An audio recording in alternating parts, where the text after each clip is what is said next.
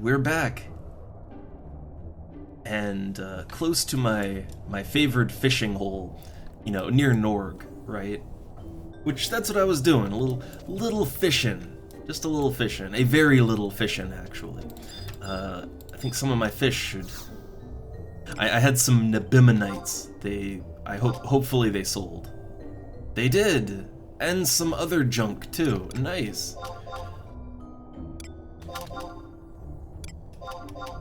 Yeah, I had some goblin masks from just soloing around in Unzozo. Alright, so I'm up to 3,036,000 now. I was at 3,012,000 before.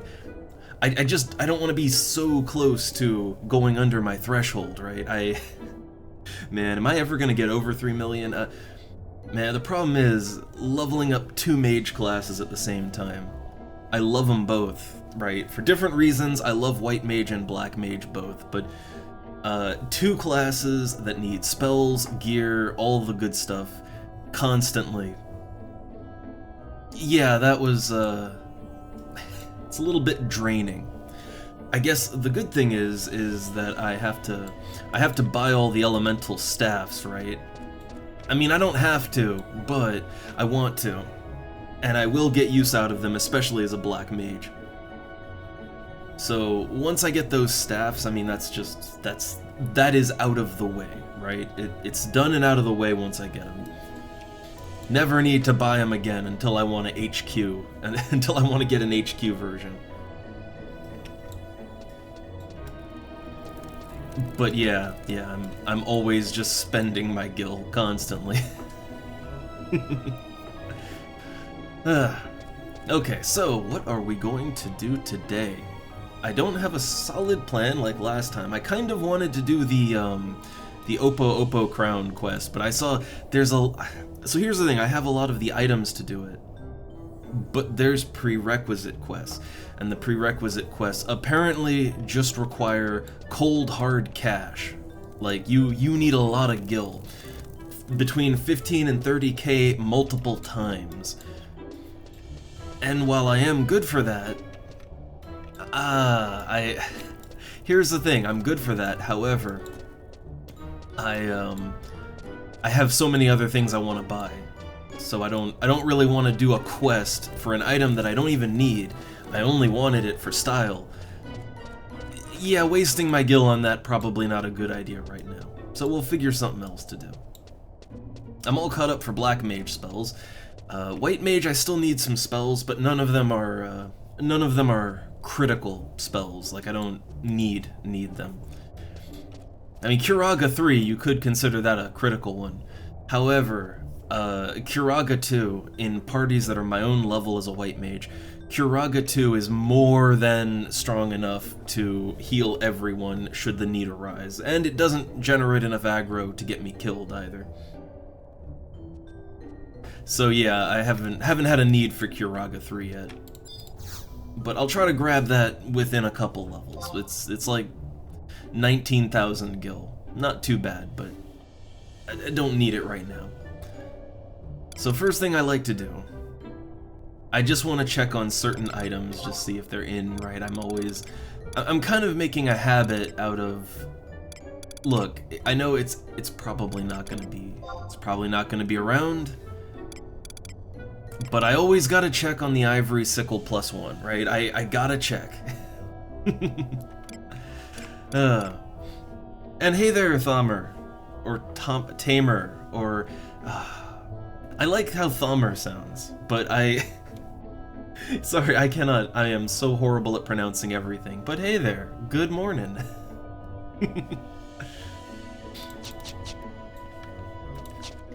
Also, let's see, what are people doing? Okay, Thamer, okay. I have managed to mispronounce the simplest of names.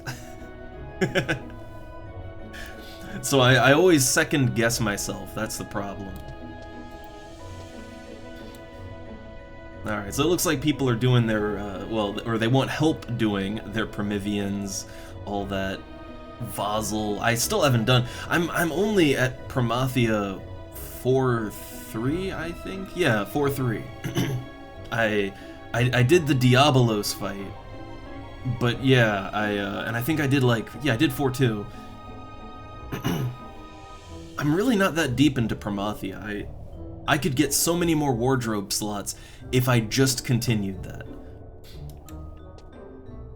But yeah, I don't know. Missions are hard. Missions are hard. I'm really bad at putting a party together, and so I'm always just looking out for when others are doing something, and oftentimes they're just not when I'm doing it.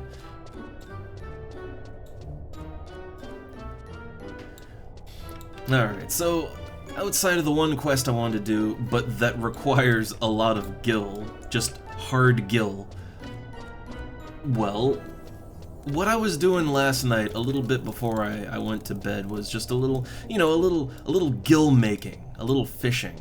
And actually, it has been a while since I fished on the stream, so I thought, hey, why not? While I collect myself and I think about what I want to do exactly today, why not? Let's catch some Grimonite, right? Let's make a little gil while thinking.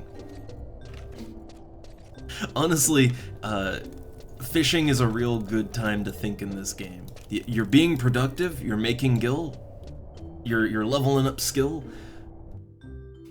I wish I had a third thing to say that rhymed, but honestly that wasn't really intentional. But yeah, it's a good time to just get your thoughts out. So, yeah, spell-wise, I don't have anything I need to grind, although there are certainly spells that I don't have that I might want to grind. Namely, there's more fire spells that I could get in Castle's Vault from the demons. Oh yay, right? There's there's still a couple of earth spells that I don't have from the 2 orcs in Davoy, literally only 2 of them, on a 20-minute timer.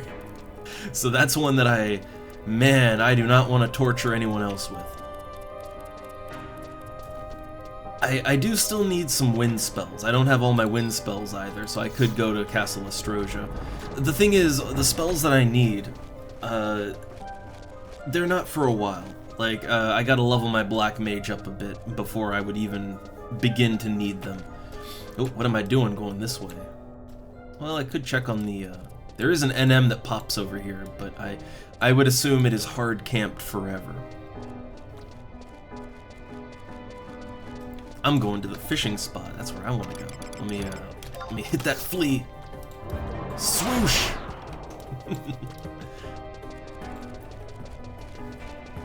So yeah, there's spells I could farm, but it's not critical. I'm not in an immediate need for those spells. Mission-wise, oh, actually, you know what I haven't started, and I'm pretty sure, well, I'm not sure, I might be able to solo it, but I don't know. There is my 9-1 mission, right? I haven't started Sandoria 9-1, and I kinda would like to. Because yeah, I'm rank 9. Literally, I'm only 2 missions away from the end, right? And you get 10 wardrobe slots and 100,000 gil for getting rank 10. Now I know I'll need help for 9 too. That's a party thing right there. But 9-1, right? Like I gotta do 9-1 first, and yeah, I think I can pull it off solo. I think. So that might be a goal, right? We'll give it a shot. We'll give it the old try, right?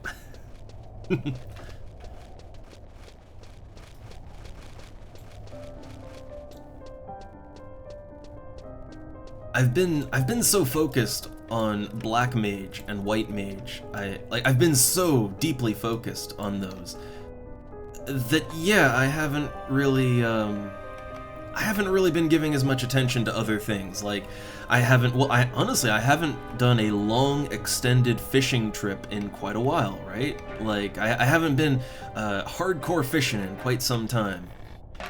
My skill is still only at 83. I haven't, oh yeah, I haven't, because my money constantly goes back into buying elemental staffs and spells and stuff. I haven't really had the excess gil to get back into crafting again. I want to level bone crafting so I can get the spectacles, right? And I want to level other crafts too, just to be useful, but yeah, that's been on hold. And missions. I'm right at the end of my nation missions, and I just need that final push, right? I can do half of it. Promathia, I'm only at 4-3. For Zalart, I mean, Zalart's gonna be a tough one, right? Because what I have left is 14. Like I'm on 14, I think. I may not be exactly where I need to be to do the group part, but yeah, I have sky access. I have to go from there. Oh, too small, too small. But yeah, I think I've been really focused so hard on Black Mage and White Mage, and I love them both, and it's really fun to level them up and play them. I want to get them both to 75. But yeah, doing all their quests, getting their stuff, it's just consumed like all my FF11 time. And I still don't have my White Mage hat. I still need my artifact hat. I mean, that, you know, that can wait. It's just the final side quest of the artifact, so it's like, that's not so big of a deal, right? That's not so big, but you know, can get that when I get it. But it's mainly the things that affect the wardrobe that I need to work on.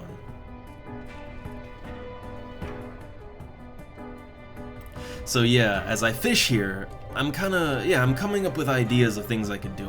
I'm thinking we do 9-1 though, but I want to get a little fishing in, right? I need more gil, and I want to get my fishing in. I'd like to get my skill up too. I would really like to get to 100 fishing, and I mean, technically I am in the home stretch, right? Like, this is kind of the 83. I only have 17 levels to go. It's, you know, we're mostly there, right?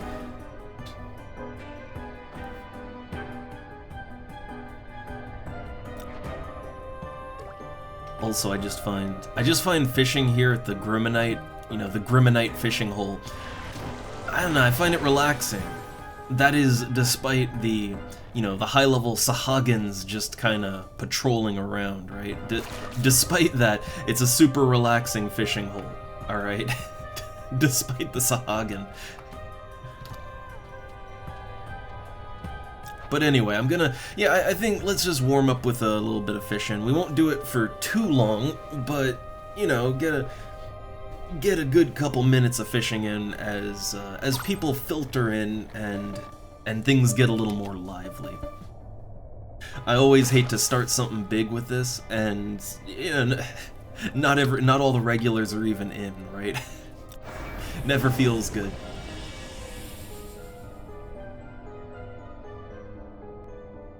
But also just, I haven't really properly sat and fished in so long. I'd like to again.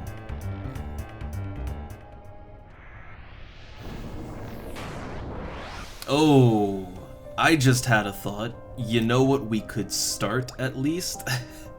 And we could catch some of the fish like right outside of here too, right? We could start. We could go to Sandoria, and we could start the quest for Liu Shang's, the moat carp, right? We could start that. Maybe I think if I go right outside, I think you can catch moat carp, or not moat, forest carp. You can catch forest carp outside, I think. So why not, right? Like, let's catch up a couple forest carp, and like, hey, we're one carp in, only 9,999 to go, right? I do want the Liu Shang's just because it would make these high-level fish a lot easier. It really would.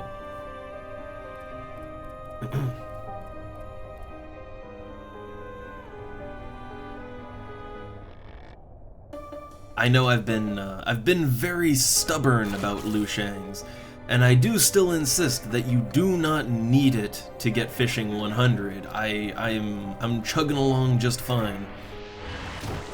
But it would certainly make catching certain fish much, much more comfortable. And at the end of the day, I mean, fishing in this game, it is very much a comfort activity. It's a comfy activity that you do just to pass time, make gill, and sort of chill, right? Man, I kind of realized, I completely unintentionally, I sort of start rhyming, and it just kind of happens. the rhyming just happens. But I don't intend it. It's just a thing. And then it quickly falls apart. Like, the thing is, once I realize that I'm rhyming, like, all of a sudden, I can't do it anymore, right?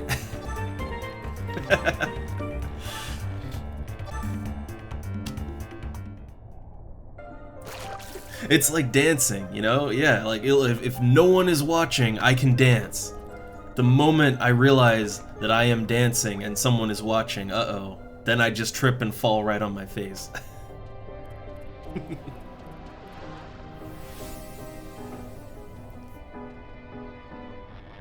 Oh man, lots of ferocious fish. I'm the only one at the hole, right? Like, yeah, I have the Grimonite fishing hole completely to myself right now.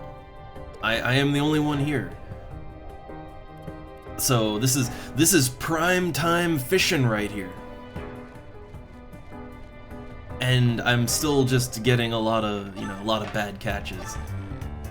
But then again, I mean, look, I am getting a fair amount of Grimonite, and also I'm getting a couple chances at Bestor Bream, which, I mean, you know, they're good money, right? They're good money, and they will level me up till 86 at least.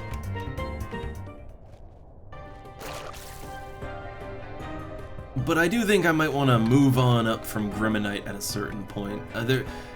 Like, okay, I think I could catch Gigant Squid a little bit easier if I think you have to use Sliced Bluetail, right? I think. Now, Sliced Bluetail is about 10k on the auction house right now. Which, that's a bit much, right? Now, that is for a stack of 99, and presumably I'd catch quite a few. Like, I would assume that it would have a better catch rate for Gigant Squid, and Gigant Squid go for like 3k each. So if I catch 4 Gigant Squids, that would make my money back with interest, right?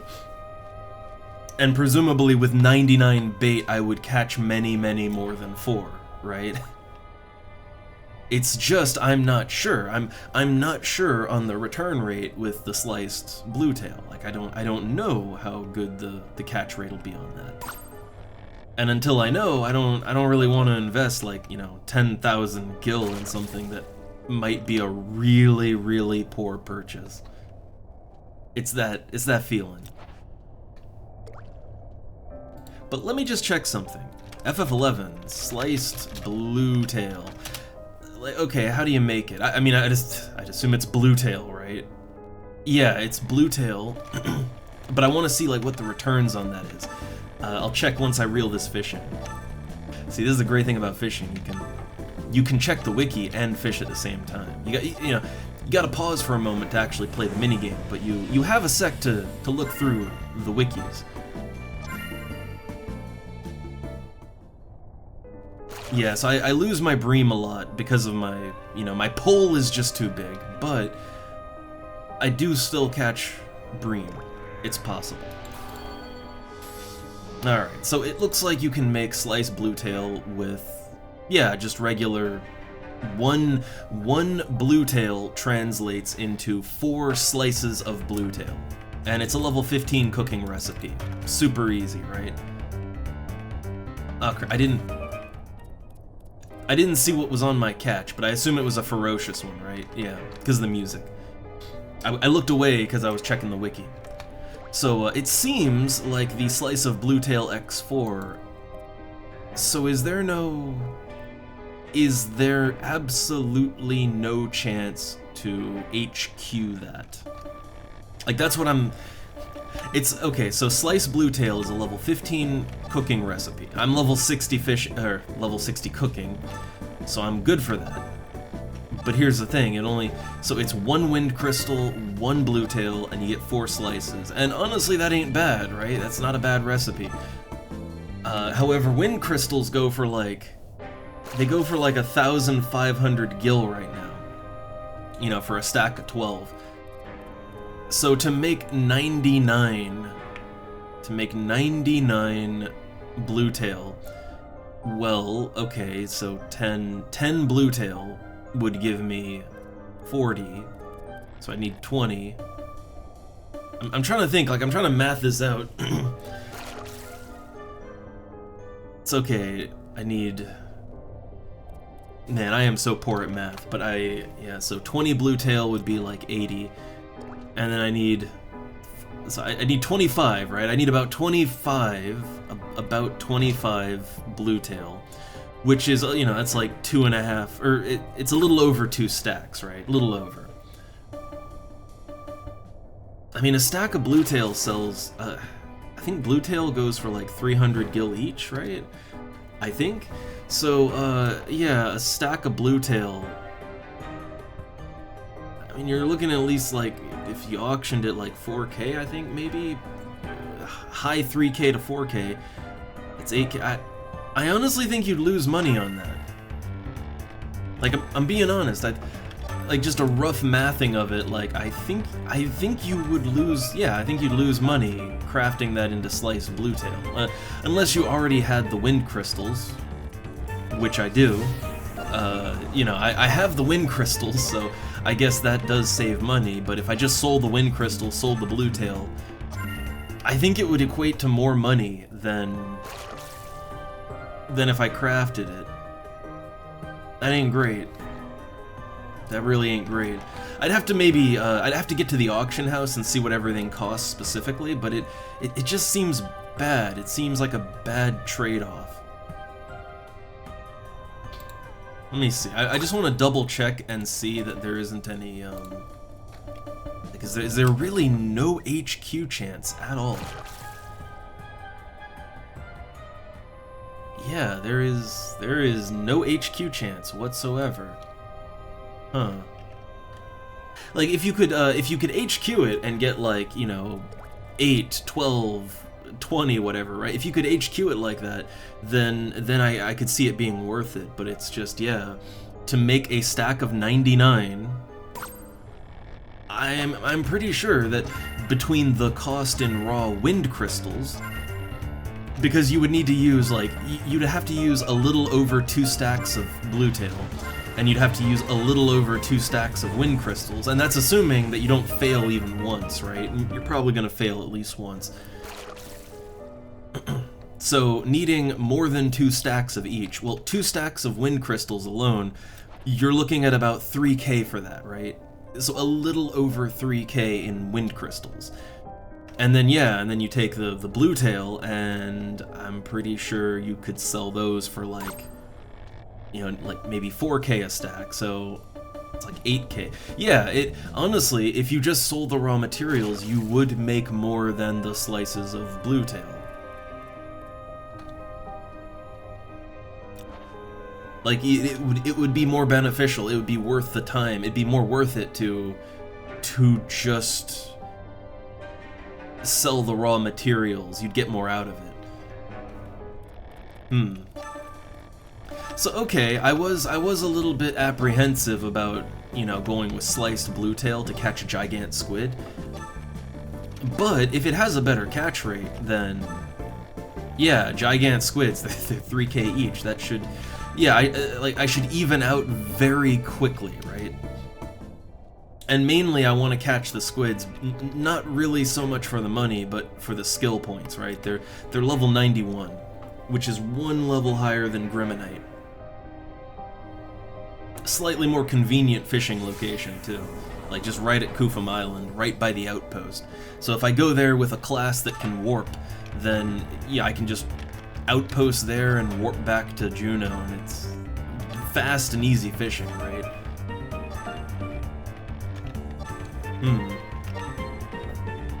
Then I think I might have to do that. So man, I don't know if it's just that prices fluctuated a lot, but yeah, just kind of basic mathing it out, what I know the things cost and what they go for. Yeah, in order for sliced bluetail to be worth it to make, whether it's for personal use or it's for selling, I guess, yeah, you're looking at what, 3K worth, a little over 3K worth of crystals, and then about like 8K or so in bluetail. So that's 11 to 12,000 gil. Like 12,000 is a comfy, you know, let's say you fail some, right? So as a comfy little upper limit, 12K. So in order for it to actually be worth it to sell, you would have to sell for, I want to say, to make it worth the time and energy, you would kind of have to sell your shit for about 15K, right? Like at least 15K. Because that's a lot of effort to go through to get the fish and then get the crystals and then craft them together. Yeah.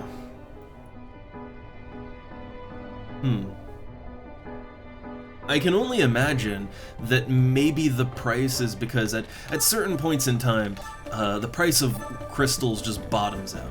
Like, I've seen wind crystals go for like 500 a stack. You know, they're worth less than water crystals. Every now and then it happens, for one reason or another. So all I can imagine is that at some point the wind crystal price just tanked. And that would, I mean, to be fair, that would lower the cost of production quite a bit, right? So maybe the price now is just a leftover of that. Could be, I don't know. But yeah, the only way that I can really see it working out is if... I don't understand why this recipe doesn't have... Why doesn't it have an HQ, right? Why isn't there an HQ for it? If there was an HQ chance to make more, then that would literally solve the problem.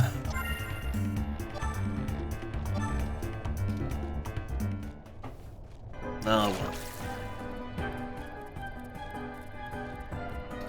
Listen to me, just ranting about the economics of fish and cooking in this game. I find myself doing that a lot, but I can't help it.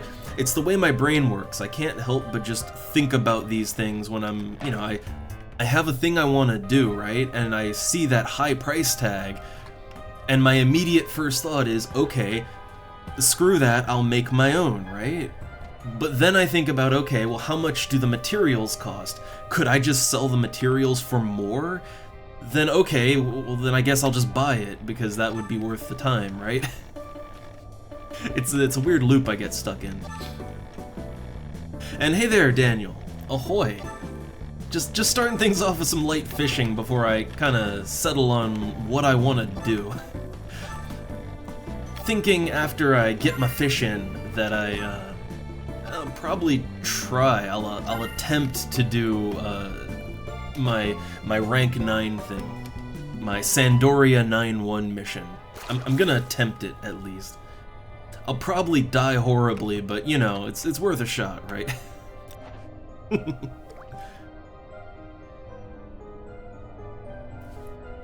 I feel like I soloed a bunch of missions that I probably shouldn't have been able to, just through sheer luck and determination. So, you know, maybe I can pull that off again. I have the power of the beast. The power of the beast master. I can do it. Also, I did put my merit points into Scythe. I have 2 merits in Scythe skill because I did it for Black Mage. That's how I play this game.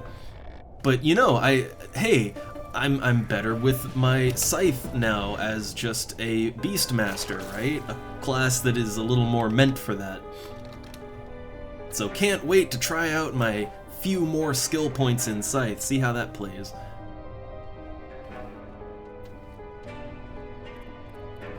And also, yeah, sorry, we're just kind of warming up with the fishing. I find that really grindy activities like this are a great way for me to just organize my thoughts. So if I'm rambling and ranting too much in a weird direction, that's where it's up on everyone else to kind of, like, hey, what's on your mind? You know, let's steer this in a productive direction. Oh, and hey there, Sito.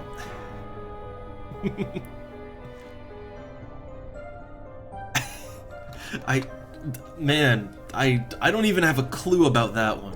I don't get that reference at all. Man. I can make some deep cuts, but yeah, I guess I go down different rabbit holes, I think.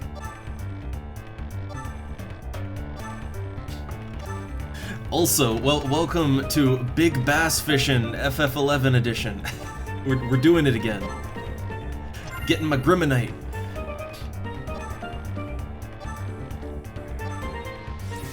I don't know why fishing in this game, I could literally, if none of you all stop me, I could literally do this all day long. I don't know why it's so compelling. It just is.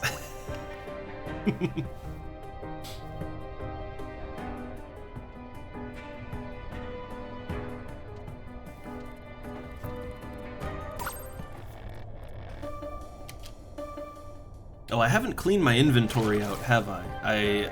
So usually when I go to the Grimonite fishing hole here, I try to clean my inventory out so that I have lots of slots to catch fish, because, yeah, see, they don't stack, right? Yeah, I'm already about half full. I would normally get rid of a lot of the things I don't need, so I'd have as much space as possible, and also, yes, I do know that I really should upgrade my inventory. I know I can have many more slots, but honestly, 50 inventory slots has been working really good for me. It really has.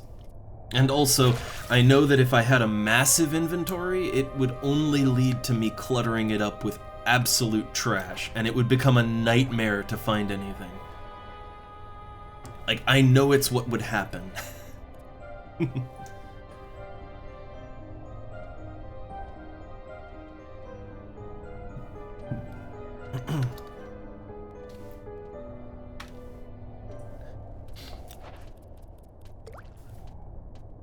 But anyway,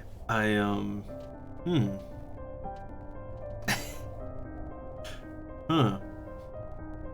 Well, yeah, I don't know how compelling the fishing is in Persona 4, or 5 for that matter, since I haven't even started it.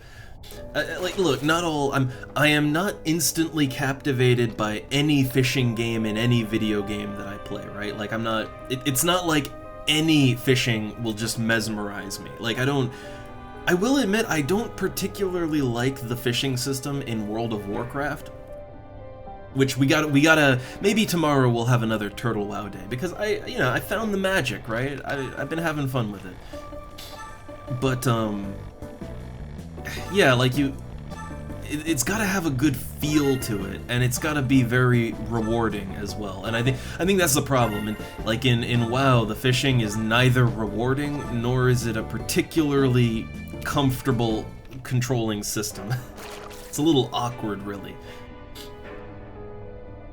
But something about this little minigame, just push your fishing button, wait for a bite, see what you got on your line, and then, tap left and right and reel it in. I don't know, something about that is really smooth and just has a good feel to it. Very repeatable without getting completely monotonous. Like, it's fun to guess which direction the arrows are gonna come up in. And oh, critical, right? Oh, look, critical fish, yeah! See, it just has a good feel to it, right?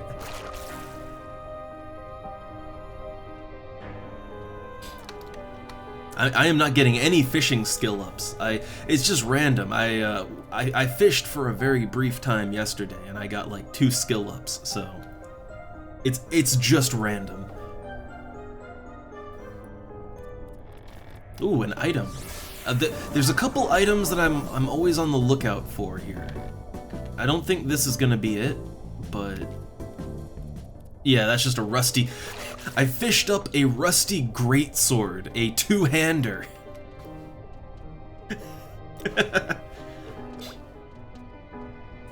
I really do wonder how is my fishing line strong enough to fish up a two-handed greatsword, and yet I can't catch a I can't catch a large fish, right?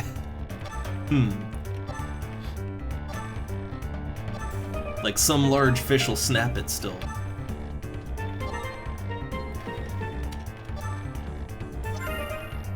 And then I think Grimonite are like, they're like fucking prehistoric fish, right? They're massive. So like I don't get, my line seems impervious at times, and then other times it's made out of just sugar.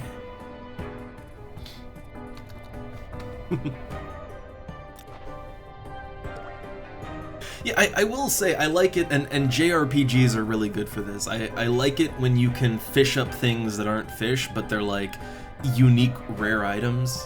I mean, I like fishing for actual fish too, right? Especially if they're useful and I can craft them into something, but yeah, like being able to fish up rare items and stuff, that I love that.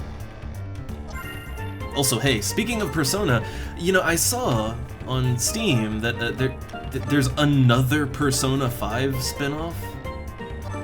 Like Tactica? Why are there so many Persona 5 spin-offs?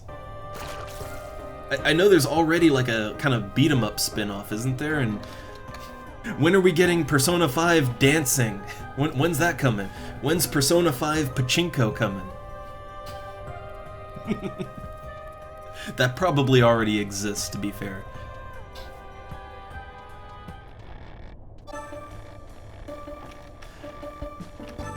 I still have yet to just play Persona 5. I have yet to do that.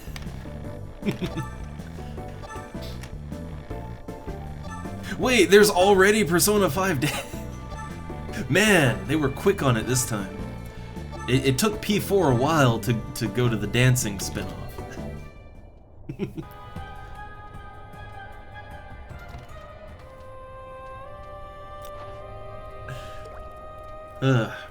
I still don't know if I still don't know though if I want to do Persona 5 on or off stream. I feel like my general look, it took me a while to kind of find my groove for the stream, and I think it's generally agreed upon now that I'm kind of the old-ass MMO nerd at this point. Because, to be fair, that is kind of what I have spent a lot of my life with. I love me some old-school MMOs. That and just, you know, weird, janky old games in general. But, like, that is kind of my thing with the stream, right? And I feel like P5 would be quite a diversion. Like, the older Persona games, those could fit, but, yeah, probably not the most recent one. Out of my wheelhouse at this point.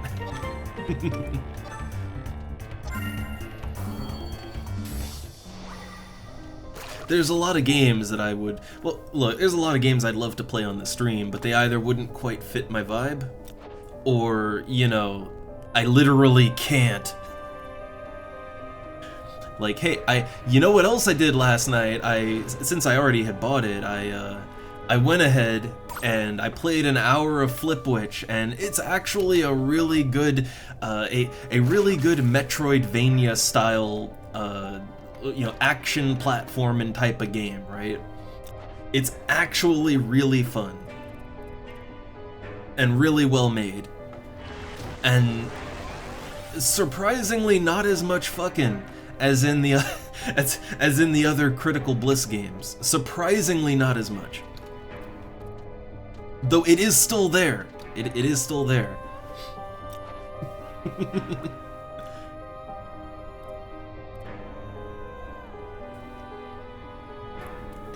But yeah, that's one of those games that I could not play on stream if I wanted to. I don't know, maybe we'll have a secret Discord stream one day or something. I don't know, because honestly, a lot of these games are worth a look at. They really are.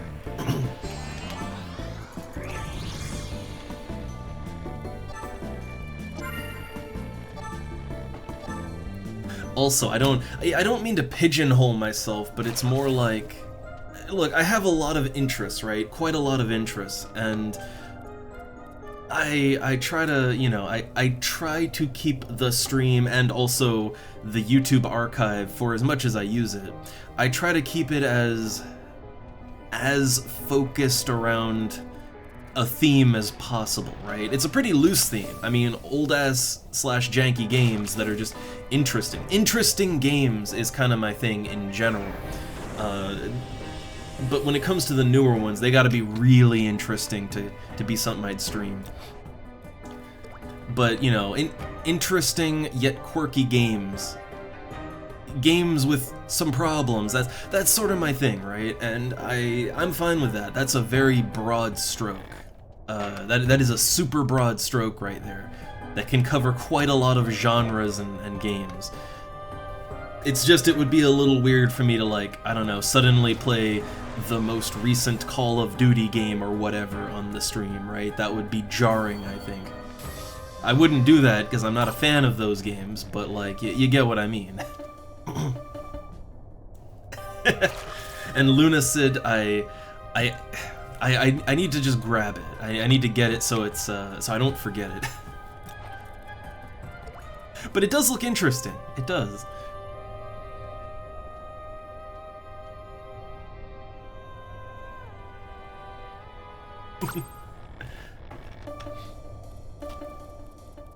And also, yeah, Sito. Look, I consider it with the you know, with the shameful Metroidvania games. It's just, look, the fan base for your normal Metroidvanias, the fan base has you covered there, right?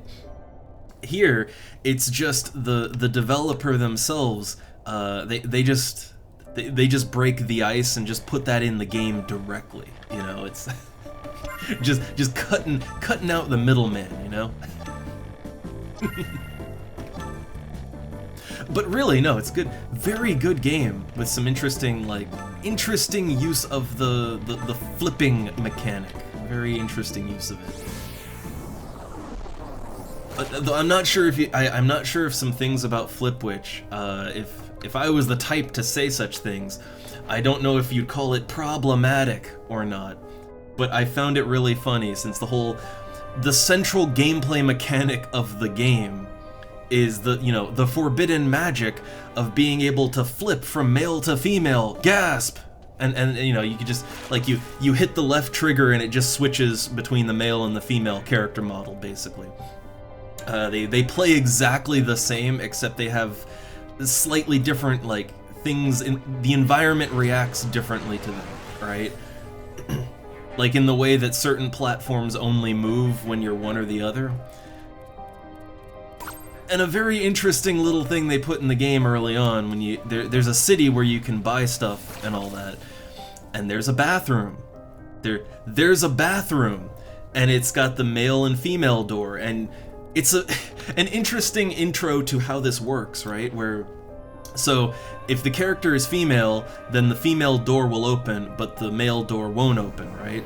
So, okay, let's say you're female, you go in the female bathroom, and inside there's a goddamn laser wall that prevents you from progressing unless you're male. So you have to flip again once you're in the bathroom to actually get inside and get the power up within. And surprisingly, there are no sex scenes around the bathroom. Surprisingly.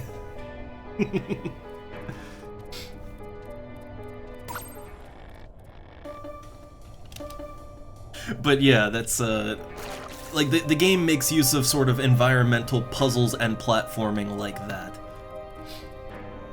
It can get a little intense sometimes because, like, there's some platforms that they only appear when you're male or female, so you have to flip back and forth constantly as you're jumping across the platforms to make the next platform appear, and you kind of have to have good reflexes for like it is actually like it's actually a for real platformer.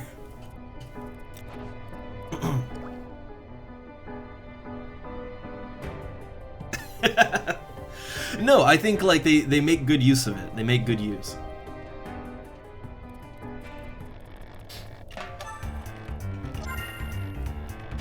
But yeah, the funny thing is that there is honestly, there isn't actually that much porn in the game. There really isn't.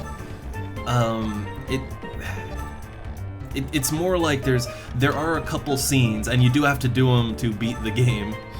Or actually, no. I don't think you have to do it to beat the game. There's side quests, right? There's side quests that you can get, and you do get goodies for doing the side quests. Like, mechanically good things you get. But I guess technically you don't have to do any of them. Yeah, technically you don't have to. And if you didn't, then the only real, like, porn stuff you'd get, other than, well, nudity's all over the game, but other than that, like, the actual porn stuff, I think the only thing you would get would be when you lose. When you get defeated by an enemy, yeah, you get a scene for that. But outside of that, it's surprisingly light on that kind of thing. And hey there, Pepe. We're just talking about shameful things, shame games, while we're fishing.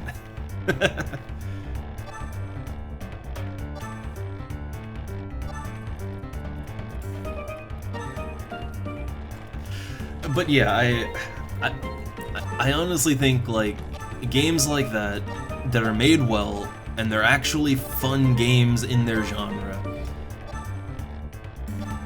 I would like more of that, and it would be nice if there was a place where we could actually play such games, you know, and show other people these games, and it would be okay.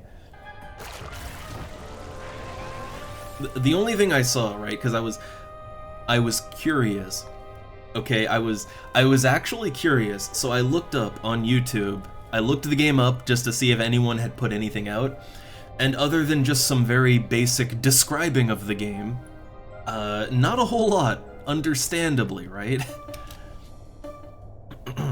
But what I did find, and this was hilarious to me, was someone, like, they do guides and walkthroughs and stuff, right? And they were trying to do that for this game, for Flipwitch. And what was really funny, they're like, okay, this is how you beat this boss, right? And they want to show it. Well, you know, the entire boss is just, you know, not something YouTube friendly. So they put like a blur, right? A blur effect on the entire boss. And it's like, here's how you beat it, and like literally half the screen was just blurred out, so you could barely tell what's happening. It's like, great, I learned a lot.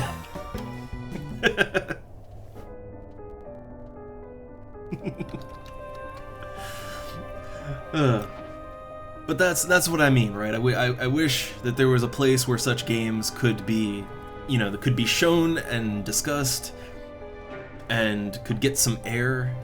And you know, you don't have to literally censor out the entire game. You know, you don't have to just give vague descriptions of the game, but you could actually show it. Like, I wish there were places for that kind of thing.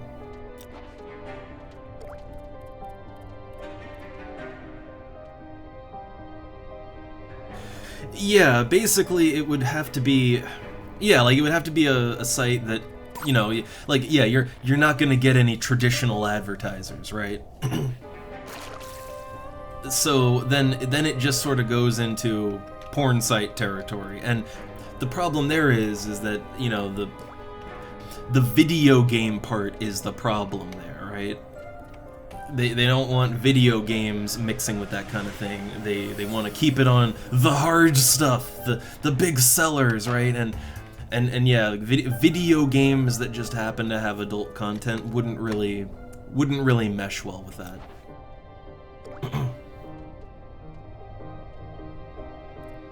Like the one site that was kind of good that I tried out for a while to show those kinds of games you know, Plex Storm, like that was a good site, but yeah, it never really found it never really found its place with advertisers and all that. Like that was the problem. It never really had good advertisers or anything, and it was very hard to get people to use the site for its intended purpose, and it was just a bit of a mess, right? And I don't know that it's possible to make a site like that isn't a mess. Oh my goodness! I finally got a skill point. Well, hey, let's go for 2. Yeah, and then the lust for NFTs took over. That was the worst. Like they had to shut down, but they're like, oh, we'll be back. We're gonna do everything we can to get the site up and running again and find new advertisers and all that stuff, and then, you know, months of dead silence. And then it was, all right, we've got a solution, NFTs. And then everybody collectively just dropped that shit like it was a flaming bag of shit. Well, a flaming bag of shit, you know? Like, that was the nail, right? That was a big nail right through the forehead. Anytime that a site or whatever just comes around and they're like, okay, we're gonna save this, and then they start talking about NFTs or crypto, or like, oh, nope. time to bail out.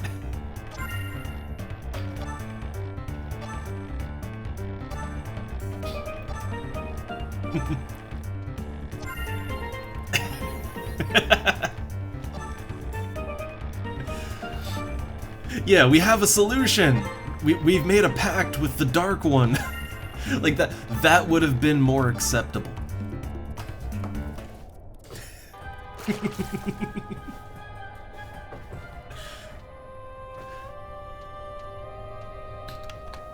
But yeah, that's unfortunate. But a lot of the streaming sites that I have tried to use and enjoy, they always go bad in one way or another. And I really don't like that Twitch has such a monopoly on the streaming and all that. I mean, I don't know, I guess I could try YouTube streaming, but I don't know. I don't know about that. YouTube is also just a bit of a mess. But I hate that I hate that there's just such a monopoly on all of it.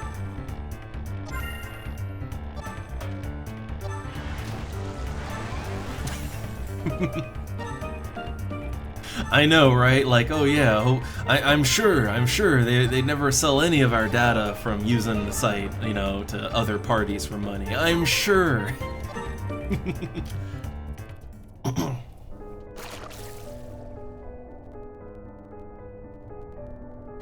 Which, for a site like that, see, look, for me it ain't no biggie, right? Because I literally only played not old-ass games. Some of them were pretty old, but I only played, like, you know, pixel-looking adult games on there, right? You know, games that look like they could have been on the NES, but with porn. That's all I did on there, so I got, you know, whatever, tie my email and all that to that, no problem, okay? I don't hide that. But I do feel kind of bad for, you know, man, there was literally a dude on there. Like, every time I would go on that site to pop my stream up on there to play, like, Third Crisis or whatever, there would literally just be a guy, like, speed running Super Mario World and just jacking it furiously while he did it on camera, and like, that was his thing. And, you know, maybe that guy probably wouldn't appreciate having his personal information related to the site leaked, right? You know, probably wouldn't appreciate having that sold. But you know, me, no issues. Did nothing wrong.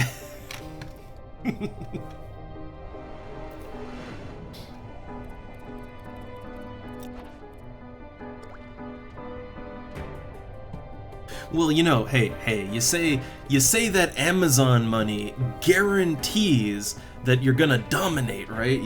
Well, how'd that work out for New World? The Amazon MMO. How'd that work out? How'd that one go down?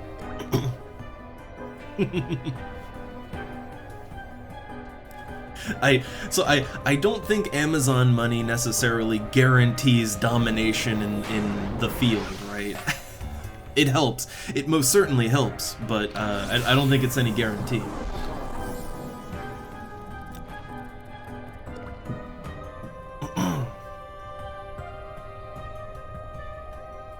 Yeah, like it certainly doesn't hurt, and I'm gonna be honest, right? So like New World is still around and kicking, right? And as far as I've understood, they have actually fixed a lot of their problems, right? But the damage was done, and I never hear anyone saying anything about New World. I don't think it's not the next World of Warcraft. But the thing is, right, if they didn't look at it like this, if they didn't have that Amazon money banking them, then when New World just crashed and burned in a flaming pile of trash, there would have been no recovery, right? Like they made a recovery, good for them, but if Amazon hadn't been bankrolling that for the money that went into it, that would have been, well, sorry guys, servers are going down, the company's out of money, the CEO just hung himself, sorry guys, good run, I'm gonna go home to be with my family before we get kicked out of our home, right? Like that's what it would have been if Amazon wasn't bankrolling them. So while it didn't guarantee success, it at least kept them from, like, it basically just kept them from hard failing, right? And I think that's the problem, is that with streaming sites, yeah, they don't have to be as good as Twitch. They don't have to, they don't have to be as big and successful and all that, but they got to make money. And the thing is that if there's any period where they don't make money, they don't have the safety net of like, well, yeah, we can just operate at a complete and total loss for like 10 years until we can make it profitable, right? With Amazon, they can just do that, right? But yeah, if like anyone else, no, if you're operating at a loss for an extended amount of time, you just go under, right? Like you can't play the long game. And that's sort of where these megacorps, it's sort of where they just sort of crush out all the competition, because yeah, they can afford to operate at a loss almost indefinitely, as long as they need to. All right, until they can choke out the competition and then flip things around. There's your capitalism talk while we're fishing, right? Again, we get the deep thoughts out while we're doing activities like this. It's the time, right? No better time, in fact. No Twitch Prime rewards for New World. Oh. Thing is, I actually, like, look, I never really kept up too much with New World. I only really took much interest in it after it launched, and it was such a mess that everyone had something to say about it. But I don't know, the idea, like, I'm not against it. Seems like it could be a cool game, but it has sort of a little bit of an old school sandbox MMO vibe to it, right? Like, that could totally be something I'd be interested in. If Amazon wasn't making it. Honestly, Amazon making it alone, that really puts me off, gotta say.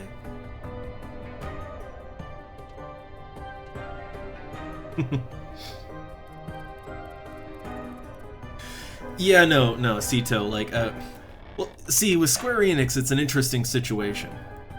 Final Fantasy XIV is basically a money-printing machine for Square Enix. It is, like, literally, Final Fantasy XIV is bankrolling all of their other projects in some way, right? To some degree, some of that Final Fantasy XIV money is going into everything else.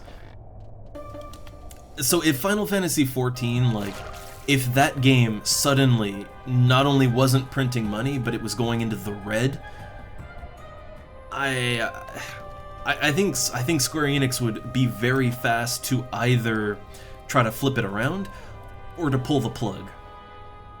Now, see, with something like, say, FF11, they can afford to let FF11, you know, the retail servers, they can afford to let those operate at a loss even, just to keep, you know, to keep the name alive, to make the brand look good, you know, to keep the few people playing happy still. They can afford to do that because they have other cash cows, right?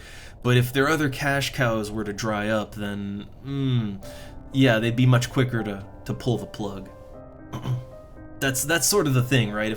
If a company if they have a cash cow, they can use that sweet milk to keep everything else alive, and it looks good. It looks good to keep your other games alive, right? It's like, oh hey, we care, right? But if you don't have that cash cow, then, you know, hard choices have to be made. And I do get it. I do.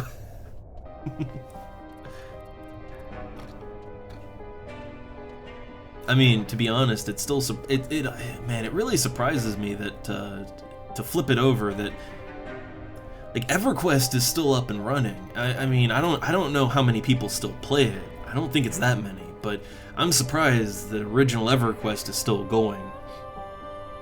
But then again, I think it's Daybreak. I'm not sure who owns it now, but whoever does, they have a lot of MMOs, and I'd assume that at least some of them are profitable, so they just sort of spread the money around. Oh no, with EA, yeah, like with EA and Ubisoft, they will kill a game with glee, right? Even if it's profitable, if it's not profitable enough, no, they'll still take the axe to it. They did it, man. EA killed a lot of games I really liked. Like RIP Earth and Beyond. RIP.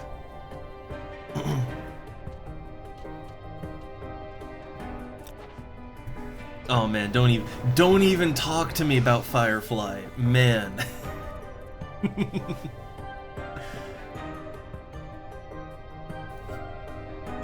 That just makes me sad. Oh, got a Norg shell. Nice. That's kind of what I was fishing for. Alright, I got 10 slots left. I don't know. Let's try and fill up the old inventory as much as we can, right? Before we head out to do real stuff, let's try to fill up as much as possible. Gotta make that big gill, right? That big fish money.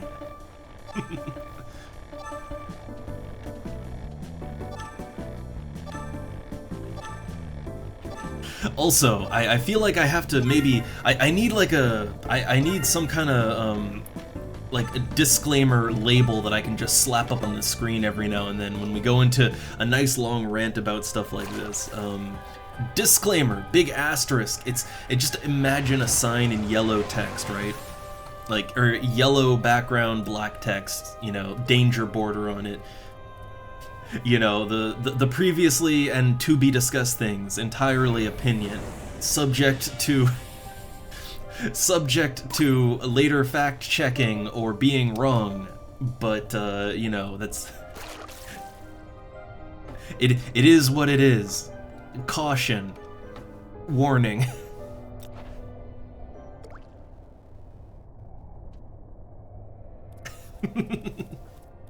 Well, so here's the thing, right? When, let's say I wasn't streaming it, right? The way that I normally fish in this game is I am basically kind of, you know, I only have my one screen, right? But I run a window, like how I normally play anything is I have like a not full screen browser window, and I can just put it on top of the game, right? And it's very easy to switch between those. And yeah, I just like, I'm watching something, or might be listening to something, but I have something else that's kind of keeping my main attention, and I only switch to the game screen when I need to tap those buttons, right? Because there is a bit of time where you don't have to tap buttons. And there is actually a lot of leeway. Like, so right there, I didn't push anything. If your skill is high enough, you don't even need to play the minigame. Like, all you have to do is reel the fish in. But yeah, like, I'll just do something like that, and, you know, it's actually very relaxing. I'm only half focused on the game, and it just becomes a nice little activity to keep my hands busy while I'm doing something else or listening to something else, and like, it really works. There's a zen to it, you know? On the stream, it becomes more of a group discussion time, right? But either way, I mean, it's kind of the same effect where my attention is split, right? And that's kind of how I like it.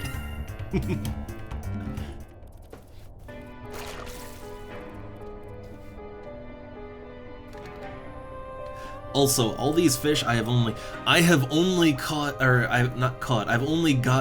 1 skill point, right? 0.1 skill point this whole time. Now, I want to put it out there, I fished for way less time than this last night. I think I literally only fished for maybe 20 minutes, right? Maybe 20 minutes. And I got like 2 skill points in those 20 minutes, so I think leveling up fishing or anything, I think it is pure random chance. No rhyme or reason to it whatsoever. Oh, I need more water. I'm almost dry. I'll have to drink tap water. Oh no. You can taste the pipes.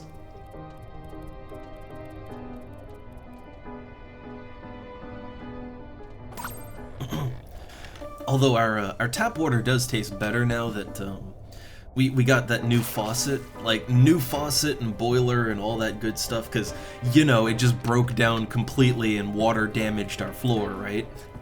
But since getting all that replaced, like, oh man, the water tastes better. Funny that. I mean, it still tastes like pipes, because, you know, it comes in through pipes, right? So it still tastes like pipe. But not quite as much, not quite as bad.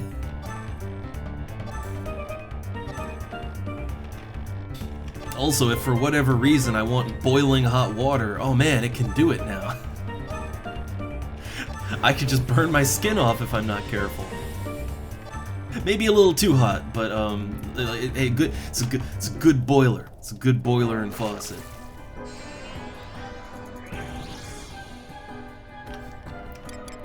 All right, 7 more fish. I don't know. We might just catch, like, you know, maybe 2 more Grimmonite. I'm not getting any more skill points, so just take our haul back to town and do those missions I wanted to do.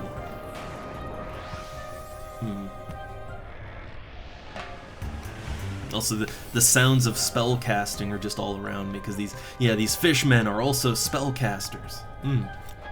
I wonder if any of these Sahagin, I wonder if they have any, like, spell scrolls or half decent drops or anything. I've never really taken the time to try and kill any of them, you know? I only come out here to fish. I don't really come out here for anything else.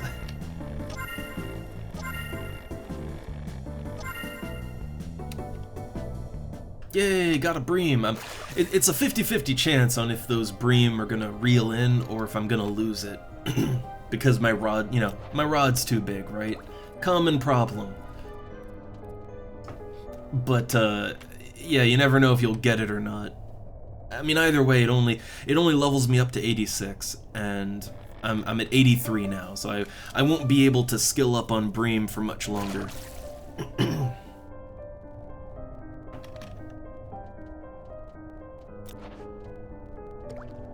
Oh, I do know what I wanted to do though, and I guess I can use my warp cudgel, right? But I was thinking, while I'm out here, yeah, I was actually thinking, why not catch a couple of forest carp? Either moat or forest carp, or it's carp, right? You need carp.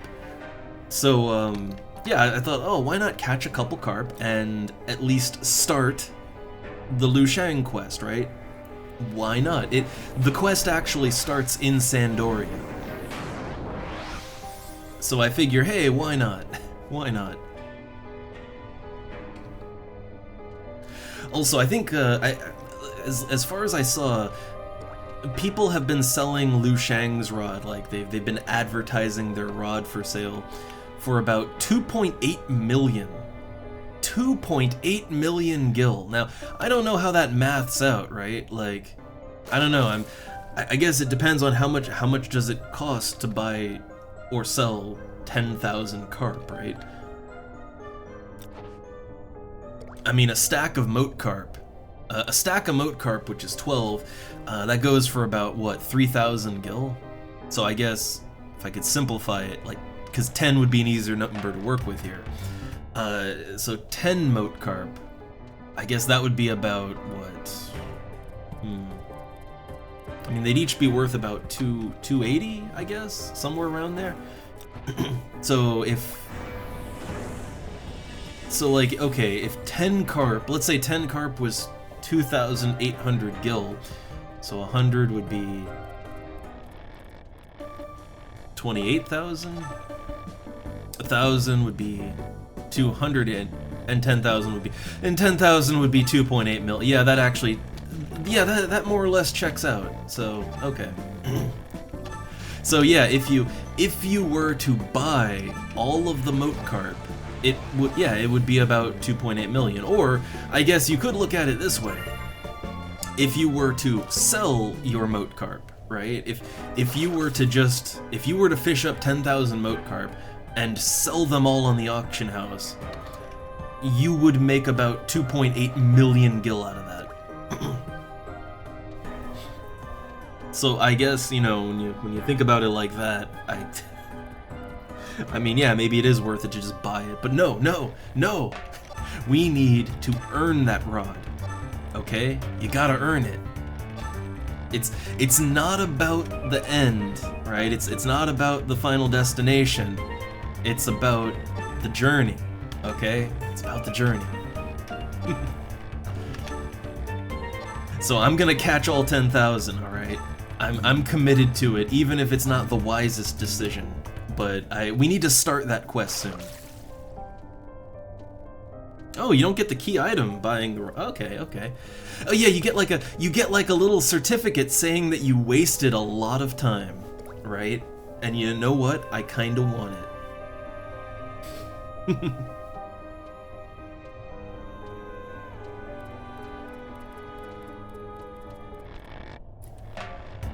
And oh yeah, Sito. Yeah, you don't have to turn all the carp in at the same. Like literally, there's not enough storage space to keep 10,000 moat carp all at the same time, in stacks of 12, right?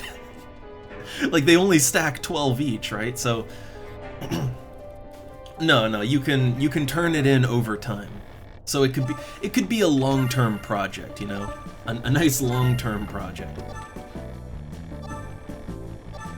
But yeah, as far as I know, you, so like in addition to the rod, you literally get a little key item certificate that it certifies that you have wasted more time than is probably necessary. Like it says something to that effect. Like, that just gives me a warm feeling inside.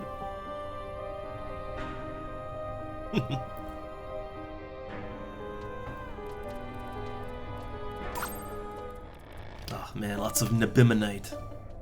Well, I don't know. I think since I do want to catch some carp too. I don't know. Let's see. I got a damp scroll, an org scroll. I got lots of rusty buckets. I got. Hey, look! I have a full stack of Bastor Bream. Nice. I'm still probably just gonna sell it to an NPC. It's not really that worth it to auction house it. And I got. Oh, come now. I have 11 Nabimon. Okay, I have 2 stacks and then 11. Okay, I need to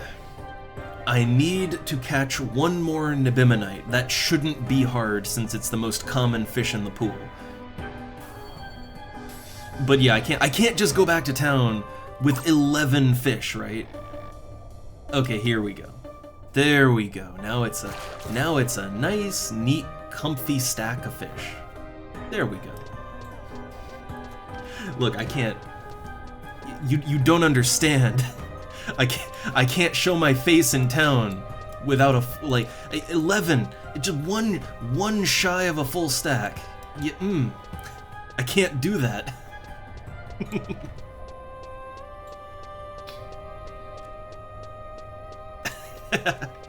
Look, I do like it when, you know, there's like a quest that is just kind of meaningless, basically, right? Like you're basically doing it for funsies.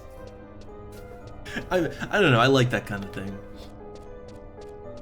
Like if it really requires you to commit so hard to it that you're invested, and then the reward is just a joke, you know what? I'm down. I'm cool with that. But yeah, see, look, this is the perfect endpoint, right? See, I don't care about the stack of cobalt jellyfish because A, it's not really, you know, it's a hard item to fish up, and I only have 4. 4 is way off from a stack of 12, right? Like selling those individually, no problem. But when you're at 11 out of 12, come on, right? What are you doing if you don't complete the stack? But yeah, other than that, I got nice, yeah, a perfect stack of bream. Everything is good, right? So I could go to Norg. I could drop on in Norg. However, yeah, I think I can catch forest carp up above. So, alright, let me... Yeah, I'm gonna use my warp cudgel, I think. Warp cudgels only cost like 12,000, or I got mine for less than 12,000 gil. They're super cheap right now. So, I don't feel bad wasting charges on it. Also, let me check something. Is my treat staff? I probably used it last night, but I just want to see, like, I want to see how many charges or like if it's recharged yet. It's still got like 3 hours left on it. Oh hey, this reminds me. Look, this right here. This is wardrobe 8. I didn't show that off, did I? After, you know, after the patching. But yeah, no. Storage 8. You can put event cosmetics in it, but only event cosmetic items. So it's not as it's not the catch-all costume storage that I wanted, but as you can see, it is freeing up a lot of slots that would have to go elsewhere, right? And the good thing is that these items are actually all functional. So I can equip items from Wardrobe 8, and they work like normal items, just like from the normal wardrobe. So I guess I understand why they won't let you just put anything in there, because then you would just be able to use anything. It's 80 storage slots, right? And giving everyone 80 free storage slots for literally anything, that would be a little too good. So fair, right? Fair.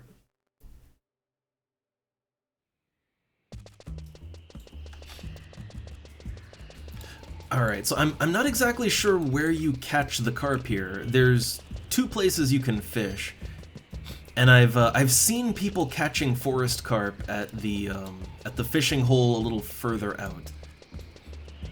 Like, not under the waterfall, but like, let me look at the map here. Yeah, so there's the waterfall, but then there's more water over here, and I've seen more people catching carp there. But I don't know, maybe... Oh, no, look, hey, there's some fisher people over here, and, yeah, there's people catching carp right here, right now. Oh, they're catching moat carp, even. I thought it was forest carp in this area. Oh man, we got fishing competition here. Well then.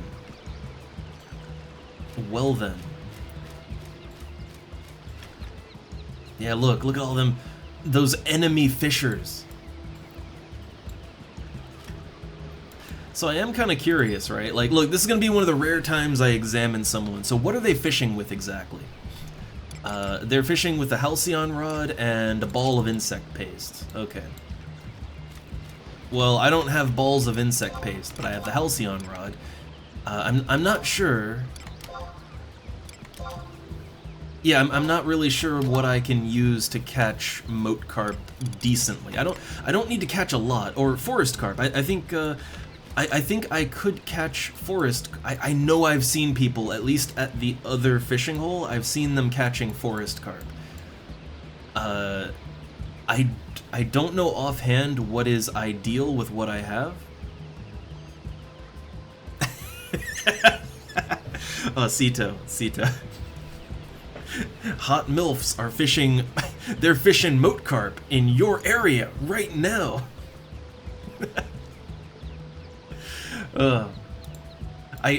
Honestly, the chat bots have gotten a little more sophisticated. Some of them even interact a little bit now before they try and sell you shit, right? But they're getting more sophisticated.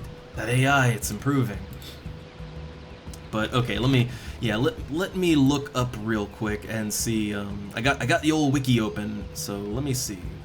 So it looks like the robber rig is that the best one?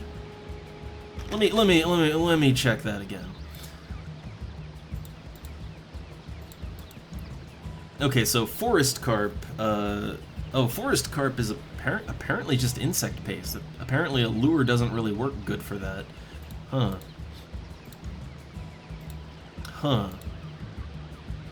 But it seems like the robber rig is the second best thing I could use. Alright, so let me attach my rigging here, and let's... Oh, you can't fish here! Oh. Well, that's a shame.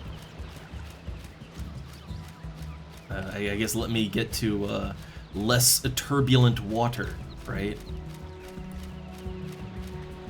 How's this? Can I fish here? Yes, I can. All right, let's give it a shot. Got a nice view of the waterfall and everything. It's nice. It's a very nice scenic area here. Oh, it's a monster. First catch. It's a monster.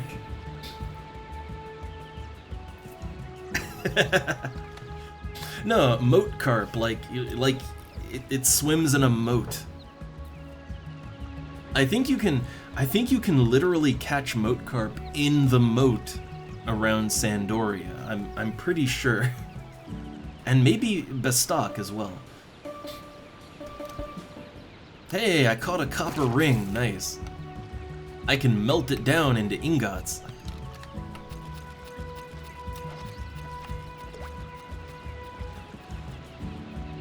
There goes a Dragoon. I am still tempted to play Dragoon just because I look, the little dragon is cool, okay? The little dragon kind of sells me on it. Wait, what is it? You feel something pulling at your line. You're positive you don't have enough skill to reel this one. What are you talking about? Oh, I got an arrowwood log. Nice. I don't think that sells very well, but yeah, look, I got some lumber, a rough cut log. Nice. Yeah, so clearly the robber rig is not ideal, right? Like clearly it is not ideal. But I don't have any insect paste on me. I literally just want to catch at least one moat carp. If I can catch one, I'll be happy. Or I think there might be forest carp in the nearby pond.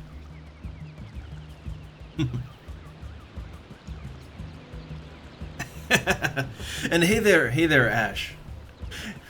Yeah, I've been on the server a while now. I still consider myself a pro noob, if you will, and I tend to just do my own thing. But yeah, I just got done with a nice fishing trip into Sea Serpent Grotto. My inventory is full of Grimonite, but I have yet to even start the Lu Shang's quest. So oh, here we go, my first moat carp. I am gonna catch literally only one moat carp. And that'll be only 9,999 more to go. Alright? just putting that in my bag, just tucking it away. Alright, so I got my warp cudgel. Back to Juno, and then to Sandoria, and then we're gonna start the quest, and also I want to at least attempt to do Sandoria 9-1. I feel like I may not be able, like, this might be a wall. I might not be able to solo it, but as a Beastmaster, if anyone can solo it, I have the best possible chance. And if not, I don't know. Anybody want to help out? Alright, so let me put real equipment on real quick. D set. There we go. The good old DPS gear. I might want to swap some of that out for more defensive gear. Oh, I think I did actually. Yeah, if I switch to my charm set, yeah, I replaced some things with, yeah, agility earrings. My charm set is a little more defensive. But this is my murder things set right here. Alright, so switching out to, yeah, back to my scythe. The good old scythe. Oh, I also probably don't want to be slash thief for this, but I'm probably, yeah, I'm gonna go through the Mog House anyway. It doesn't really matter.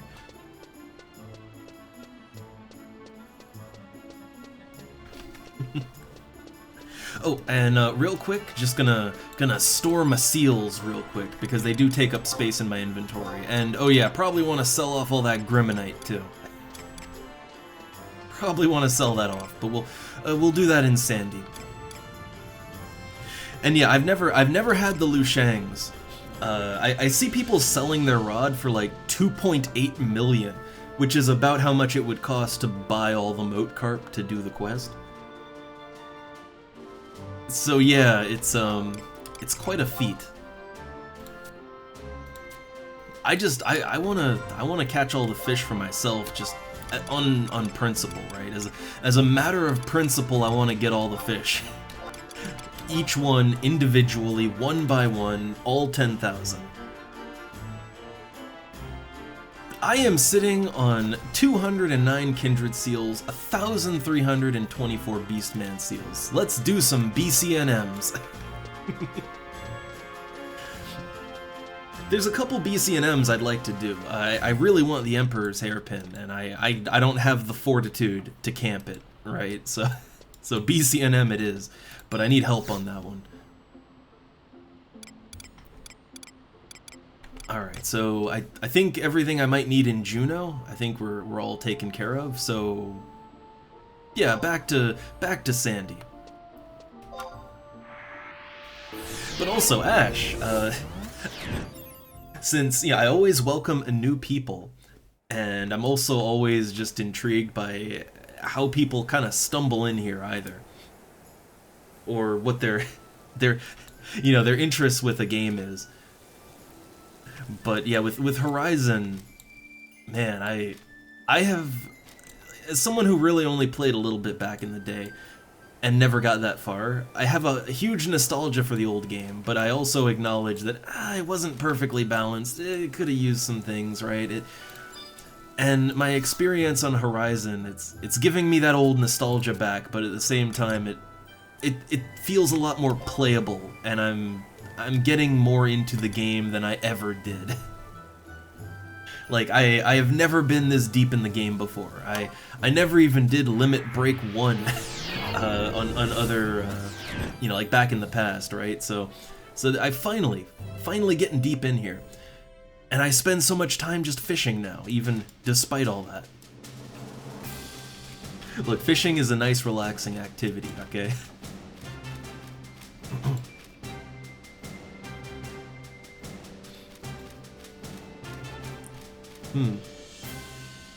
Ooh, I did not know about the plus 15 to fishing on Horizon. I didn't know about that.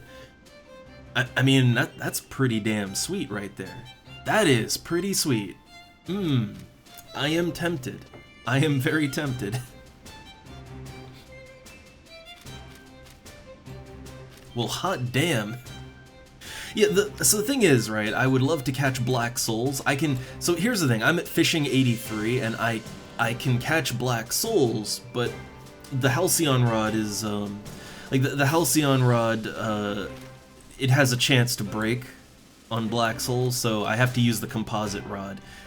The composite rod, nothing will break, but it's too big, so I lose like half the black souls that I catch, so it's not exactly ideal, right? The bigger fish, though, I don't have a problem with. I can catch giant squids. They're like level 91. I can catch those just fine. It's just a little harder, but yeah. Nice. I mean, yeah, here's what I would describe, right? Here's how I describe my Horizon experience. To me, it hits that old school nostalgia bone, but it's not like we're not time traveling back to 2005. This isn't a museum. The experience is not exactly like it was back in the day because there's intentional changes to make the game go in a slightly different direction, right? It's a community project. That's the best way to put it.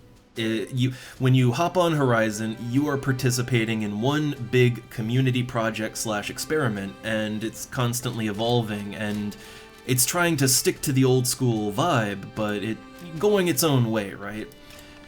And not everyone's down for that. For me, it's kind of doing exactly what I want, right? But it won't for everyone. You'll have to judge it yourself on how you feel about it, but I'm pretty happy with my time here. Pretty happy with it.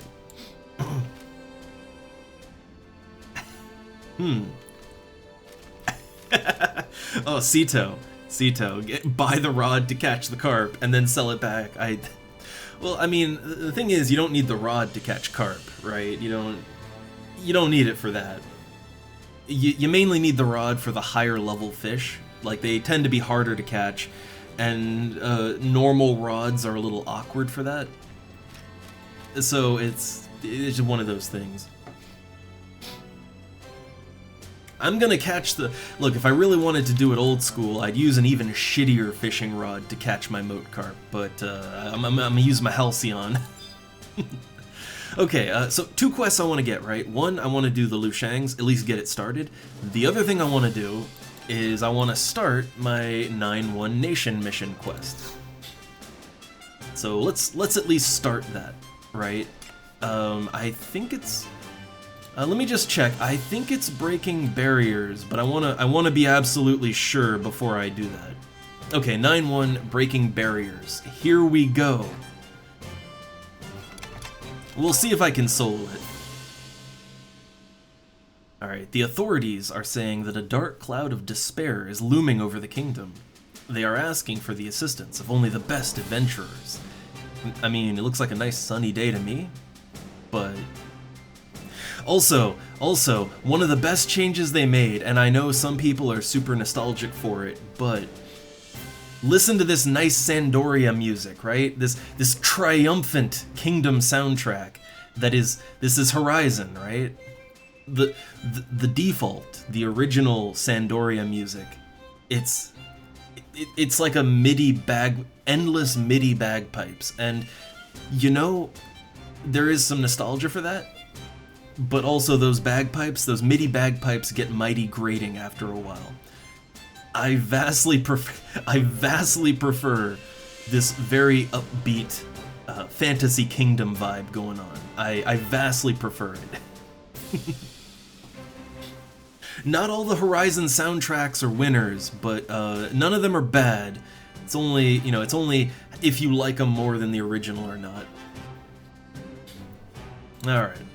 So I will accept this mission. Alright, proceed to the audience chamber in the Chateau de Oragil. We just mumble that last part. Word has it that His Highness is not feeling that well. He may not be present for your briefing. You know, considering all I've done for this kingdom, I literally defeated the Satan figure of this world. You know what? Just put that crown right on me, okay? I can lead this kingdom to glory.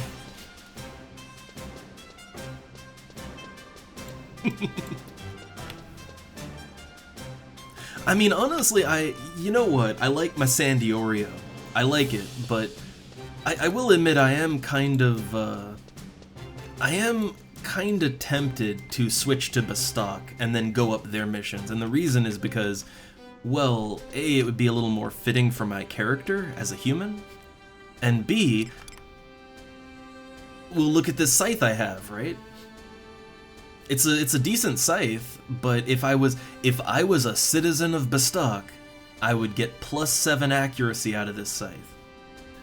Unfortunately, because I'm not a citizen of Bestock, I do not get that bonus, which is very unfortunate. Yeah, like honestly, you kind of get that feeling when you're a non-elf in Sandoria. You always sort of feel like you're being literally looked down upon. And literally, you know, these elves are like 10 fucking feet tall, so literally they're craning their necks down to look down on you. And you get the feeling like, you know, it's... you're just sort of here, right? Wait, what's this about a Juno Akaton? What's this now? I have never heard of this. What is this Juno Akaton? I got my Sandy Akaton, but you know that's a nice red, right? Which hold up real quick, since we're doing nation stuff. Let me. I think it's this one. No. It's probably this one. Style lock me. There we go. Yeah, my nation look right here. Oh my god. A new, oh man, Horizon items. So if you, oh my god, if you switch nations and you max out every nation to rank 10, then you can get a Juno Akaton. My god. Oh no. Oh no. But wait a second. That means I have to go Windurst, and I don't know about that. I don't know about that one. but man, yeah. New Akaton. But yeah, back in the day, I mean, back in the day, funny enough, I didn't play a human character, but I always went with Bestock as my nation. Like, even now, I love the general vibe of Bestock, right? Like, out of all the town music, I like the town music of Bestock the most. It's, like, I have the strongest nostalgia for the Bestock tune, right? It's got this nice upbeat, you know, get ready to go on a big grand adventure vibe, right? It's got that vibe, and I love it. And the town itself, I just love it.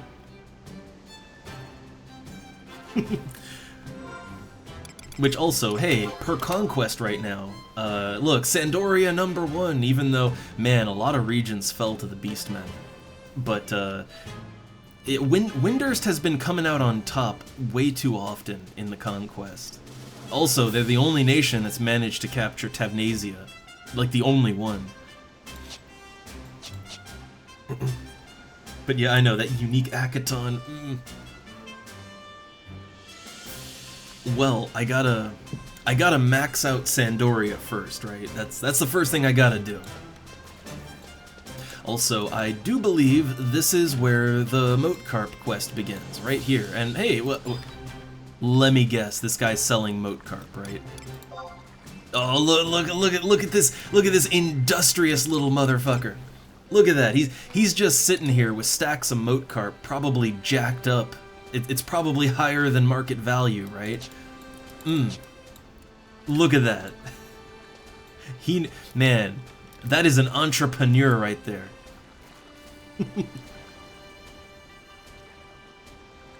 Oh yeah, yeah. Windurst is a little, it's large. Like it's a little bit large compared to the other nations. Although Horizon has done a good. They've done a good on this one. On Horizon, they've added teleport Tarus to certain places in every zone, and they'll teleport you in a chain, like to every zone. So it makes getting around a lot faster. But you do have to know where the teleport Tarus are. But yeah, they'll teleport you around the city. Alright, so here we go. I'm not sure exactly where it starts, but it's these NPCs here. Those two. Although he just broke his rod. I do wish they wouldn't carp so about. Wait, I wish they wouldn't carp so about who can catch more fish than whom. And why should I care either way? Good day, I'm Julette, and Galajo is, I assume that's Galajo, is my elder brother. Our mother likes to say we were born with fishing rods in our hands. We've always wondered who was the better angler, but never could agree on the results of our contests, no matter how many times we tried. So we had the idea to make some friends and invite them to fish too, then compare who found the better fisherman. Might you be willing to help me out? Sure. Indeed. Splendid. Then listen, the two kinds of fish I want you to bring me are moat carp and forest carp. That shouldn't be too hard, should it? You can get the fish however you like. Just bring them to me when you do. And the more you can bring, the better. I'll reimburse you, of course. Alright, and I assume he's the same thing. What's this? You're helping my brother, are you? Be gone! Out of my sight. So, I guess I just chose who we're helping, right? We're helping Julette here. It doesn't matter. It does not matter. But, one or the other, yeah.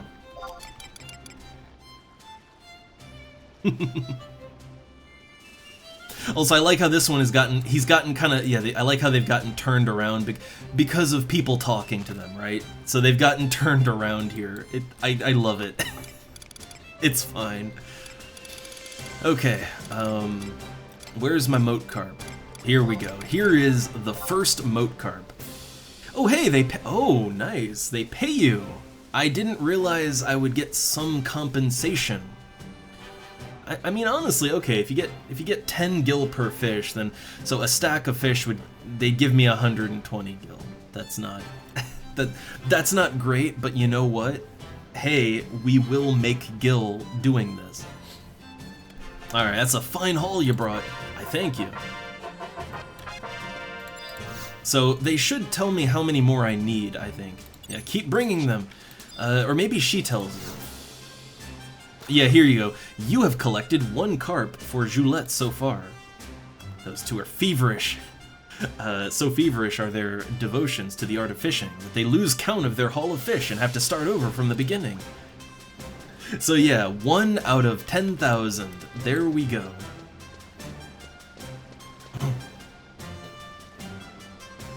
Yeah, I'm gonna catch all the fish myself just purely on a matter of principle. You know, just principle. It's gonna be a slow process, and look, I acknowledge I'm not gonna get that rod for a very long time. The thing is, I don't need it, right? I can catch Grimonite with what I have just fine. I can, you know, I can catch the next fish that I can go all the way up to fishing 100 with what I have just fine. There's no immediate rush, right? And I can catch good fish that give me good money, so it's not a problem. But you know, as I feel like it, I would like to get those fish myself. So real quick, I don't want to buy magic, I don't, but I want to sell some things, right? I have all this Grimonite that I caught in Sea Serpent Grotto. So, yeah, I was at, what, like, 3,036,000, so, alright, let's see where we're at after selling all this Grimonite and my Bestor Bream and, you know, the other trash that I fished up. The Norg Shell and the Damp Scroll, those I'm holding on to, alright? I'm keeping those and I'm selling them on the auction house. Yeah, true. Yeah, moat carp are only like I think they're only like level 8 or something like that. They're a newbie fish, basically. So I'm not... Yeah, I'm not even gonna level up catching them either. It's purely... I'm gonna be operating purely at a loss. This is fine, though. Everything is fine. Alright, so getting rid of that. The rusty greatsword, the copper ring. I could desynth that into ingots, but no real need, you know? No need to do that. Okay. And then the Norg shell and the damp scroll. I mean, you can sell them, but they don't really sell good. So my Nibimonite and the other stuff, that I will sell on the auction house. But yeah, hey, I was at what, 32,000? Now it's at 61,000. So I made almost 30,000 gil. Almost 30,000 gil for our time fishing, and we're gonna make more. The 3 stacks of Nibimonite, the Norg shell, the scroll, those will all sell pretty good. Like it should be somewhere between 40 and 50k total once it's all sold.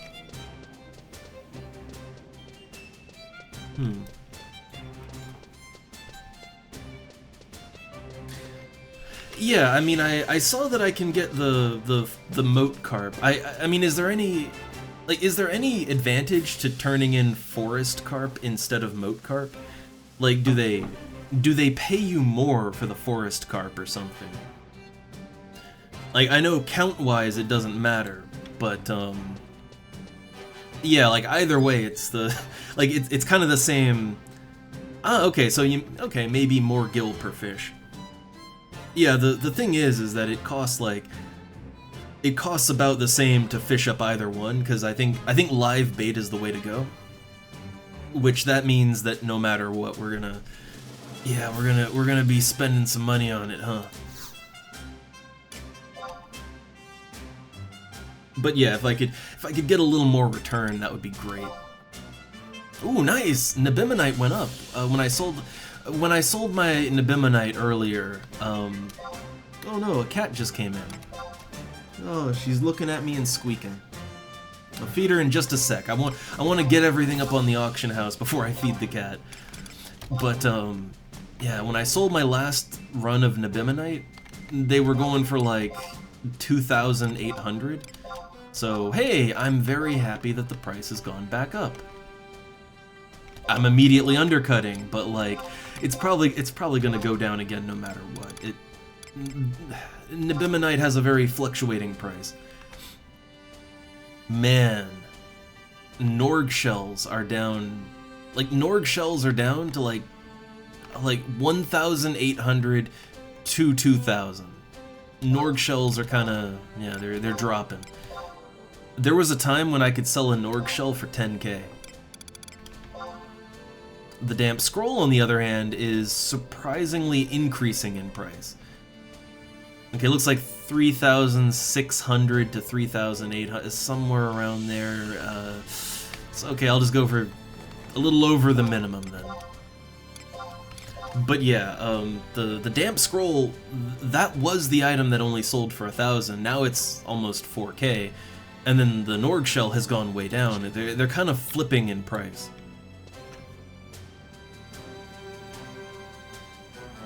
Oh. Just petting her now. She is very patiently and politely sitting here, just staring at me. Oh, only occasionally giving a little squeak. Like, she only squeaks at me when I look at her, and she's like, what squeak?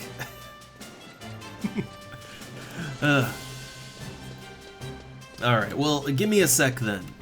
Give me a sec, and then we'll proceed with preparing and then attempting to do the 9-1 mission, right? So give me 1 sec, and put the old AFK up. I am very certain the moment that I stand up, my silver cat is also on the couch behind me. I'm very sure the moment I get up to feed her, that he's gonna jump up and start meowing as well. So, one sec to feed all the cats. Alright, one sec. Be right back.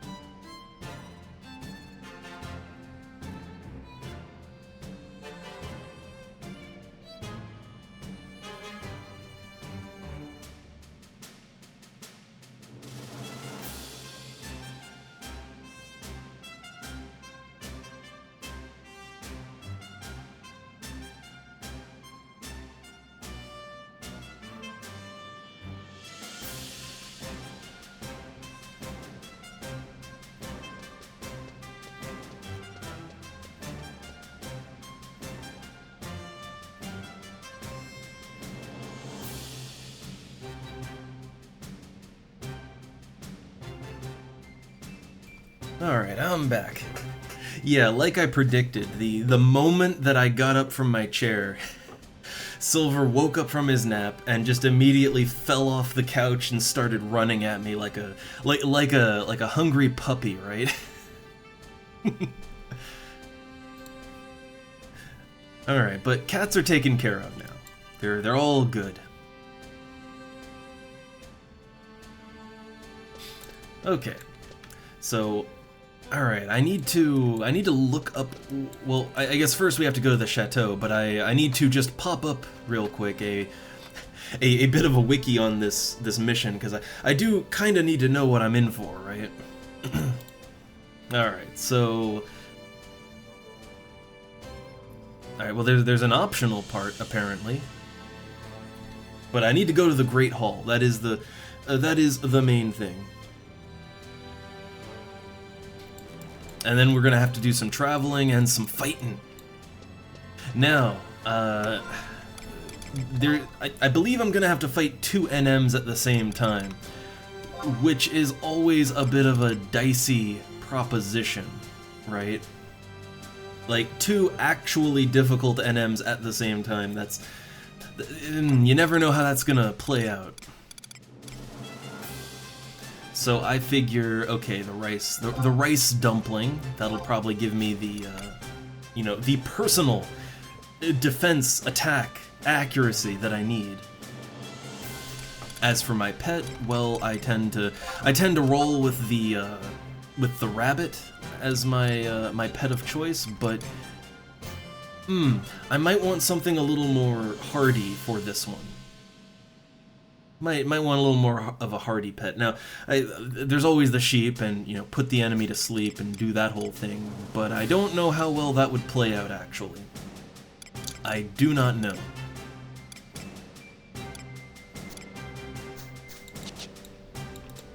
I think I'm gonna go in with / white mage too, just for the for the extra layer of security, right? But pets, let's see, what do we got? So if I have to fight 2 NMs, let me just see what type of NM are we fighting exactly.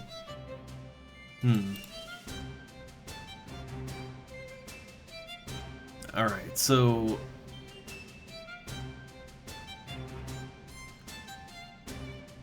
okay, so it looks like, oh no, Eldime, oh.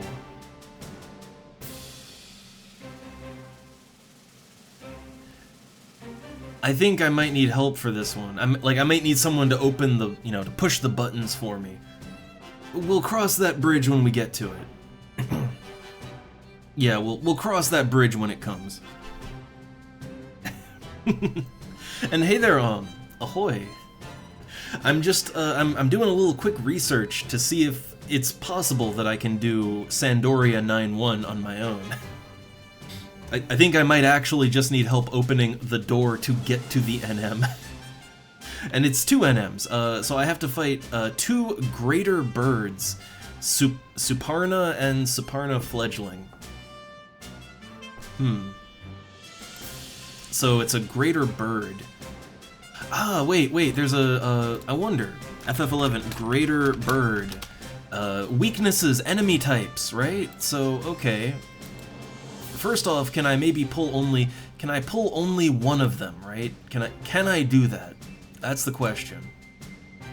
I've managed to sort of cheese that a few times. So it says it's possible to pull just one, but it is very difficult. So possible, but very difficult. Alright, so its type is bird. Alright, so it's a bird type Pokemon. So I assume it has standard bird type weaknesses. It is intimidated by amorphs. Amorphs. So what the hell is an amorph? That's like a flan or a hecti or a hecti, a leech, a slime, something like that. Oh my god, Life Drinker Lars. This would be the time, right? Like this would be the moment to try out to try out Life Drinker Lars. Oh my god. Okay. Well, unless there's like a slime pet. I don't think there is there a slime pet? But it says that birds are intimidated by amorphs, right? So that would, yeah, leech falls under that. Or a slime, and I don't know if there's a slime pet. Is there? So there's tiger, beetle, crab, homunculus. I'm not sure what that is exactly, as per enemy type.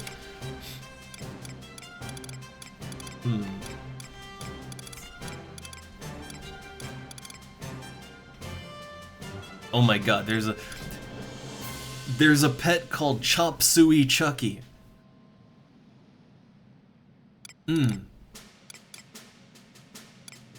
But okay, so for this particular fight, I mean, I want to go in as hard as I can go, right? And, well, Life Drinker Lars is apparently a really good pet, apparently. And it's 7,000 per jug. But you know what? I mean, this is the time, right? This is the moment. So yeah, we'll field test Life Drinker Lars and see how he works.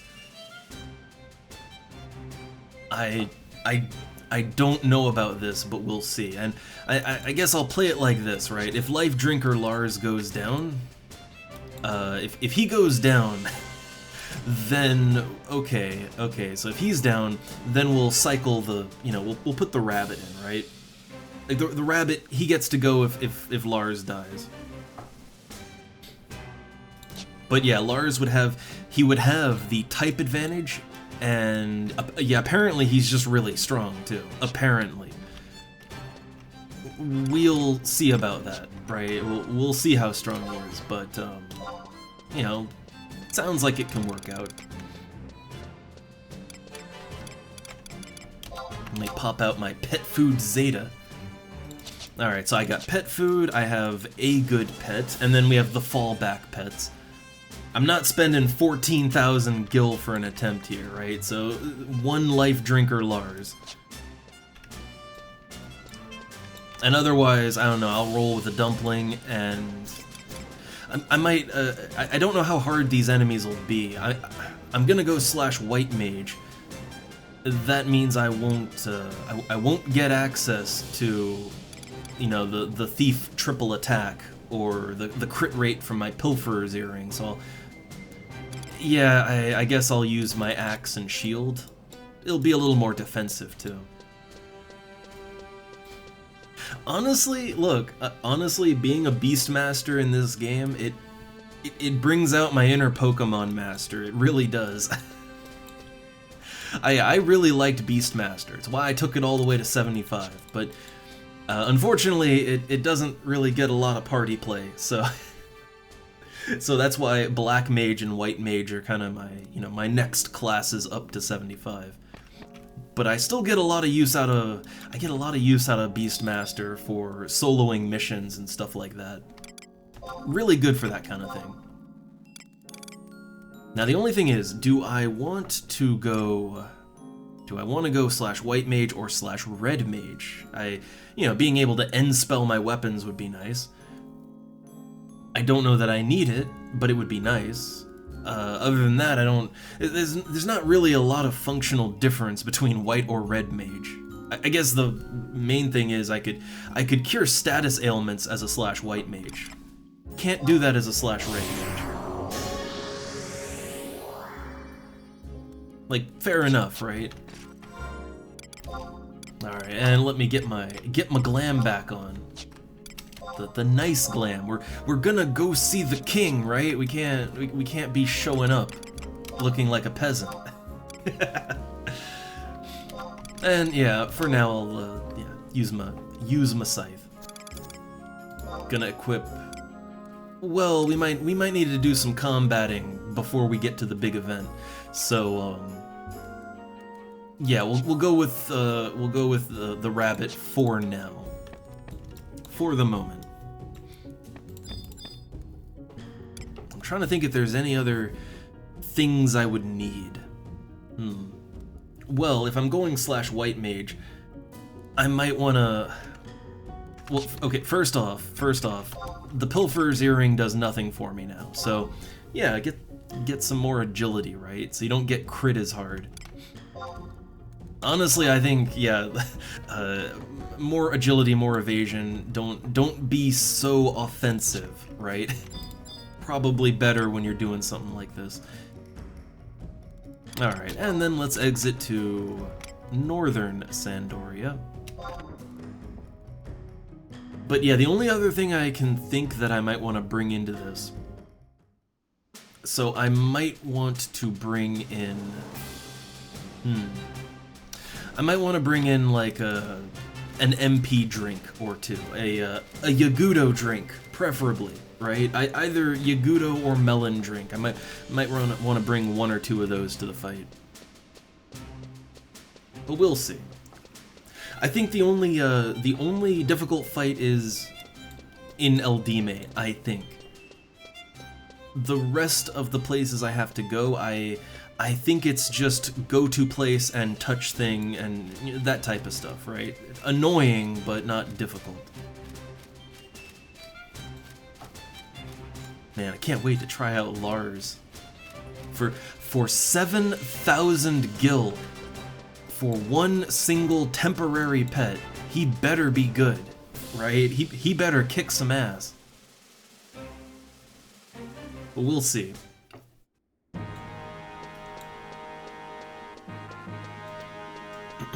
Alright, so can I just go on into the Great Hall like no announcement? Nice!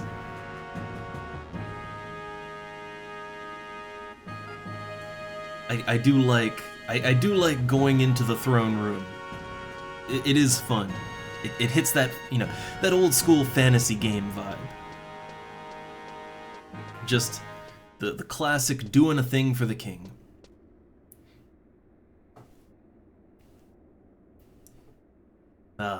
Long have we waited your arrival, Doubleless. Your assistance is required in a mission for the kingdom.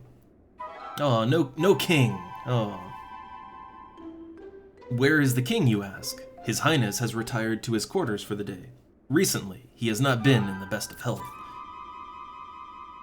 There is no need to be concerned with my father's condition, now that Lightbringer has found its way back to Sandoria. The kingdom has begun to show great improvement. He should be back to his normal self within days. Now, as for the reason you were summoned here, the Papsk has called... I still don't know how to pronounce that. I say Papsk. Or is it Papske? He's called upon you to perform an investigation. His Holiness should be here shortly.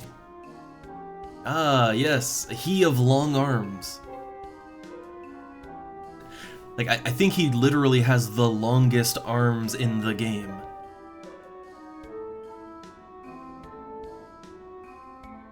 I apologize for my tardiness. I have assembled you all here today to report a grave new finding. It seems, as of late, a magical wall of sorts has been placed around Sandoria. Oh no. A magic wall, you say? And what is more, this barrier greatly resembles the one that was utilized during the Great War to protect Tavnasia from its enemies. An elemental barrier. Quite odd. To my knowledge, only an heir to the Tavnasian throne would be able to procure such magic. Rochefogn. That scoundrel is up to something. However, what could his motives be? This magic wall, it has brought no harm to the kingdom, has it? While this is true, there are still many aspects to this phenomena that we do not understand. I feel it may be unwise to come to any hasty conclusions. And this is why you have requested the assistance of the adventurer, Doubleless. Yeah, hey, I'm here.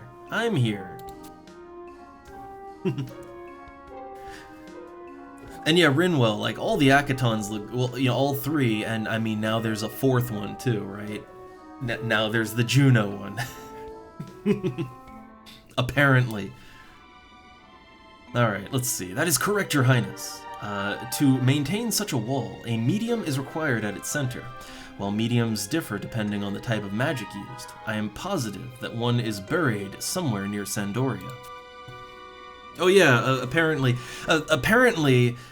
like, just added, apparently there is a Juno Akaton now for maxing out all 3 nations to rank 10. Have fun. Alright, let's see, and its location is...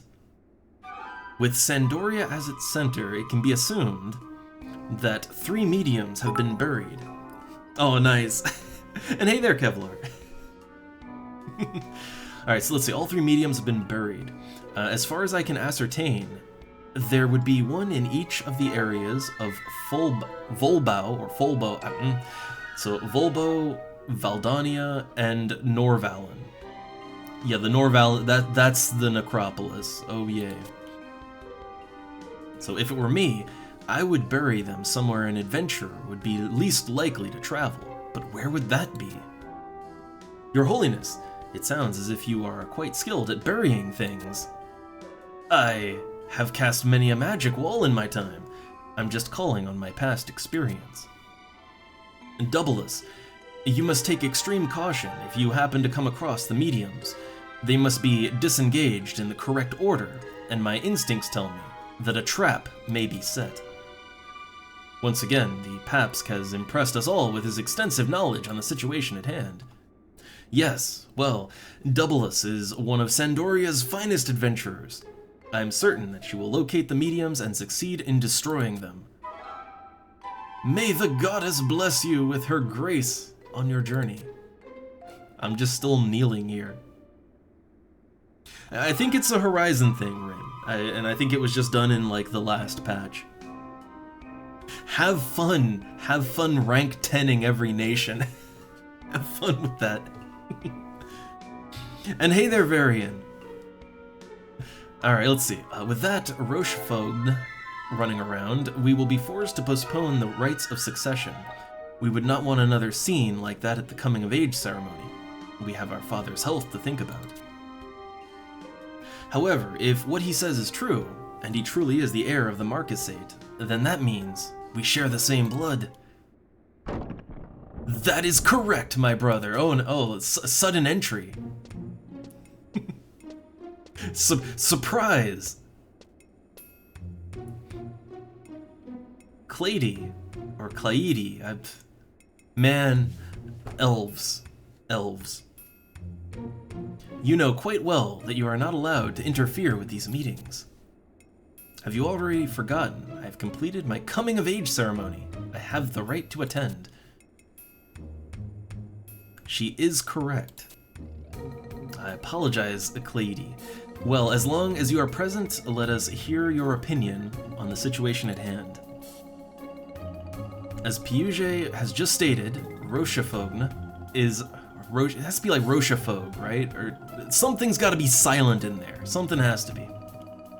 So, okay, he is our uncle, our mother's younger brother.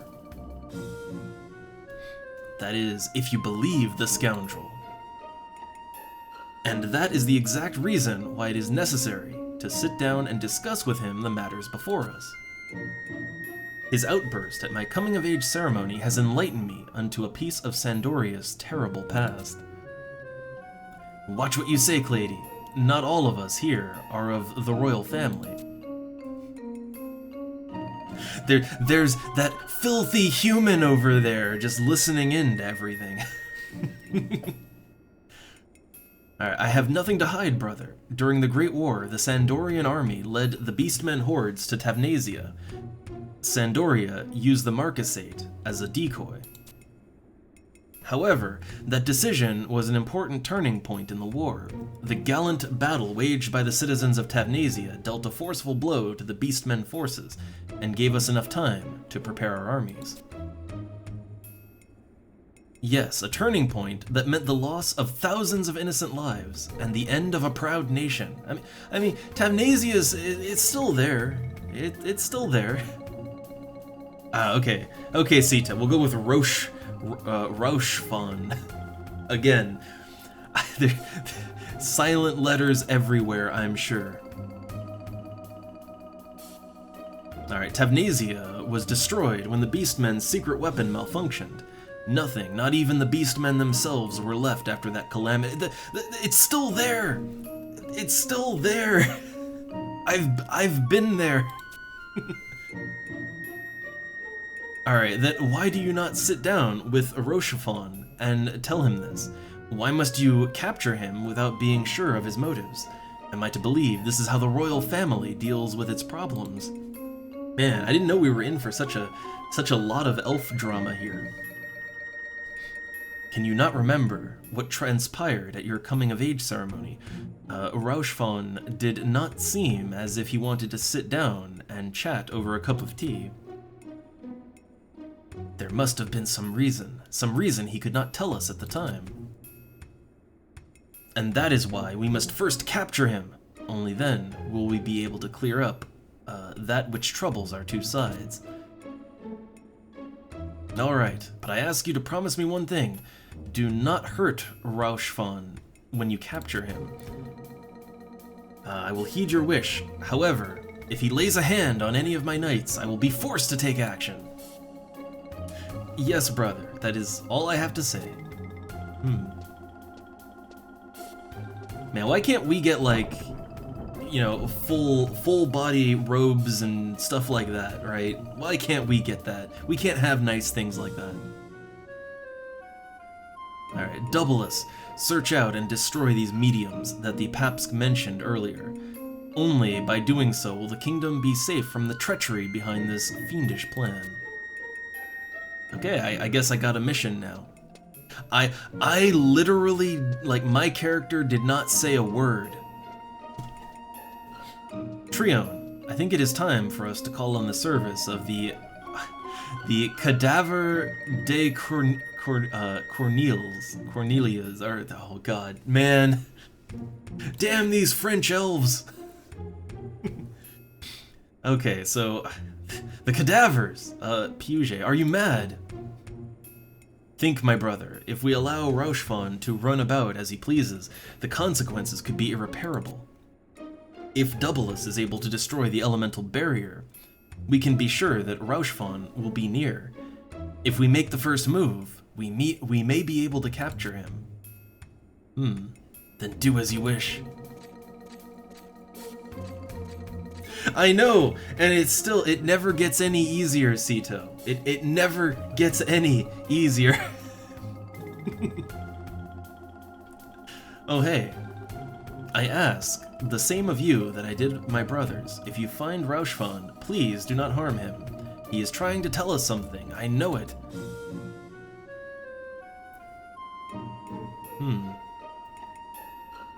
If this is how it is to be, then I must take things into my own hands.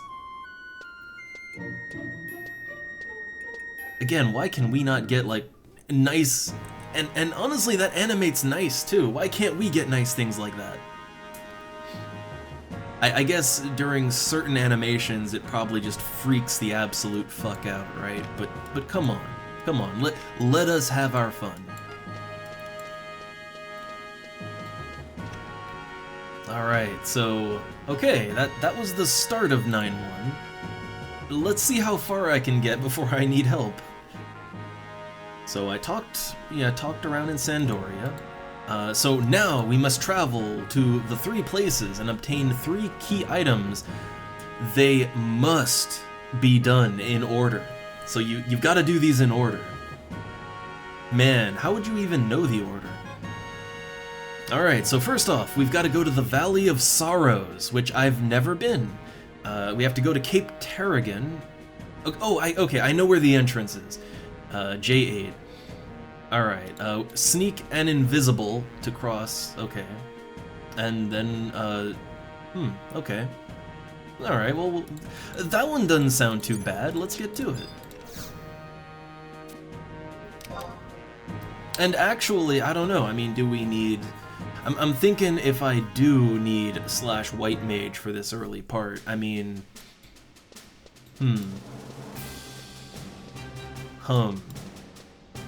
I had a thought, right? What if we switch to like... So here's the thing, right? We gotta go to 3 places. I think we only have to fight at 2 of them, or at 1 of them. Yeah, in the Valley of Sorrows, it just says you click a thing and you get a thing. And then Zarkabard, you go to a place, yeah, you click a thing, you get a thing, and no problem. It sounds like, yeah, it sounds like Battalia Downs.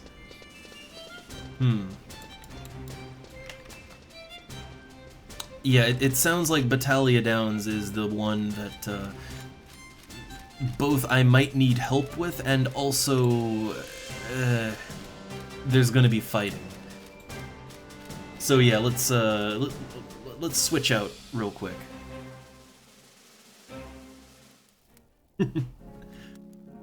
Alright, so yeah, since there's not going to be any fighting for the first couple parts, and even at level 75, I would still have to sneak around.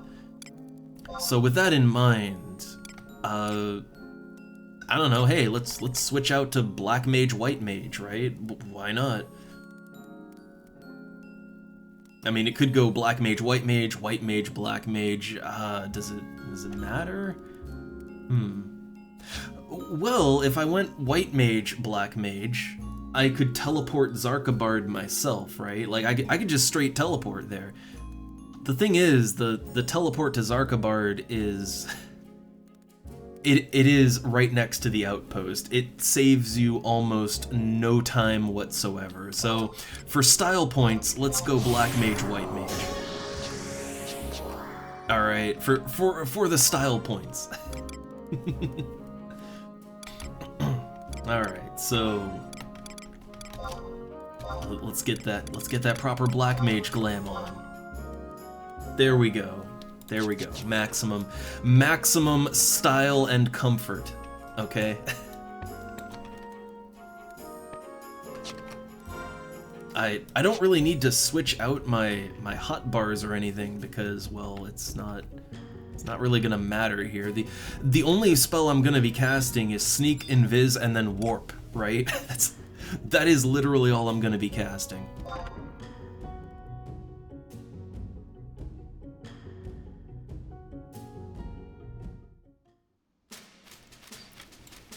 God damn, do I love the... Like, I feel like I've put a good look together with Black Mage, a mix of the artifact gear and then fishing gear. But you know what, it works, especially with the Scythe.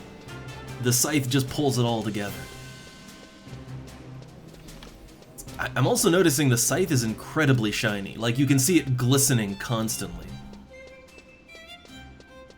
I keep it very clean.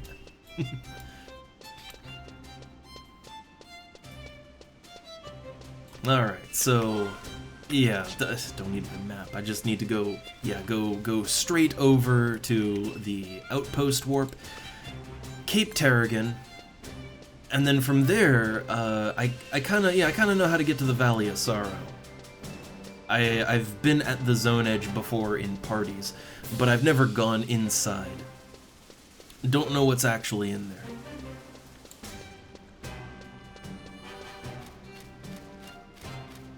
So I am wondering that the wikis say that you have to do this quest in order, right?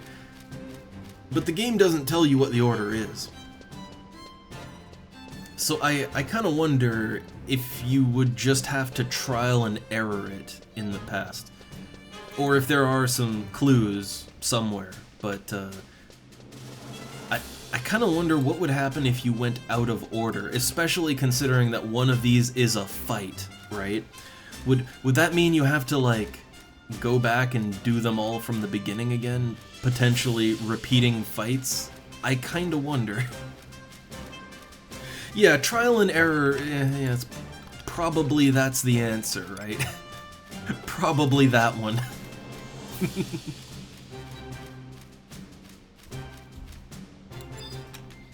Alright, so yeah, again, I would have to sneak in everything no matter what I went in with. Even at 75, much sneaking needs to be done. So with that in mind, like, why not go in with a 62 black mage, right? At least I can warp home after for free. And currently, I am trying to do Sandoria 9-1. There's apparently only one actual fight for it, but it's a 2NM fight. I bought Life Drinker Lars for when the time comes. I also might need, I'm pretty sure I'm gonna need help in Eldime to get to the NM. Like, help opening the doors, but other than that, I think I got it. I think I can solo it, probably. Right now, I just have to go to, the Valley of Sorrows and, what was the other one? Zarkabard. I have to go to those two places first, and then we can go to Eldime and do the proper dual NM fight.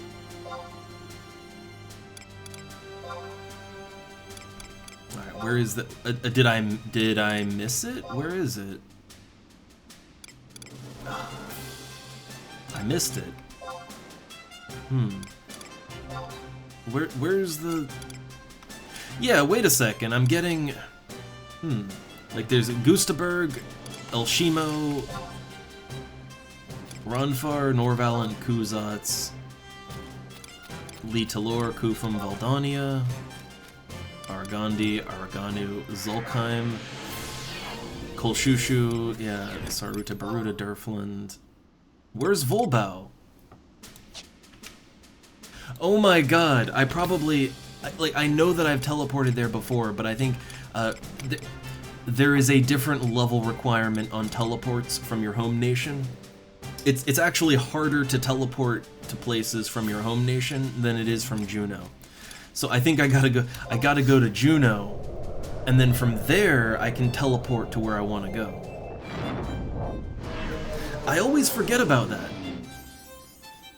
I still find that so weird. Like, I don't really understand the logic behind it.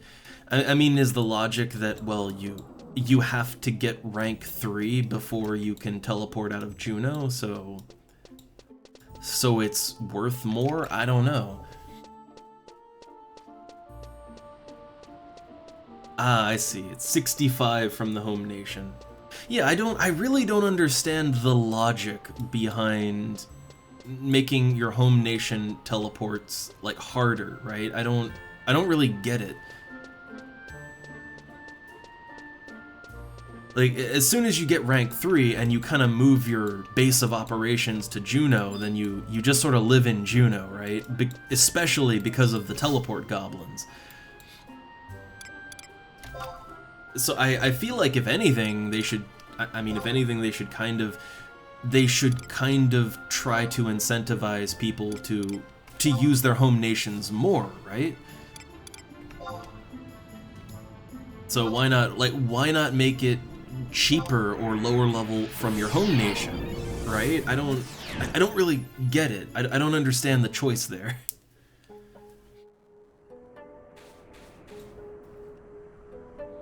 Okay, here we are. So, right, the only thing I need is to sneak, invis, and not get murdered. Sneak, invis, and don't die. There you go. Okay, so I think the entrance is at the Twilight Beach, I believe. Well, let's see. It says to head to the J8 entrance to the Valley of Sorrows. J8. That would be J8. Wait, is there another entrance to the Valley of Sorrows? I need to look up another map of this place then. Hold up, I need to look up another map real quick. Is there a second entrance? Ah, there is. There's 2 entrances to this place. Huh. Okay, then yeah, we're going to J8 then. I have not been to that entrance before.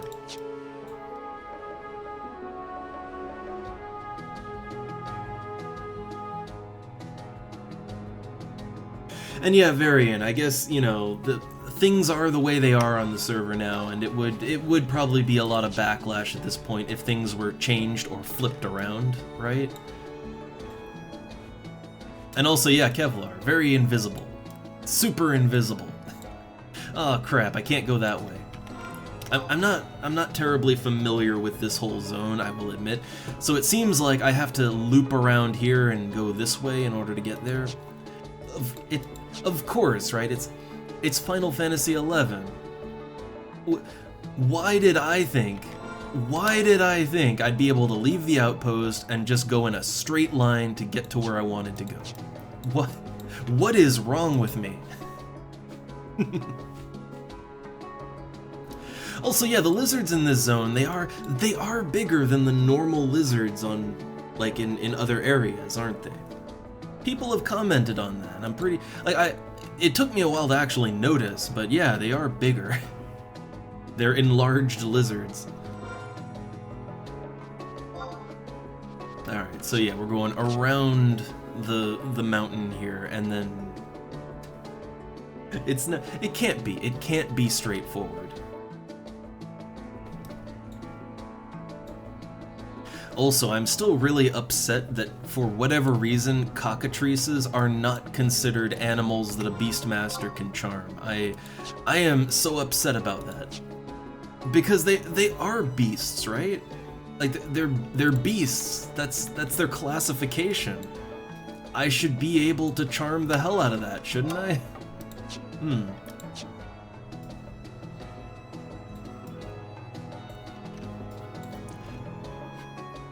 I mean, I think there's even, like, isn't there even, like, a cockatrice jug pet? I think there is. Let's see, I might want to take this opportunity to redo my sneak and invis.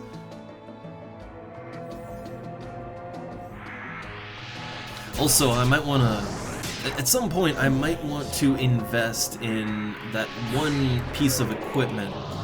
I forget what slot it was in. I think it was either back or waist or something, but it adds like 50% to the duration of sneak and invis.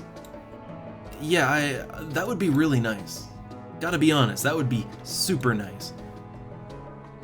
Because I've been in this situation before, where I'm trying to stealth my way through a dungeon or whatever, and there is literally no safe zone to like uninvisible and reapply my stealth, right? There's no safety. So it's kind of like you try to make it in one run, or you hope to God that an enemy turns away and doesn't look at you or whatever, right? Yeah, it's like the Skulker's cape or something. Yeah, I kind of remember, and I don't think it was too expensive either. Like, it was expensive, but it was under 100k. It wasn't like wasn't a crazy valuable item.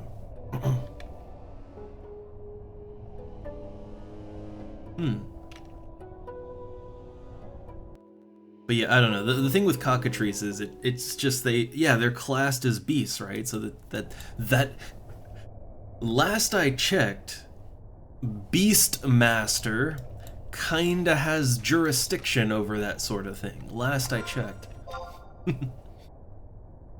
Oh wow, this is a really small zone. Or I'm guessing I'm not seeing the whole thing right now. Right? I'm guessing this isn't the whole zone. I mean, yeah, look, 100k it's not cheap, right? You know, it's not cheap, but it's not you know, it's not a super expensive item. I mean, to put it all in perspective, right? I fished up, like, at the start of the stream, I fished up in total, when the stuff sells on the auction house, I fished up like 50,000 gil worth of fish at the start of the stream, right? Doing that twice doesn't really take that much effort. So 100k isn't like, it, you know, you gotta put the work in. It's not cheap, it's not a light purchase, but it's not, you know, it's not something I gotta stress too much about. It's not something that I need to save up for a long time for, you know? It's not like a 1 million gil HQ staff or something. Alright, so let me just check where I'm going exactly. So I went in, so I need to sneak invis to I-8. Alright. I'm not sure what detects by sight or whatever, like, not sure what detects what exactly.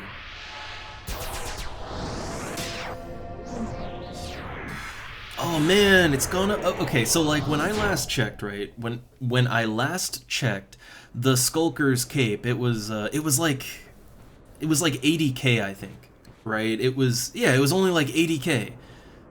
But I think I think it either didn't do anything or it didn't work properly before. And because I know that this specifically was in the patch notes for 1.2 part 1. So I would assume that after it was fixed, that really increased the value. I would assume, right?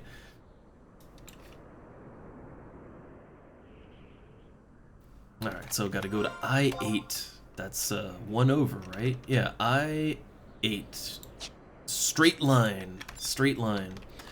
Hope nothing murders me. But I should... So I should be seeing some question marks around here. Ah, there it is. There is a Velociraptor that's looking at me and making me a little uncomfortable over here, but otherwise, it's a pretty easy get, right? Yeah, like... Oh, you. Oh. That's... That's a little too close for comfort for me. I think raptors... raptors are sight, right? I think they're sight. Maybe they're sound. If they're sound, I don't think we have a problem, but if they're sight, we got problems. Yeah, I don't think anything there would aggro me, but, yeah. I just need that to move away a little bit and make sure that it's staying over there. Okay, okay. Let's pop it. We got the Figure of Titan. That is all we needed here. Figure of Titan, good to go. Okay, next up, we have to go to Zarkabard. So Zarkabard H7, upper level. So there's some question marks in a group of 3 trees. Okay, so H7. Gotcha. But yeah, hey, see, that wasn't too bad, now was it? The first 2 aren't gonna be bad. The hard part is gonna be when we need to hit Eldime and fight 2 NMs, and I'm pretty sure they're 2 level 75 NMs. Now, I can do that as a Beastmaster. If I really try hard, I can do that. But it's gonna be rough. I can say it right now. It's gonna be rough, and it might not work out the way I want it to. But we'll see, right? Okay, so on to Zarkabard. Wait, I went past it. It's not called Zarkabard, it's Voldania. There we go. Okay, so in Voldania, yeah, H7. Oh my god, it's dark weather. It's dark weather, that means elementals. Oh shit, I could be farming elementals right now for those sweet, sweet dark crystals. That like 4K a stack dark crystal money. Man, well, I kind of want to turn. I kind of want to turn around and do that, but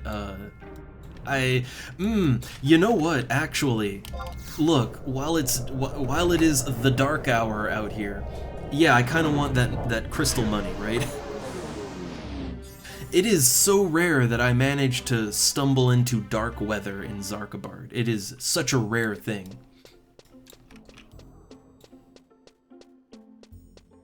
So yeah, I'm a do that, I think.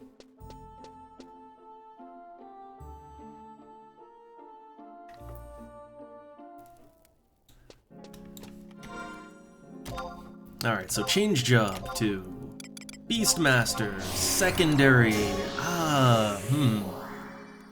Red Mage would kind of make things a little smoother here, I'd say. Red Mage would make things a little smoother, but it's gonna hurt either way. There's no way around that. It's gonna It's not gonna be great no matter what, so I'd like the regenerating health. Slash Thief would be nice, but it's not necessary for, like, elementals. Elementals have such a very high, like, such a very high drop rate, it doesn't matter too much.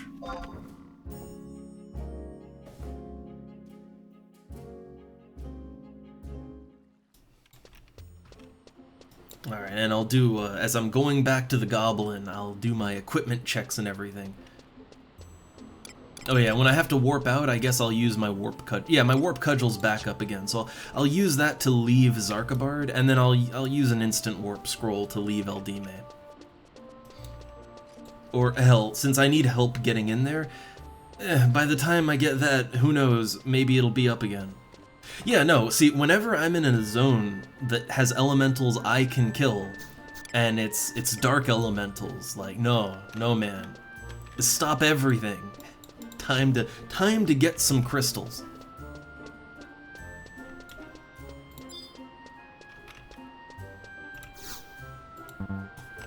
Alright, so back to Valdonia. Now, I'm not sure exactly where all the elementals spawn. I'm sure I could look up a map of that. Zarkabard, elemental map. Yeah, it's just I don't know exactly where they all pop, right? Here we go. I see now. I see everything. Oh my god.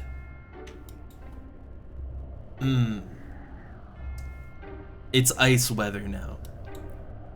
It's ice weather.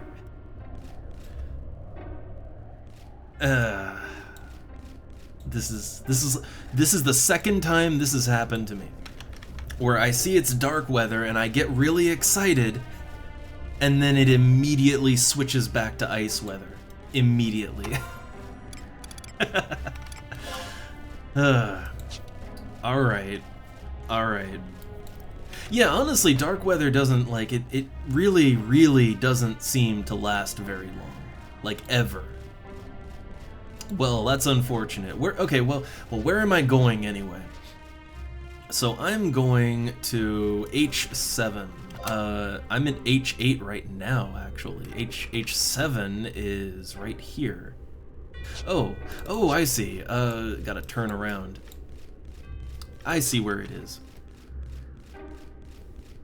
I mean, I can kind of get why dark weather is fairly infrequent. I mean, the crystals are worth a lot. Like, yeah, dark crystals sell for like 4K a stack. So if I just ran around like farming, like if I could farm up a stack of clusters in dark weather, like in the same way that I do on Kufum Island with lightning clusters, if I could do that, man, like that would be a lot of money, really easy, really fast. I mean, as the player, I would love that, but yeah, maybe that's too good, I don't know, right? Ah, well, one day, I shall hopefully be able to farm dark clusters, but I can never catch it at the right time. Alright, so let me pop my warp cudgel on. I think the question marks are over here, right? It said they're in a cluster of 3 trees. This is three big trees right here. Maybe not here. Maybe not here. It's somewhere in this grid, though. Around 3 trees.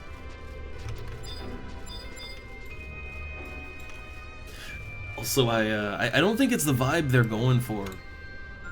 I like the music in this zone, I really do.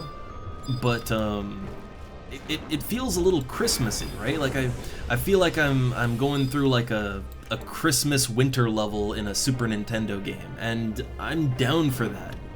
I'm really down for that, but I'm not sure that's the vibe for, you know, the Shadow Lord's domain, right?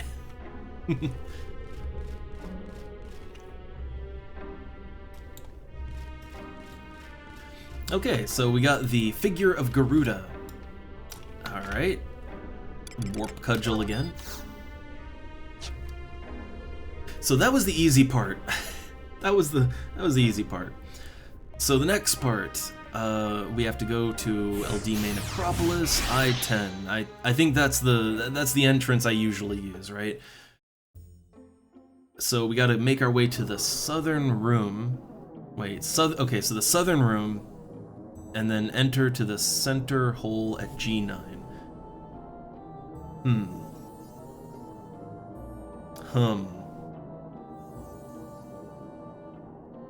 Okay, I see what I have to do, but I'm pretty sure I'm gonna need help for this part. Like, I will physically need someone to open the doors in Eldime.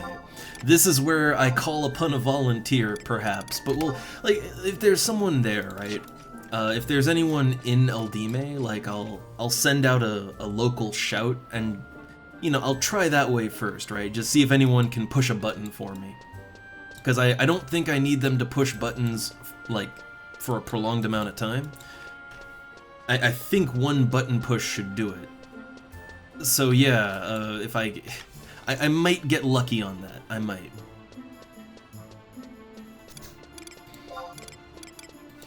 Alright, so I'm switching to the, to the Life Drinker Lars. I feel like that would be the way to start things off, I don't know.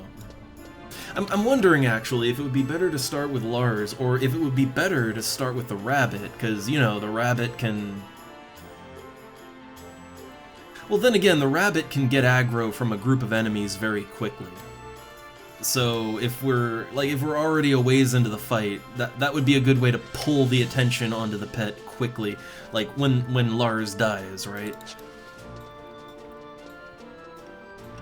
So, in that case, what I want is I want some drinks.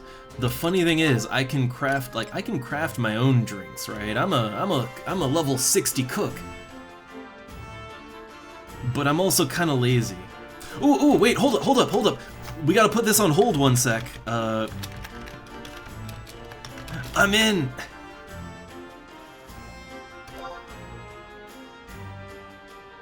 Okay, sorry, we're putting that on hold for a sec. Because I actually, I need my white mage hat. My white mage hat is the only piece of artifact armor I'm missing for white mage. Yeah, so hold up. Yeah. Switching to white mage and on the way. Look, I had a plan, but here's the thing, right? If I can just stumble into a party that's doing coffers in Garlage, you know, like if they, I mean, I'm assuming they're doing the door too, right? So, yeah, if I can just stumble into that, I'm gonna take it, right? Because I thought I was gonna have to, like, after the stream, beg for help to get into Garlage. So it saves me having to do that. I want my white mage hat. I don't even use half my artifact gear, but the thing is that I like to have it, you know? I like having my artifact gear. It completes the set. And every now and then I might use all of it, right? I might use it sometimes. Like, see, I do use it some. I do.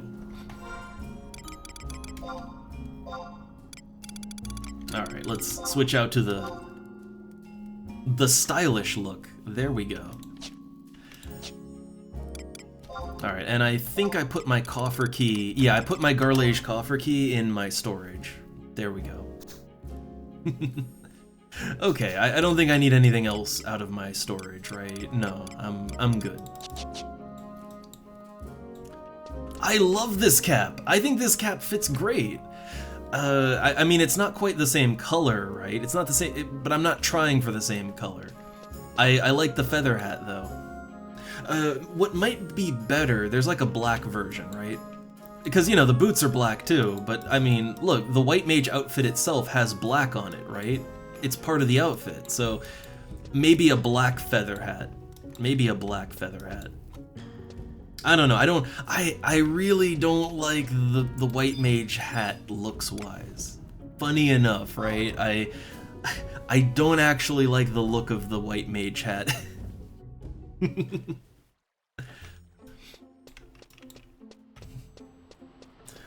But yeah, I think maybe a black cap would, weirdly enough, that might fit better. Like, it might mesh better with the overall stuff. Again, the fashion quest is real, alright? Fashion quest, very real.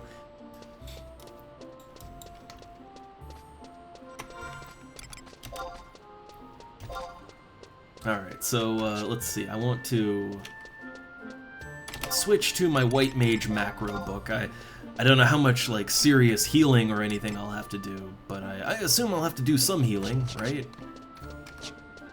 Or something. I'll be doing something. Switch to my mindset. I do have a melee set for white mage, of course I do. But not what I want here. Unless we're gonna be fighting stuff, and then hey, why not? But I do have an alternative white mage look. Here we go. The alt white mage. It's got a bit of a 70s pop star vibe to it. Or, I don't know, Final Fantasy X Part 2, right? A little bit of that.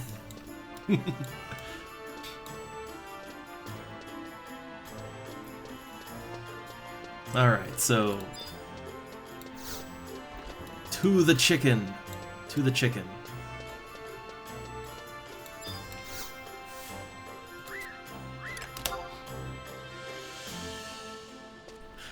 I still can't believe that I just randomed into a party doing Garlage.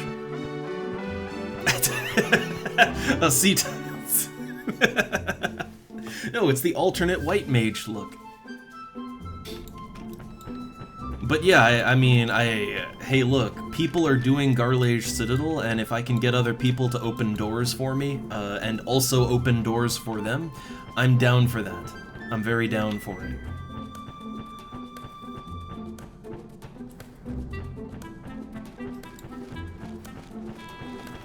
I was right at the hard part of my rank 9-1 mission too. I was right at the hard part. We'll get to that after. Oh, there'll be time for that after.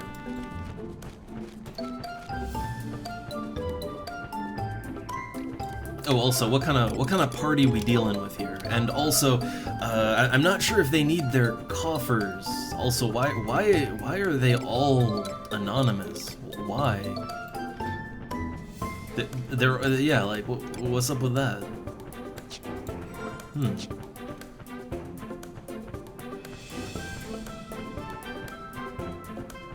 Like I don't know what level they are. I don't know how hard I have to try.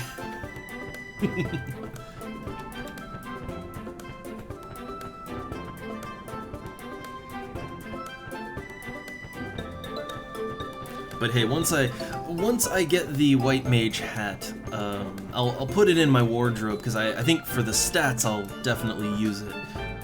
But I can quickly swap out to the full look, you know, get the full look going on, and just I don't know. I'm not a fan of the full white mage. I like parts of it, but I don't think it looks good altogether. It's kind of the same deal for black mage too. I like the, you know, the body piece, the hat. I mean, the pants on their own, there's nothing wrong with them. But the boots look terrible. The gloves just don't really look like much of anything. But when you put all of them together, it just, I don't know, it's classic black mage, but it doesn't really look all that good. But individual parts, right? You can use individual parts to great effect in your fashion quest.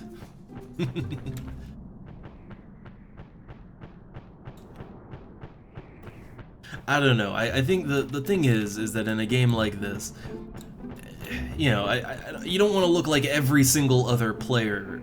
There's a limit to how unique you can be, but you know, you can mix and match to great effect. It helps.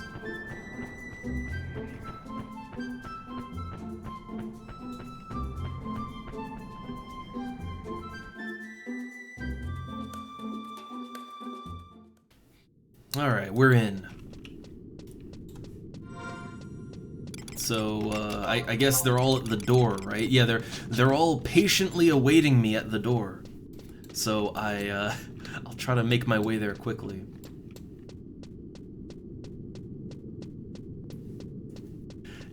God, honestly, man, the bell bottoms are at 200% with these pants, and I kind of just love that. It's kind of awesome. So I think I need sneak definitely, but I think beetles, right? Beetles, they detect by sight. So if I see a beetle, I gotta invis up. Also, I did pull my coffer out, right? I pulled that key out, right? I made myself a little nervous there for a sec. Okay, there's a beetle. And that is a beetle that could attack me, so I will invis. It's only level 44. I could most certainly kill it, but it would not be pleasant. It wouldn't be a quick and easy fight. I'm a white mage. Alright, it would be a struggle all the way, and that's not really what I want. Oh, no. The camera it panned down in such a way that, yeah, if I kept walking, I would have just gone right off a cliff. Alright, so I think the doors, are here, right? Yeah, I see my party. I see them coming up.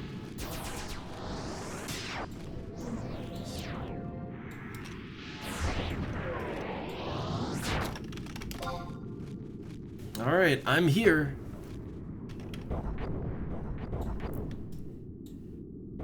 And I think we're in, right? Where's my party at?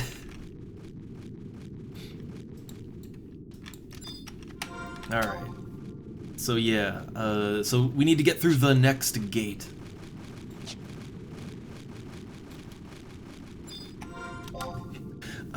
Despite having gone through this zone a couple of times for my coffers, I'm still not really super familiar with the zone. I gotta check my map a lot.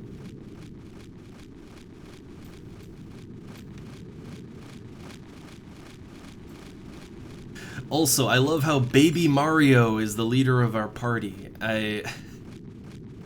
I'll assume he's a Taru, right? I mean, yeah, that's a tiny little, yeah. Yep. Oh hey, it's Muffin Monster.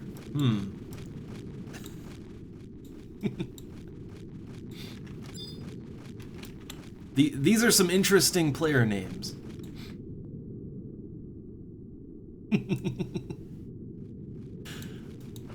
Man, he better have some kind of glam that at least looks sort of Mario-like. I don't know, like in FF14 you could pull off a Mario or Luigi pretty good, but I don't know if there's really a good way to pull that look off here. I don't know.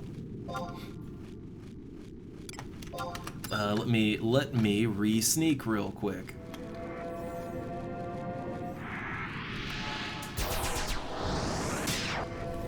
I don't think there's anything that would give you sort of the, you know, the Mario / Luigi hat, right? There's no like caps or anything, I don't think. Which is very unfortunate. I mean, it's probably good because that would just ruin my immersion, but yeah. Okay, they're going up to the north part first. I got a little turned around. Also, hey there, Vin. Hey there. I was just in the middle of mission 9-1, but then well, yeah, I saw people are doing Garlage, so I mean, of course I'm on that, right? I had to stop what I'm doing. I'll take my door opening wherever I can get it. Alright, I kind of forget which rooms have the buttons in them here. Well, okay, before going to switches, re-sneak and invisible. Because I think there's enemies at the switches, right?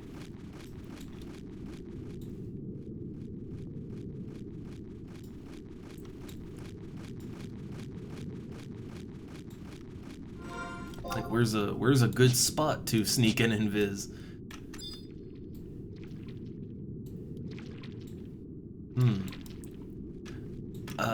guess I'll do that back here. I wanna be as safe as possible about it.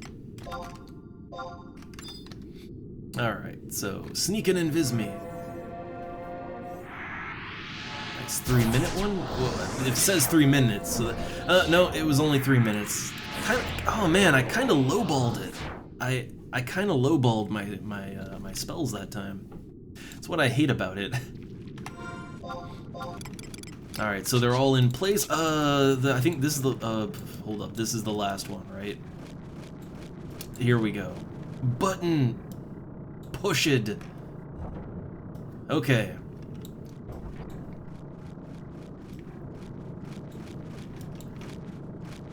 So I wonder what the order of operations will be on the coffers.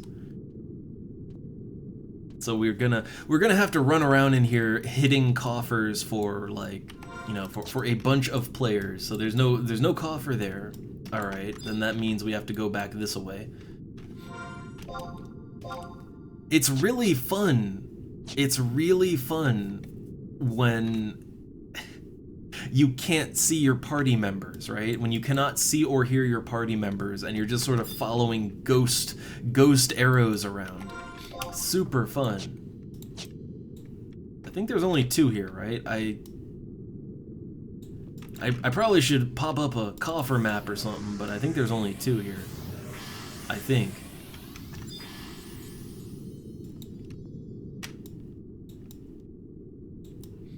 So it looks like no coffer here. Yeah, no coffer, no coffer. All right. Yeah, I could. I probably should pop open a coffer map real quick, right? I have a rough idea of where where they are, but I'm not exactly sure, right? I'm not 100% sure. So yeah, in the north side, there's 3 potential coffers. And then on the south side, there are 4 potential coffers. So I'd assume everyone checked, so then, okay. Oh, there's Baby Mario. I mean, at least he's wearing red, right? He's wearing red at least. He's trying.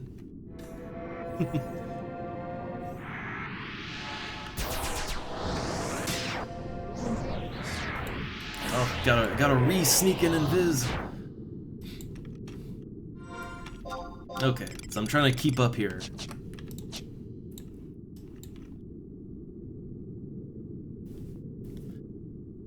I also gotta be a little, like, I know you have to be a little careful about where you re-sneak and invis in here.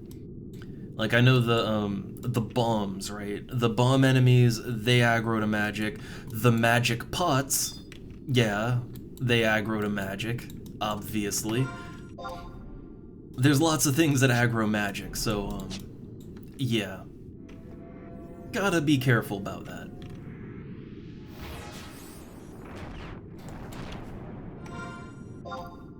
Oh, God, I get turned around way too goddamn easy.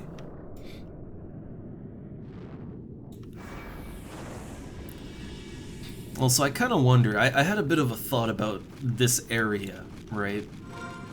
And I know that some people, they have a real hard time asking for help. See, me, I do, but, like, look, I get desperate enough, I will ask for help, right? But I do wonder if there's people that, like, if there were people back in the day when the game was just buzzing with life, I kind of wonder if there were, like, people who they would avoid speaking to their fellow player so much that they instead just sit at the door, right? Like they sit at the gates of Garlage, hoping that a party will come through and be doing their coffers, and they just sort of hitch a ride, right? I wonder if that happened. The thing is, I could see it happening, you know?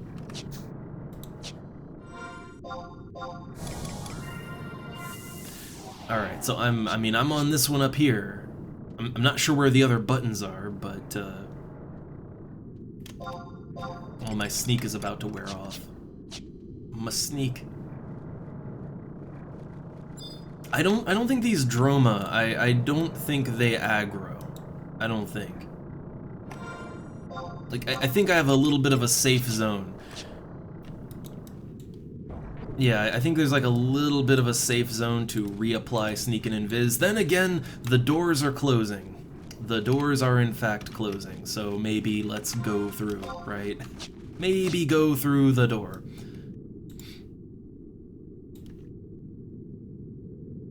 It's a little tight, but I got it. Little bit tight. Okay. And then re-sneak.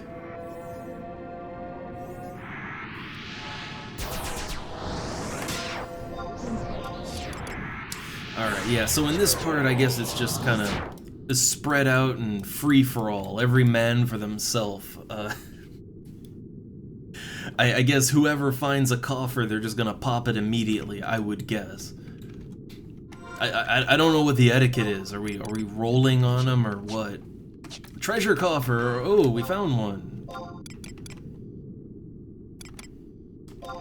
It's down here. Okay, it's in the direction I was going. Now, if we get lucky, if we get very, very lucky, the coffer might, yeah, like the coffer might respawn in the same place, right? If we're super lucky.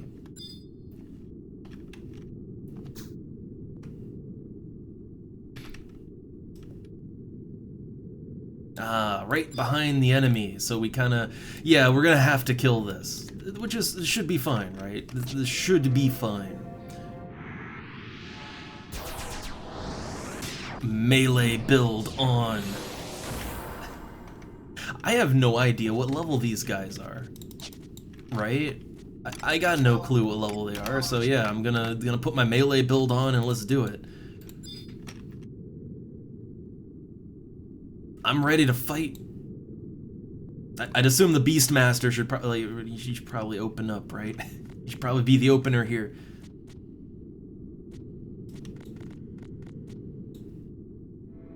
Or oh, the opening of the chest. I mean, it doesn't matter. Whoever, right? We gotta fight the thing. Gotta fight the thing. Yeah, here we go. I am a white mage ready for a fight. Ooh, hey, I got a new skill, Sunburst. Oh, what am I doing? I'm on the wrong set here. Yeah, wrong set. I was wondering why my spell was not casting.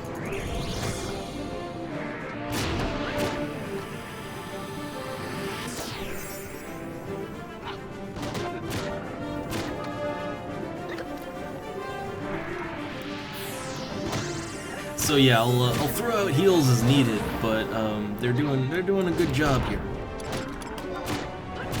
Very curious to see what Sunburst, like how that looks. All right, we got to heal a little bit here. So where's my regen 2? Where's that? Regen 2. Right there. I don't want to be overly aggressive with my healing, you know. That's the thing. Since I am also dealing the damage.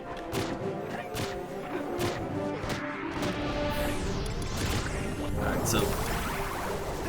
okay, Sunburst. Light or dark elemental damage.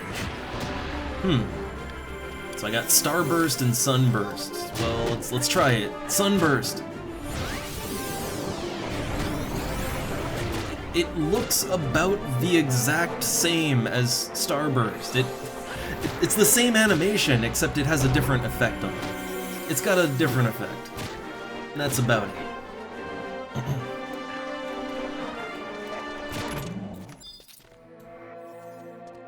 And I think they're virused, right?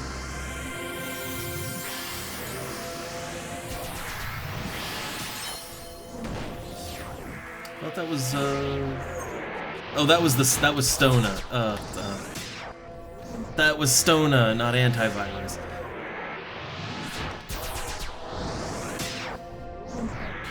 I will admit I don't use the I don't use the status cures as much as I should. In most parties, so like I've been in parties where we're fighting enemies that do like they do the virus disease thing, right? They do that. But yeah, like despite that, it doesn't really like it doesn't really matter. You know, we keep fighting no matter what. Like if the melee gets diseased, so what? They're not gonna rest anyway.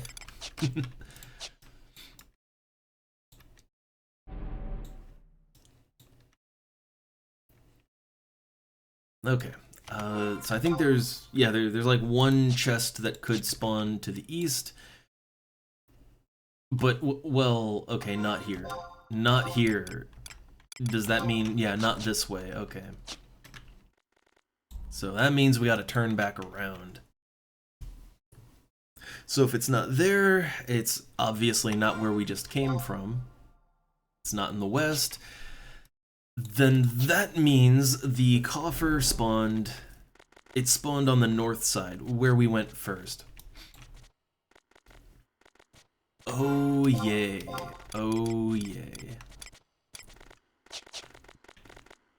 I was really hoping that we could, you know, get lucky on that one, right? I was really hoping there'd be some luck on that, but nope. Okay, that goes back there. Did they check over here? Did they? Yeah, okay. No coffer. No coffer. So I think so far at least one person got their coffer. To me it kind of looked like the chest got popped and then it respawned in the same place. It looked like that to me, but that might not be what happened. I'm not sure.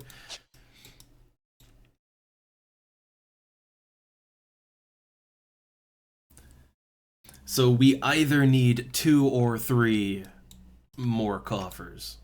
Either 2 or 3.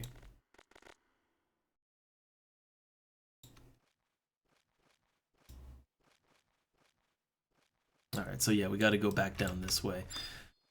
Alright, get ready to re-sneak, re-invis. I know, this is the most exciting part of the game.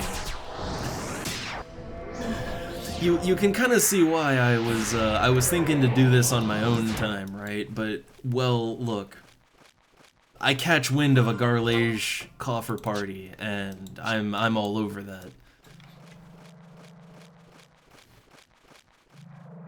I take it where I can get it.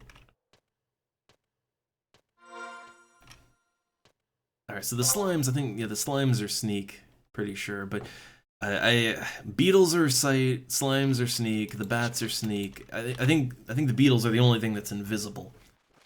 Well, you know, that detects invisible, right?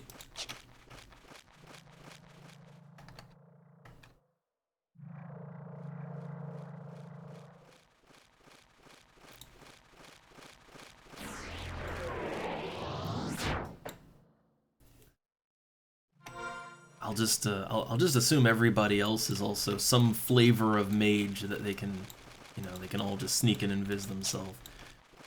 Except for this guy. He's got no MP, so I assume he's just burning items this whole time.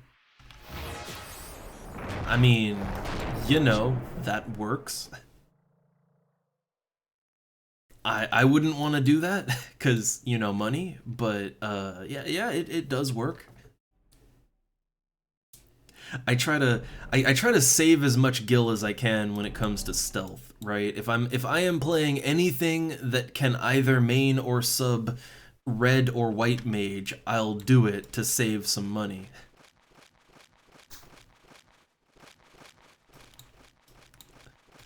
Okay, they're doing the last ones. I kind of feel like it should just be whoever gets in first, right? Whoever's going in first should probably go to the end for time's sake.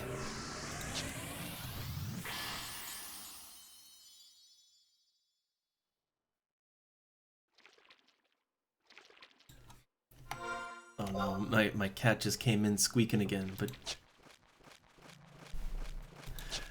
Like the big silver cat is finally just asleep again. And also I fed her. Wait, it hasn't been that long since I fed her. Hold up.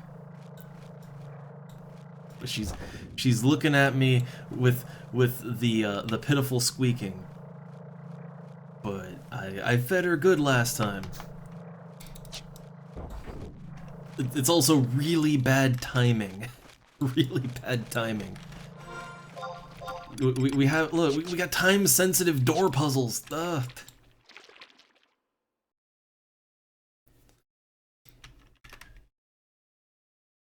I think she can wait. She could wait a little bit.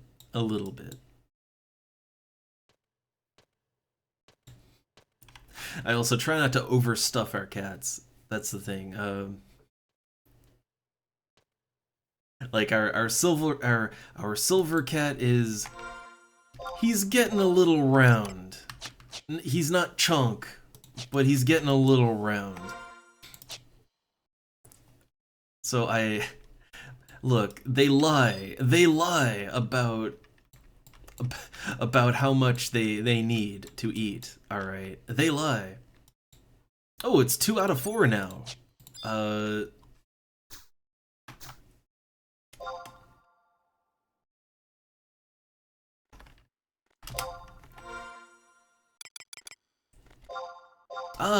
It spawned in the same location last time.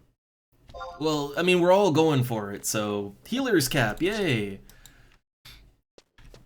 So yeah, woo. So that's 3 out of 4.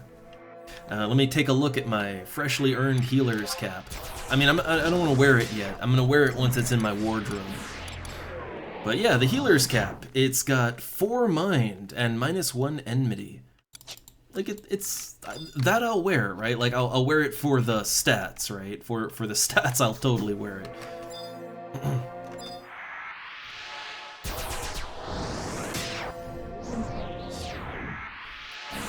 So yeah, it's a very nice stat cap for a white mage. It's just I don't like the look of it, right? I'm not a fan of the look, but it's fine. I might use it with a different set of, like, you know, normal equipment, but looks-wise, not quite my thing. All right, apparently the chest is not here, so we gotta go back to door number 2 again. We gotta go back. See, if we were a little more lucky, right? If luck was on our side. I mean, I guess luck was kind of on our side that the coffer respawned in the same place at once. So 2 people got it at the same time. I mean, I guess that was pretty lucky, right? But outside of that, yeah, no. If we were truly lucky, then the coffers would all be on one side of the map, and we wouldn't have to constantly switch from north to south.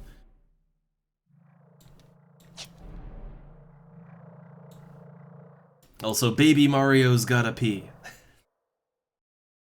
So I guess it'll take a while to get that door open. I mean, hey, perfect time to feed the cat, right? Perfect timing, actually. I just might want to stealth up and stand on a button before I do that.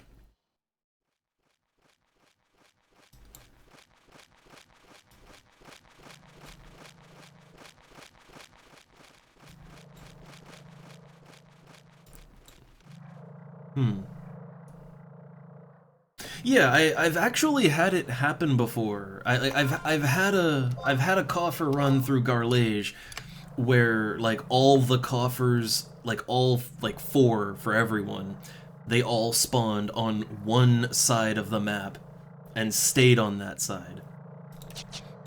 You know, if you're super lucky, that can happen, but gotta be very, very lucky.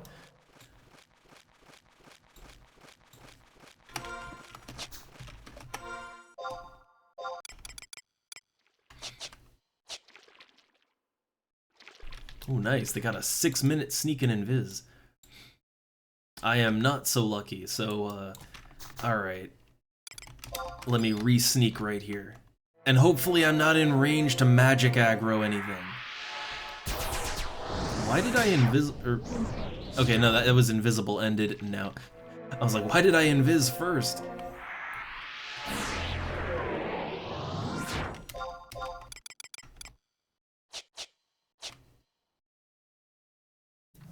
Okay, so I think the other button is here. Okay, and now just wait until Baby Mario stands on his platform, and then we'll be done here. It'll be back to our nation mission. I still really hate this whole door puzzle thing. I also hate the doors in Eldime. Okay, second gate is open. I mean, they have pretty much a clear path to a coffer at this point. Like,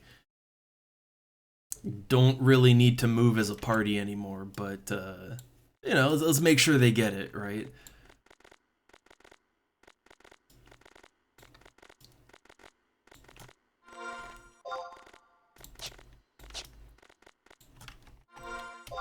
And I guess, like, spread out to help look for the coffer. Though I don't think I'm gonna be able to get ahead of anyone, so I don't think it matters. Okay, it's not to the west.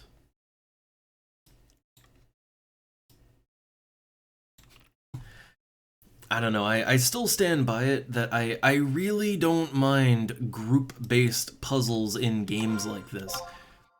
But the group puzzles should be for group content, right?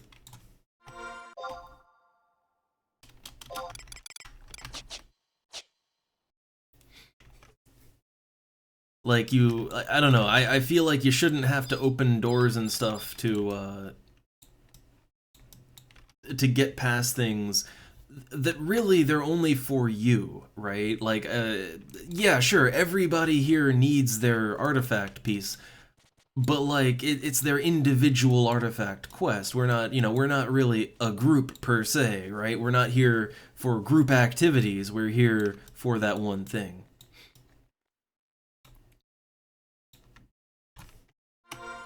Wait, I really hope someone didn't just get it, right? Okay, treasure coffer. Okay, so I think they're all good then. I think everybody's coffered up. Man, making me sweat saying that.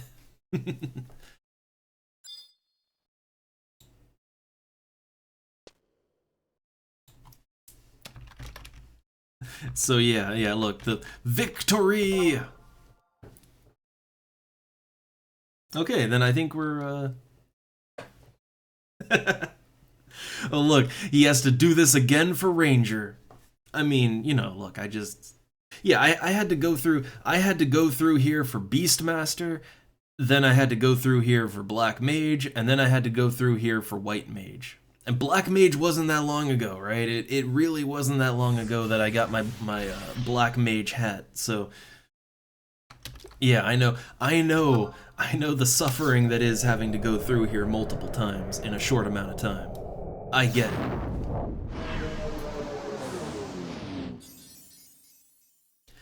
That said, honestly, now that I have experienced the majesty of getting a coffer in Eldime, honestly, Eldime is a lot worse. It is so much worse. You don't even understand until it happens to you. It is so much more suffering and convoluted than Garlage. Alright, well, I'll drop party, and let's pop this cap into the storage.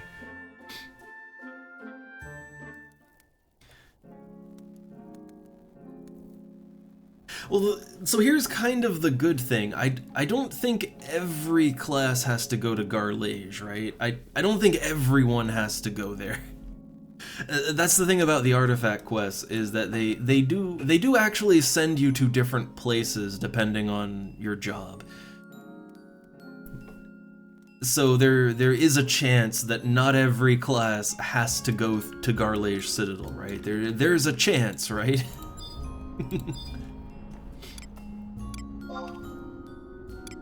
Maybe I'll luck out.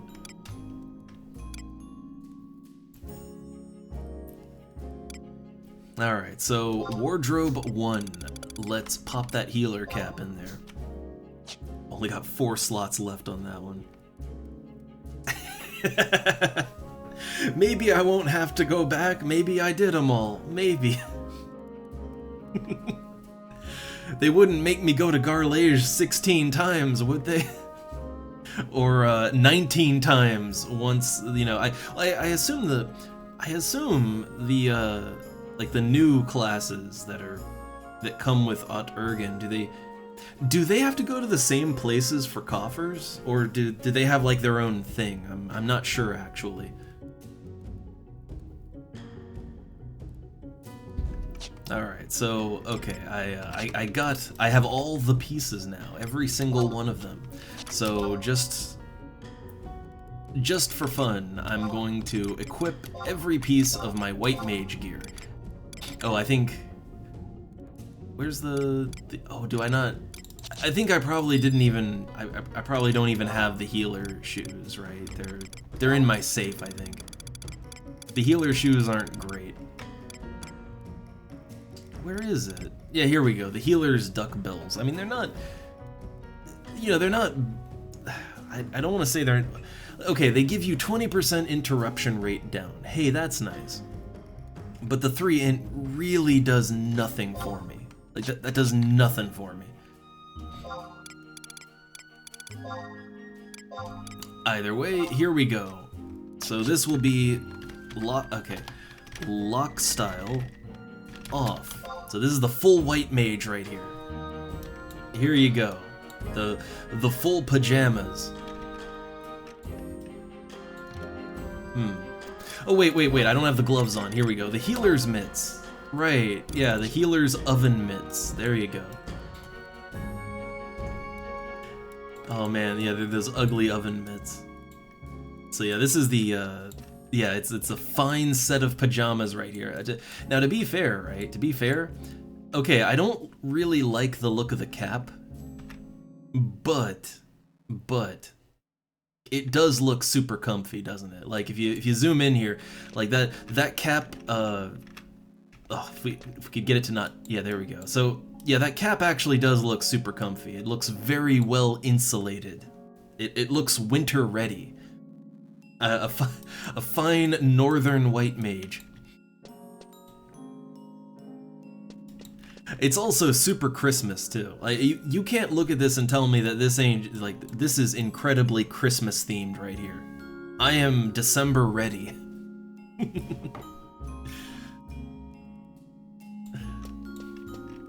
So, alright, yeah, I got the full thing. I'm not a fan of the full look though. I like using either the top parts or the bottom parts, but not really all of them, and those oven mitts can just get right out of here. But yeah, I don't know.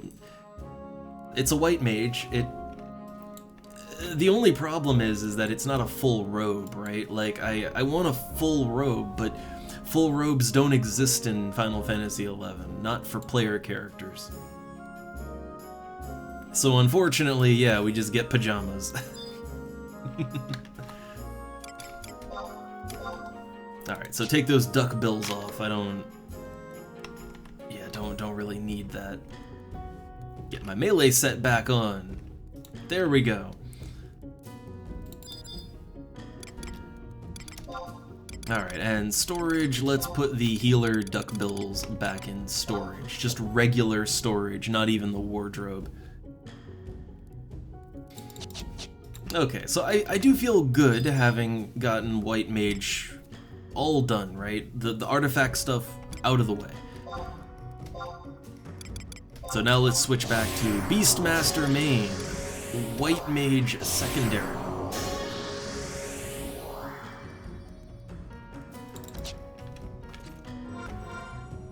All right, we're gonna try to do mission 9-1. So first things first, I'm gonna need help in Eldime. Gonna send out a shout about it and see if anyone who's just there can help me.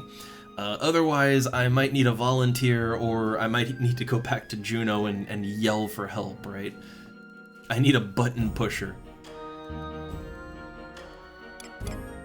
So, okay, here's my... Yeah, this would be my basic mage hotbar for... the basic mage hotbar for this. Now, I guess the thing is, do I want to go in as a white mage, a slash white mage, or a slash red mage? A slash red would give me more damage from end spells, but I mean, other than that, it wouldn't really do a whole lot for me. A white mage would, you know, that auto regen, right? I like a good auto regen. I find it quite nice. I think I want the auto regen. I think I want that.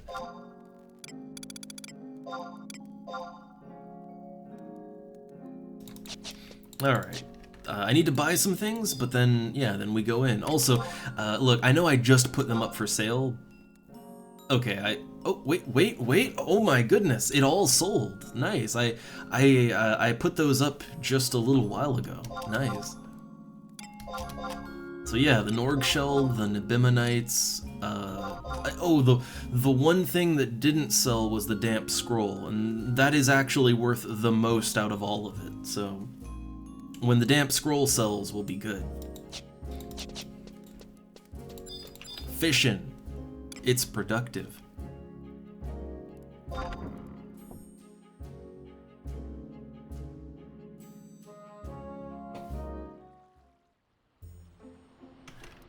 Alright. So, I'll have to look up... Well, when we get to Battalia Downs, I'll look up exactly where I need to enter. But, I'm pretty sure it's the southern... It's the southern entrance, right? It's the one with the frustrating door mechanics.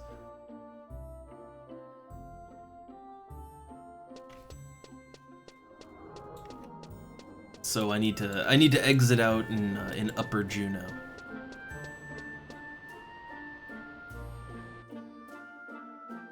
Also, funny thing, when I was a kid, since I don't know, I still don't know what is exactly correct or not. Juno sounds correct, but yeah, as a kid I just said Jueno. It's Jueno.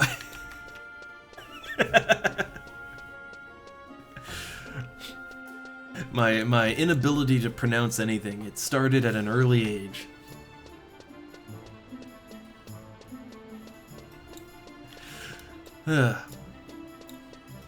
Look, no one knew better, alright? No one knew better.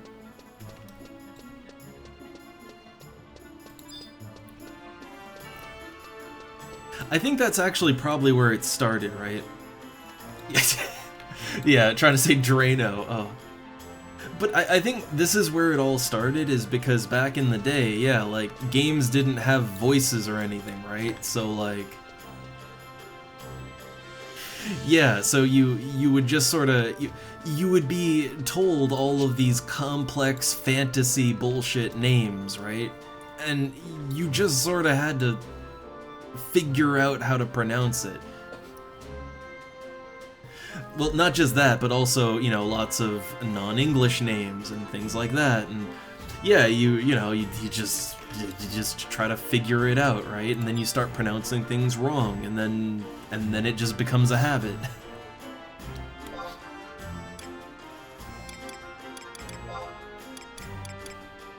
Alright, so I want a good drink for this one. Either melon, I mean, melon will do. I don't know how much regen I'll need exactly, but yeah, either a melon or the classic Yag drink, right? Either one would be fine, but the melon would be the cheaper option. Like, I could get 2 melon juices for the price of 1 Yagudo drink, and, I mean, the melon juice lasts for over 2 minutes, right? Chances are that could be the whole fight. Probably not, but it's probably all the healing I'll need, right? Or all the MP regen I'll need anyway. They both heal for the same amount, so, I don't know. Well, let's see, if I get 2 of these drinks, that'll last me for, like, what, a little over 4 minutes, right? Like, maybe 4.5 minutes. The Yagudo drink only... Okay, see, that only lasts for 3 minutes, right? It only lasts 3 minutes. Chances are I'm gonna have to use 2 drinks anyway, right? Chances are. So if I gotta get 2 drinks anyway, I mean, it would be cheaper to get 2 melon drinks. Unless the price is almost the same as a Yaguda. Well, no, even if it's almost the same, it's still gonna be cheaper.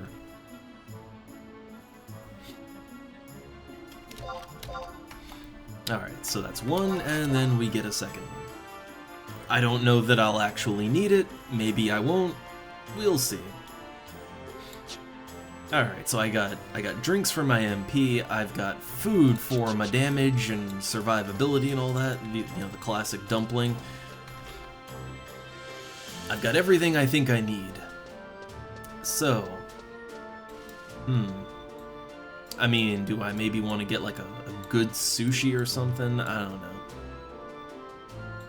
I don't think I have to go that hard, is the thing. Then again, how much is a... Like, okay, can I buy an individual sushi? And if so, how much does that cost?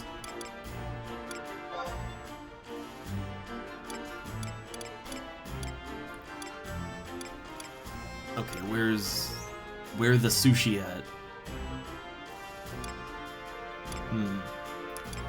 I think tuna sushi's the one, right? That gives dex, charisma, gives accuracy, and yeah, it increases the pet's dexterity and accuracy too.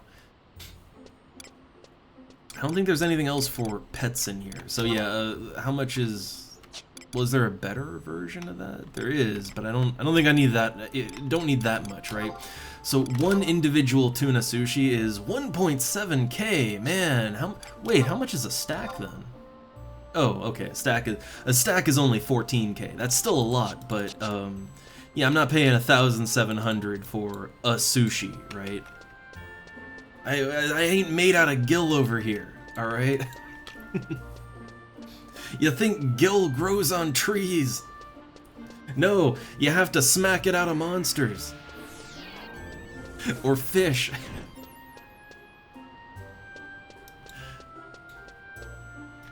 Alright, well, let's save a little time, right? Save that time where we can. So I'll rent a chicken here. Oh yeah, also, again, probably want to go into this with a one-hander and a shield, just for personal survivability reasons.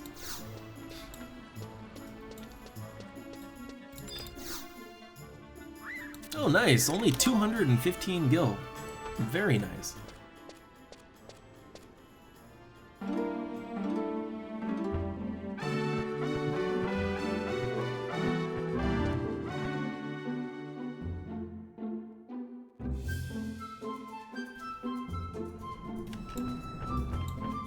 Okay, so we're going to, let me just recheck where I'm going exactly.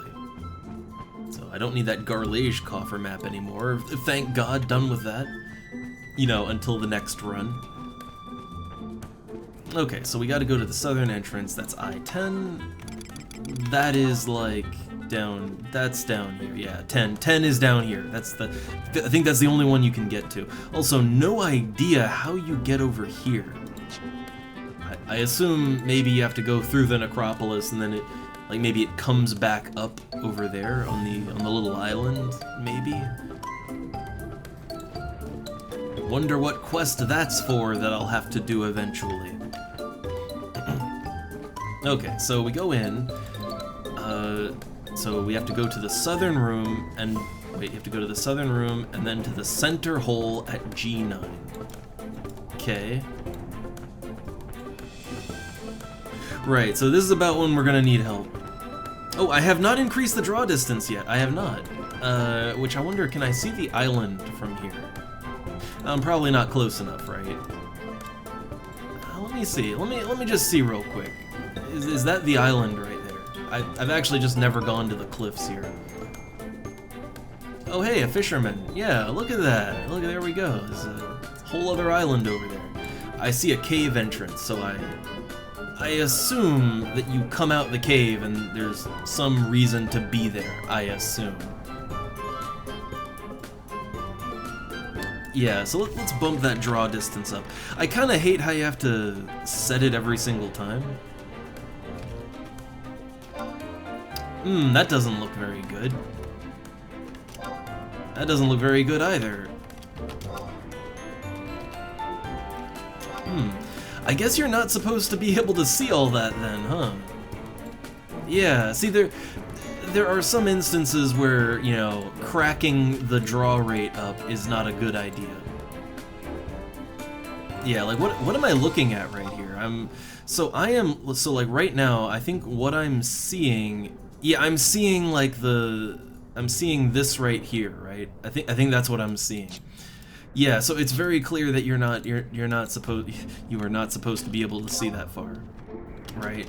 Yeah, you're not supposed to be able to see that far. Yeah, no looking past the limits of reality. In most zones it's fine, right? In most zones, upping the draw rate is absolutely okay, and it makes the game look a little better even. But in other zones, you really are not intended to see certain things at a distance, right? And the assets were not fully rendered for that. Like in the forest with the big trees, right? And, you know, if you look up, it's like giant tree stumps, and I'm pretty sure with the default draw distance, you're not even supposed to be able to see the top of the trees, right? So you're looking beyond the limits right there. Also, thanks. I heard the little whoosh. I really need a more custom sound for that. I really do. I'm not sure what that sound should be. That's the problem. See, that's the problem with any custom sounds or icons or whatever is, look, with some effort, I can slap something together, but I have to think about what I want that to be exactly, and I often just don't really have a good idea of what I want.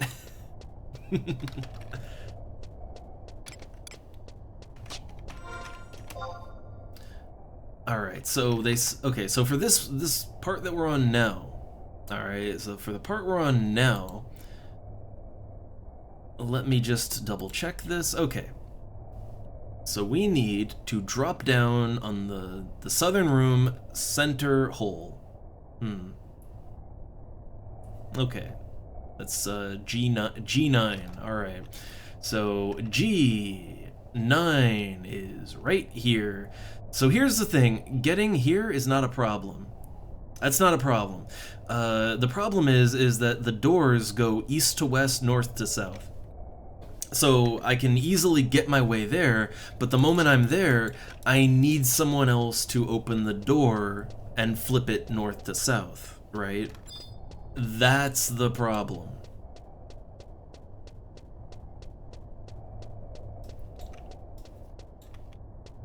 I wonder, is there anyone in the room, in the dungeon right now? Like current area.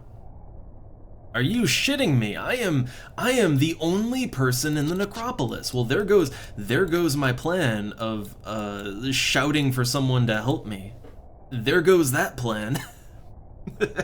There is literally no one here right now. I mean, I can't blame him. I wouldn't be here if I didn't have to either, right? So I can't blame him on that. But yeah, that kind of means I have to go back to Juno, and I'm gonna have to put out a yell begging for help to open doors in Eldime. All right, well, back to. Oh, hey, there's another human here. There's another human. Nice. Are you the only human here? No, there's some others. There's some others popping in. Yeah, can anyone yeah, can anyone help push a button?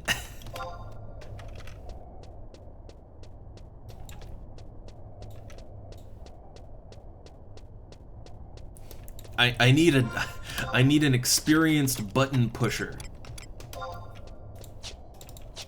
I wonder, is the gate open right now? I kind of wonder. I mean, also, well, if they're in here, they're probably going to be pushing buttons, right? They're probably going to be pushing buttons, right?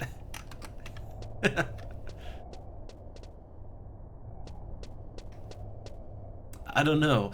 I am curious, though, to check, like, what direction the door is facing right now, though. That is one thing I can set up on my own, is just pushing the button to get into the intersection. I can do that.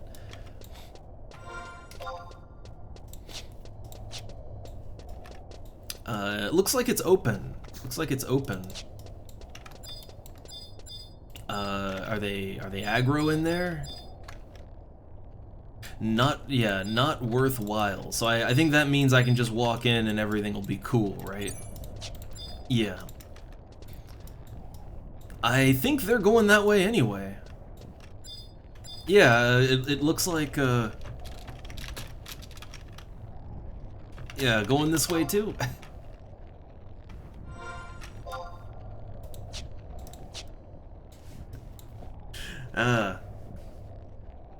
Yeah, good. Yeah. Yeah, doing 9-1, yeah, doing 9-1 Sandy.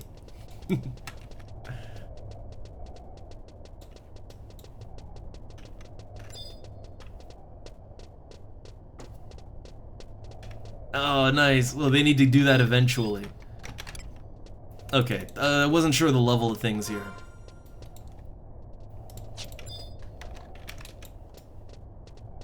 Okay, so we're in. Man, that worked out. That worked out.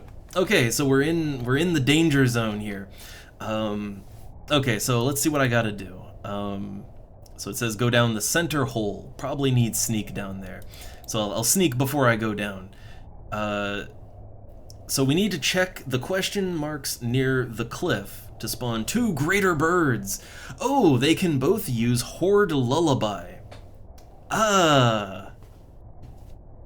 And then they have mighty. Oh god. So there's a warrior and a white mage. The white mage can do benediction. Oh, that's nice. So I think I probably want to kill the fledgling first then. That's the white mage. Alright. Alright. Yeah. So in that case, let's get Life Drinker Lars up, right? I think now is the time.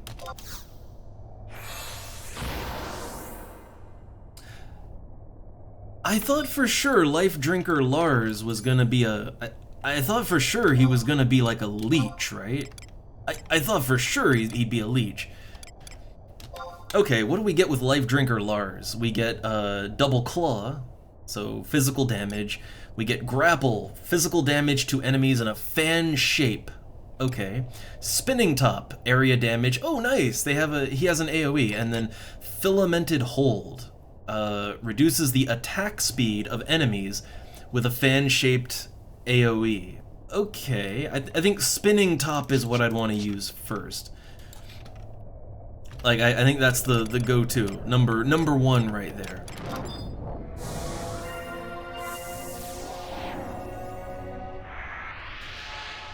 Yeah, Life Drinker Lars is just a nightmare. That's what he is.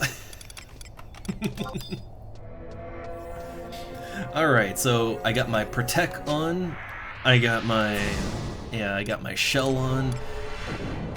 I probably want to blink up while I'm at it. I don't know if I'll need Stone Skin, but, you know, couldn't hurt, right?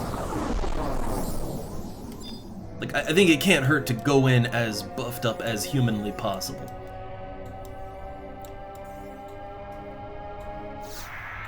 Alright, that said, I want to just back off for a sec, and I want to rest my MP up real quick. Alright, so just resting my MP up. I mean, what would help me resting my MP up would be this Dark Staff right here. There we go. There we go. Yeah, what even is this thing? Oh, it's got like a mouth underneath. I see. Huh. It's like a weird mix between a... I don't know, it's like some kind of weird mix between a starfish, a spider, and a crab. It's pure nightmare fuel, but I love it. So yeah, we'll see how good this thing is, right? We will see. I got my pet food ready. Alright, back to my axe and shield, because again, I'm probably gonna take a lot of personal damage in this fight too, right? Probably. Alright, sneak on. Alright, so it says the center hole at G9, so center hole, that's right here. Down I go. Oh god. Yeah, look at that. Instant aggro if you're under the level. So, right, there's supposed to be a cliff here, I think. Also, thanks, oh, thanks, Ginger. But, all right, I'm trying to desperately figure out what I need to do here. Who was that? What was that? Sudden...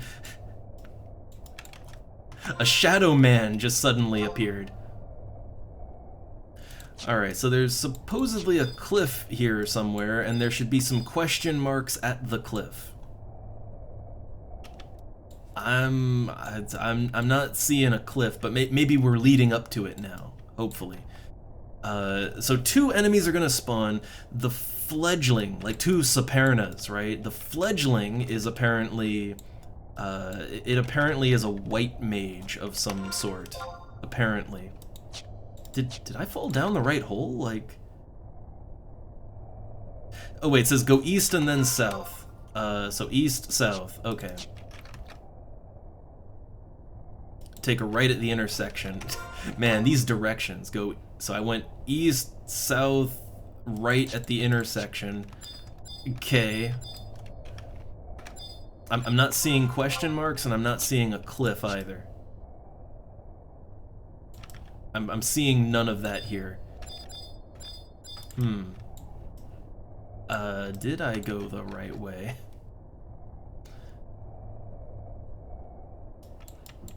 Wait, hold up.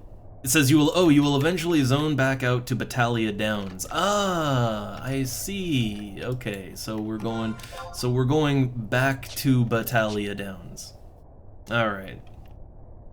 Well, then I just buffed up and I just did all that for nothing. I'm gonna have to redo all of that. Great.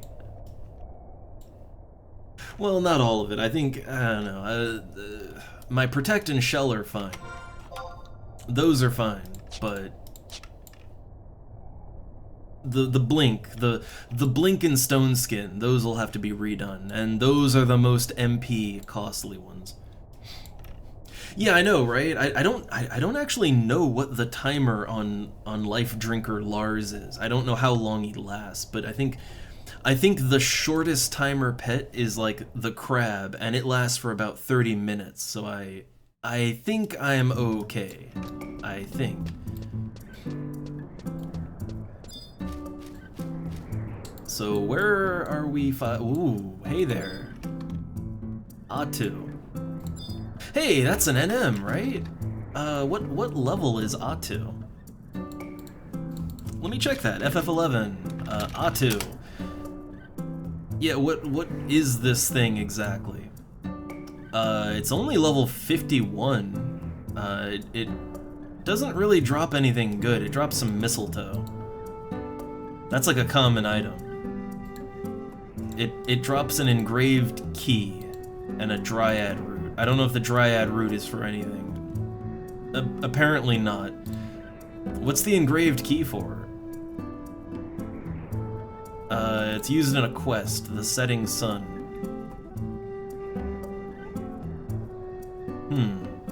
It's a very involved quest with the reward of 10,000 gil, but honestly I don't really need that.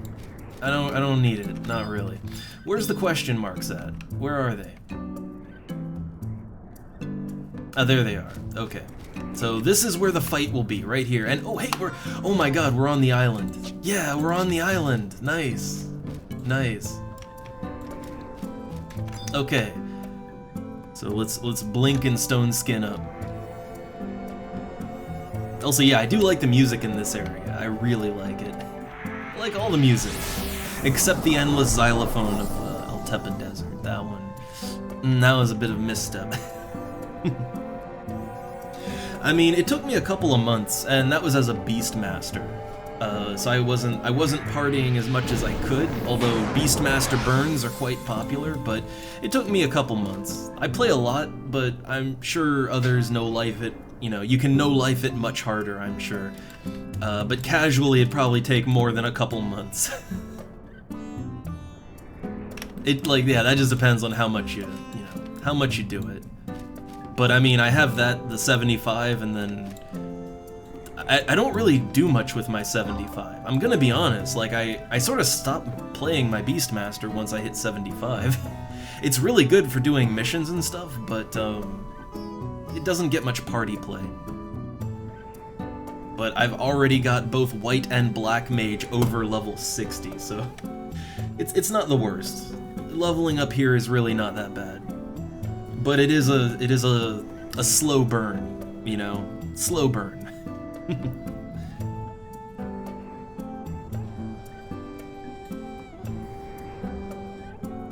Alright. And yeah, Sito, oh, it's a spider tree. It's not right. Look, there's a lot of things in this game, okay? You'll see a lot of things. God, I love the twitchy way I love how this thing, look how it moves, right? Like, look at that shit. I love it.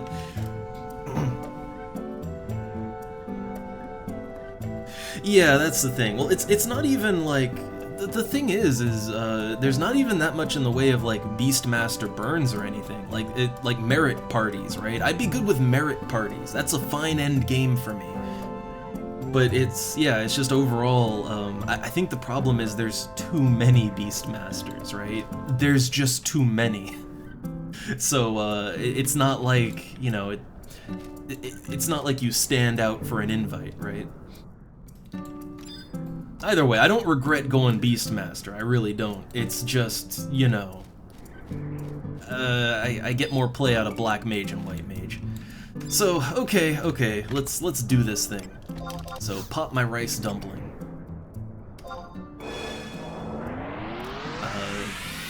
I'll pop the melon juice when I'm a little more ready for it, I think. Okay, so, well, first off, alright, I think there is a chance, right? There is a small chance that I might be able to pull just one of these enemies and not both of them. There's a very small chance, right? So let's sneak and let's roll the dice on that. You sense something lurking close by. Oh crap, magic finale. Oh my god. Oh my god. Oh my god, I'm doing it, I think. I think I'm doing it. Yeah, look at that. Yeah. Oh, thank God, I have a chance now. All right. Yeah, I knew it. I think they detect by sight. I think that's their issue. Alright, so what kind of damage does Lars have? So he's got a claw attack. That does 100. I'm not really impressed with that. So he's got spinning top. I guess I just have to try his abilities and see what they do. So grapple. Yeah, that ain't very impressive either. Let's try spinning top.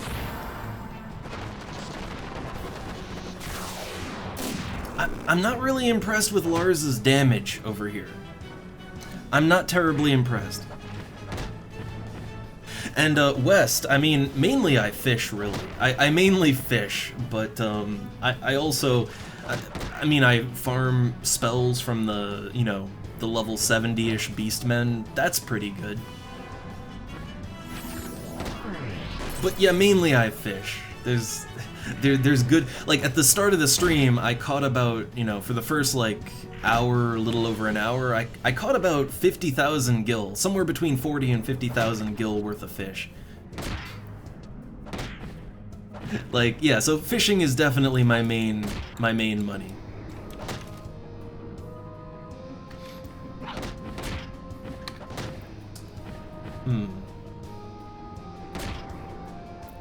Alright, this guy's not as bad as I thought he would be. Although, he can benediction, right? This guy can benediction. So let me switch to my charm set fully. And... or I think I am in my charm set. Yeah, I want to keep my pet's health up, right? Yeah, keep that health up. Keep it nice and high. I do want to use the rest of Lars's abilities too. Rampage! Look, I'm a slash white mage right now. That's gonna be horrible damage. I figured. The main issue in this fight is I'm not sure we have the damage for this, right? Like, okay, so he just benediction for 3,000 HP. Nice, cool, good. Oh my god, the other Superna just despawned. I think that means if I beat this one, right? Like if I kill this one, I think that means that I win, right? I think. I've had that happen before. Good. I don't have to fight the warrior one.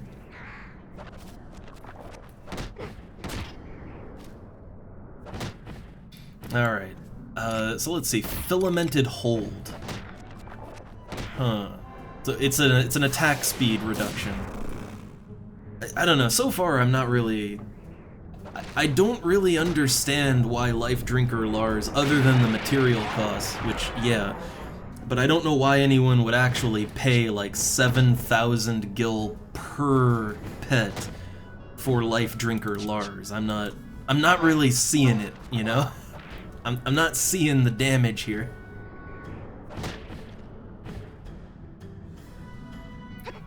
Yeah, I hope I don't have to fight them both again, but if I do, I mean, honestly, the rabbit will be fine for this.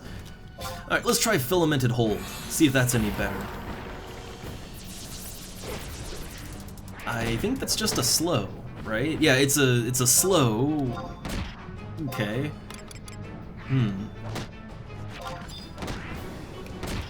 But yeah, he doesn't really seem to have any special damage to him, right?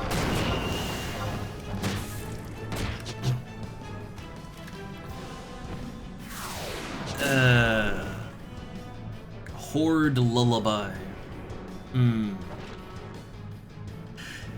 Yes, honestly, I'm kind of wishing that I'd come here as a slash thief, because healing, I thought I might need healing, right? But, nope. Do I have Bar Sleepra? That would really be nice. I do, actually. That would be very nice. Hey, let's put that white mage to good use. All right, let's switch out to the scythe. Honestly, since I'm rolling, I'm rolling slash white mage here. It's not gonna be great no matter what. But with a scythe, at least I'm getting that two-hander damage in, right? At least. It ain't gonna be great no matter what.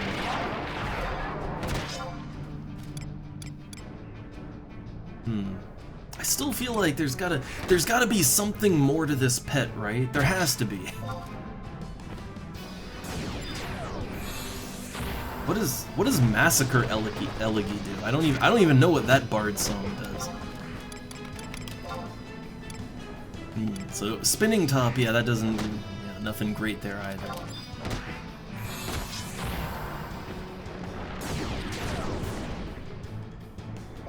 Yeah, so none of his attacks do more than like 160 something damage. He can't seem to hit any higher than that.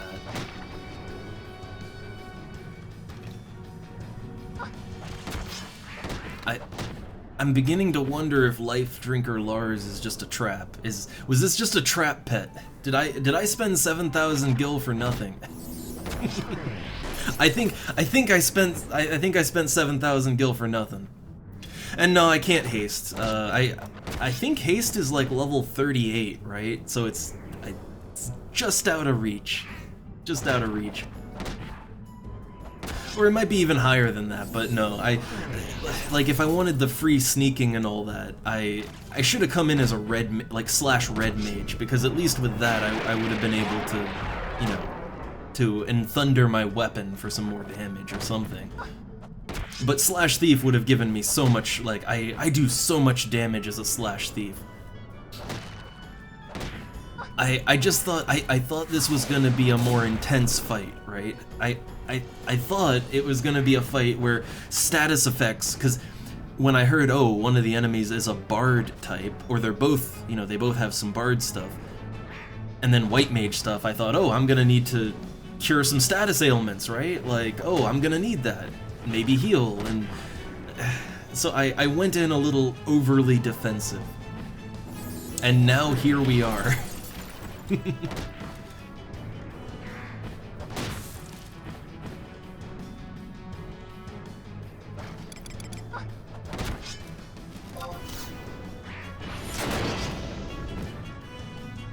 At least I hit for more damage than my pet does. At least.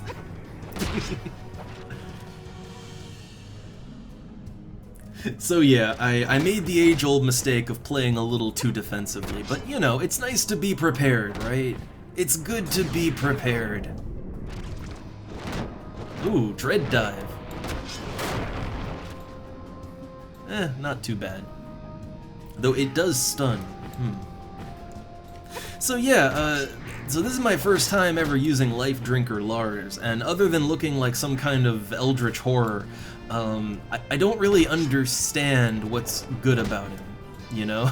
I'm not really seeing it exactly. I'm pretty sure my rabbit, if I tagged my rabbit in, I'm pretty sure he'd be just as good.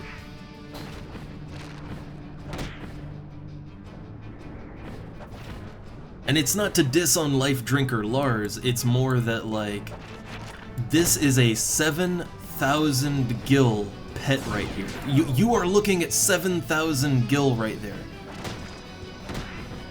And I'm not really seeing 7,000 gil worth of value, you know? That's all I'm saying.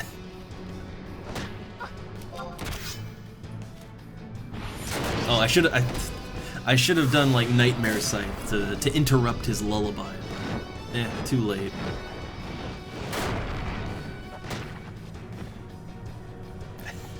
Oh no, what is this? A Japanese spider crab.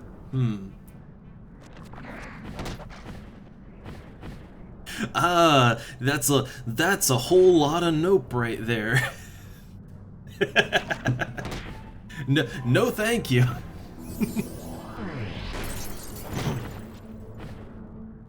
Huh. Wait, so Life Drinker Lars is a Dark Knight type. Huh.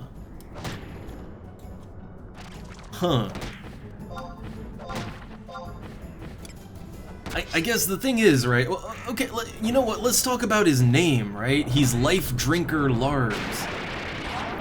He doesn't have any form of life draining whatsoever. He does not, in fact, drink life at all. I mean, am I crazy, right? Like with a name like Life Drinker Lars, you would think that maybe his attacks drain health, or that he has a TP move that drains the enemy, right? I'm not crazy, right? Like it's Life Drinker Lars. There is no drinking of anything with this pet. Oh, hey, it's just spamming Horde Lullaby now. Very good.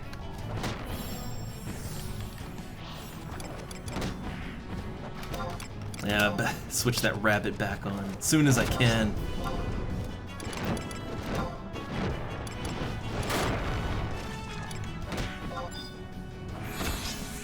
So yeah, I really hope I don't have to fight the things again. I really hope, but we'll see, right?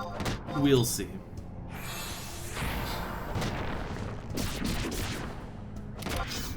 Alright, end it! Okay. So yeah, please say I don't have to fight them both again, right? Please say I don't have to do that. I'm getting a cutscene, so we're good.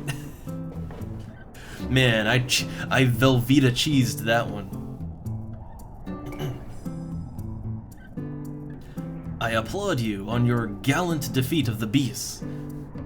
Take the S off the end of that one. I seemed to have underestimated your strength. I did not want to do this.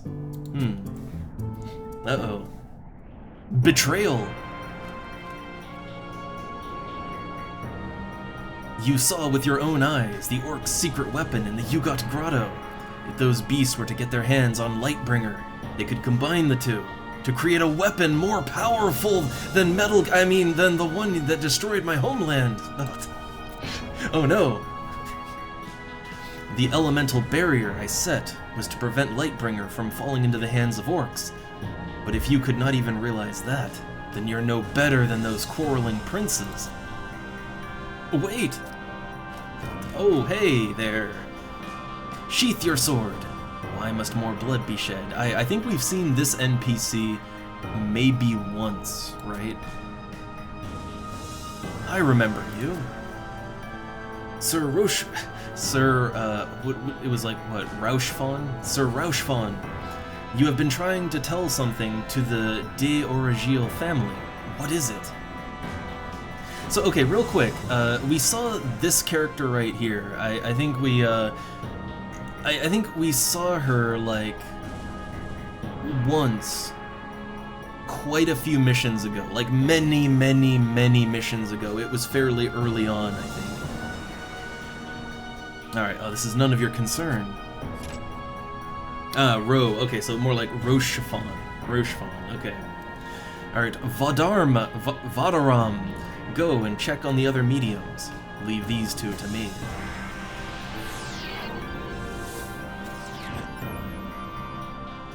Using force to make a point will only result in more force. If you wish, I can act as a mediator between you and the royal family.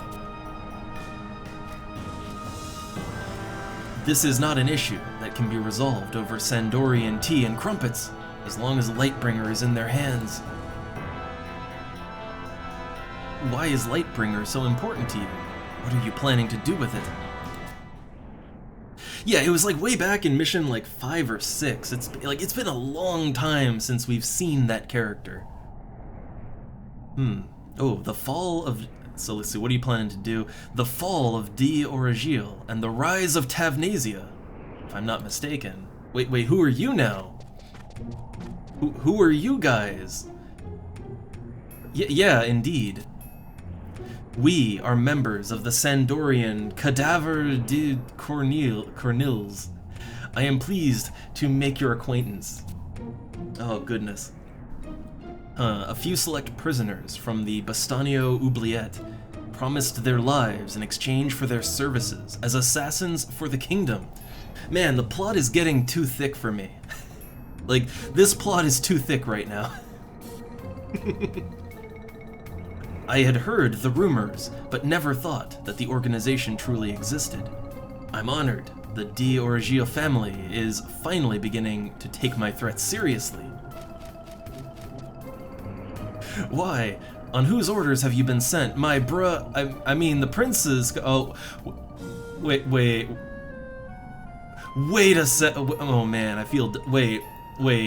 I just looked, and wait, if you look at her name, it's kind of Cleiade backwards, right? It's kind of Cleiade, but yeah, it's Cleiade backwards. it's just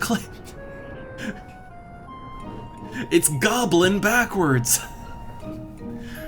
Oh man, okay, we're doing that.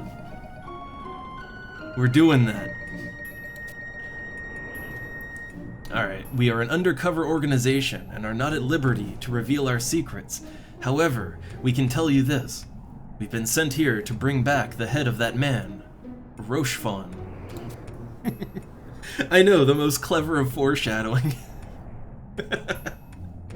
God, look, say what you will about this game's plot and cutscenes, but you know what? They charm the hell out of me, okay?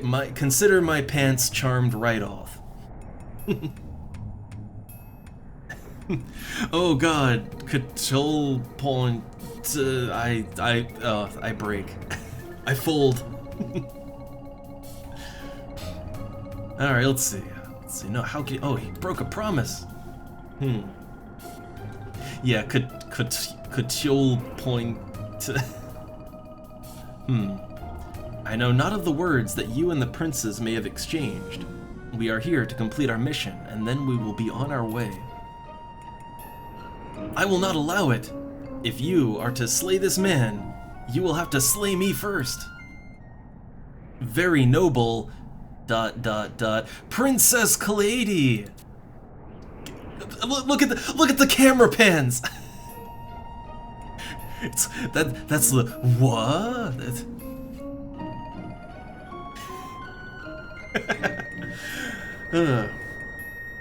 I don't know what you're talking about.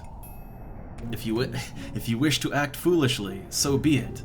When we return, we will simply report to the princes that a rogue adventurer attempted to hamper our plans, so she was eliminated. I cannot believe that my brothers would utilize such a group of fiends. Step aside, and there will be no need to make such a report. I love the, cuts to shocked faces. It's just insert a shocked Pikachu in there. Alright, no, I will not allow this. Ooh, do not say that we did not warn you. Many a night it has been since I have tasted sweet warm blood. Ooh! We're going full anime! Oh, there goes... oh, there he goes. Our proof. Only his armor remains. However, judging by the damage to it, we can be certain that our friend will not be with us much longer. He didn't die on camera, so he's not dead, alright?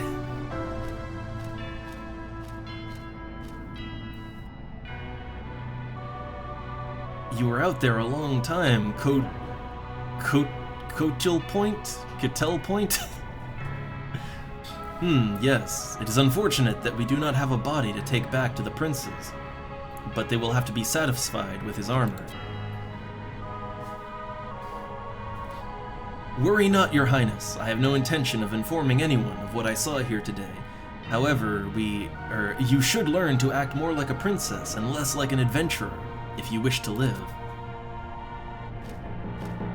Now look, I got a raise spell. I got raise too, it's fine. It's fine, alright? Let me get in there. I could not help Rochefon. I could not stop my brothers.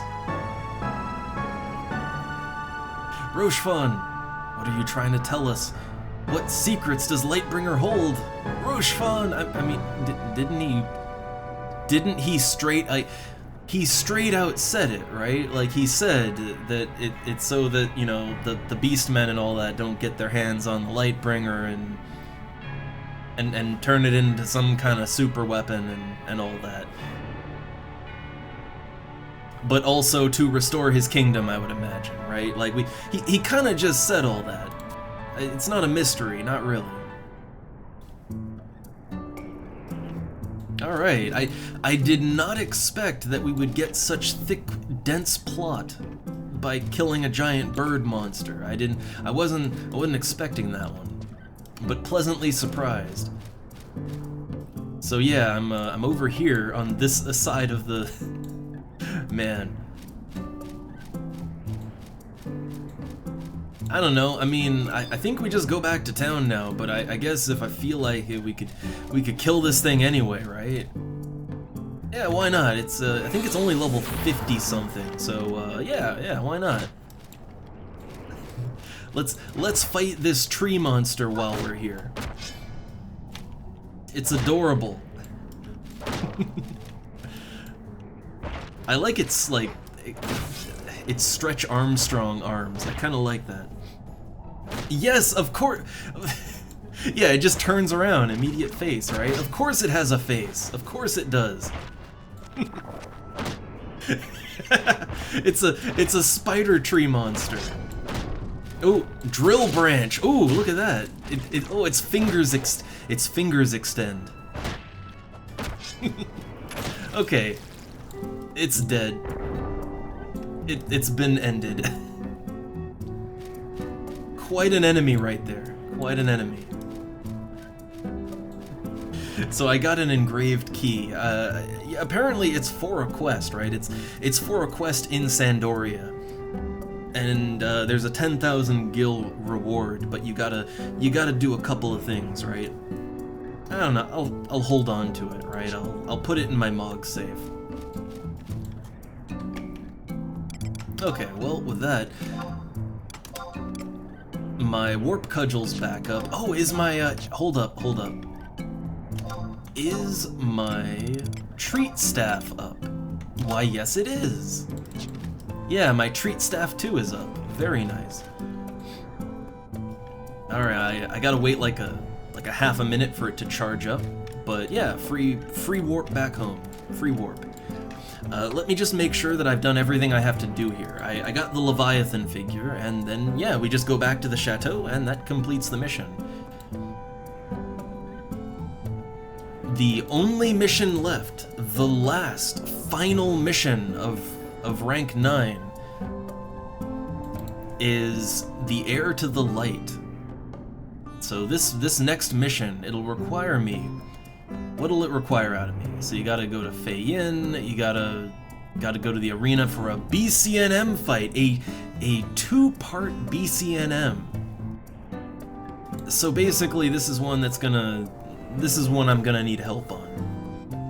Yeah, I don't think there's any soloing this one. But yeah, two-part BCNM.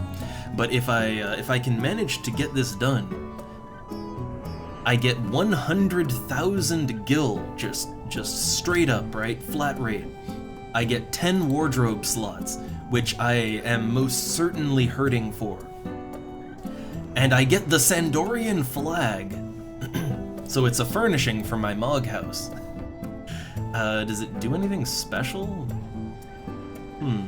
It has Mog Hancement Sandoria Conquest. But yeah, I'll get a nice flag to put up in my room, and Mog Hancement Conquest. What does that do? Ooh, that's actually really good. So this Mog Hancement, it increases the number of individual conquest points received. So yeah, so normally you get 10% of your EXP in conquest points. It converts that to 16%. So you get 16% EXP from your conquest points. Other way around, 16% conquest points from your EXP. But yeah, that's nice. That is a nice little bonus right there. I'll take it. But I need to clear rank 10. Gotta clear rank 10 first. But we're almost there. Almost there. Alright, treat staff, go!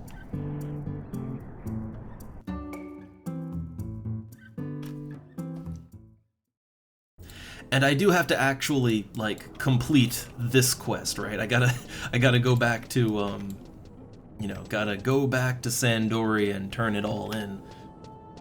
Let me switch out to, the thing is, I'm gonna need help, right? I am going to need help to do the final part. I can maybe do the talky parts now, but I'm not gonna be able to fight the BCNM. But let's get that out of the way. However, yeah, I don't need to be on my level 75 job anymore. So hey, I've been having fun with my Black Mage, let's switch back to that. Yeah, Black Mage / well, I'm probably gonna end up soloing a bit later, right? So Black Mage / Beastmaster. There we go. Not much changes. And let me get my my appropriate glam on. There we go. Not as appropriate for the kingdom stuff, but you know what? It's fine. It's fine.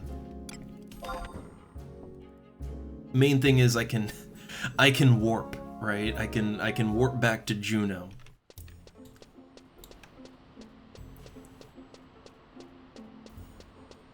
Also, still putting it out there, man. I will pay like double. Like I think 150,000 was kind of the current listing. Man, I'd go up to 300K if I could get an ivory sickle +1.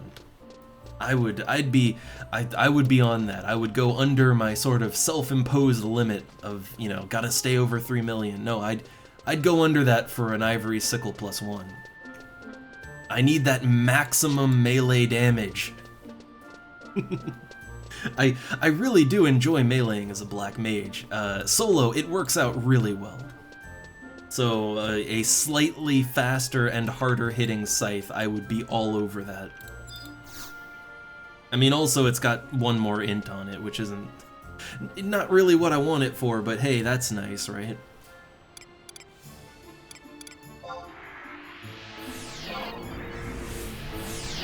I think like the reason why no one's making ivory sickles like +1s, they're not even making normal ivory sickles. From what I saw, the materials aren't that bad. Like the material costs aren't that bad to make it, but rather I think the issue is it requires several different crafts to make it. Like you need like bone working, woodworking, goldsmithing. You need like 3 different trade skills leveled up. And yeah, I would assume it's just one of those items that yeah, it's just not that many people that are skilled in everything to make it, right? And even then, why would they make it? It's a scythe that's kind of ideal for a black mage. Not a lot of demand for that. And I get it. But I'd be the buyer. Or I guess I could try and make it myself if I'd have to get all the trade skills up. I intend to take everything up to 60 no matter what, right? But I would have to go a little higher than I want to go in, I think, bone crafting. I think bone crafting is the one you need higher than 60. So yeah, yeah, I wouldn't really want to do that. I kind of want to level up alchemy as my go higher than 60 trade skill. I don't know, I'm still not past the get all trade skills to level 60. I'm not at that point yet, so let's not think too far ahead.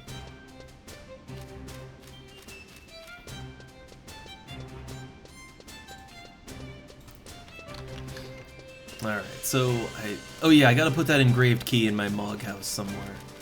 I gotta put it away somewhere. For right now, let's just put it in the regular, yeah, in the regular satchel, so I can pull it out whenever I want. That works. Oh yeah, I'm no longer beast mastering in the moment, so put all that stuff away. I'll keep the melon juice. I mean, that's just a good time, right? That's good for black mage.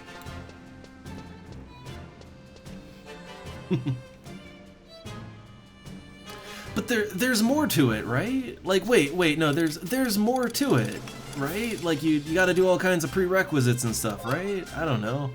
I think there's more, but I'd have to look. I just know it's for a quest that gives 10k. I know that much, right? I could start it. I could start the quest, right? I think getting to the NM, I think that was the hard part, but I'm not sure.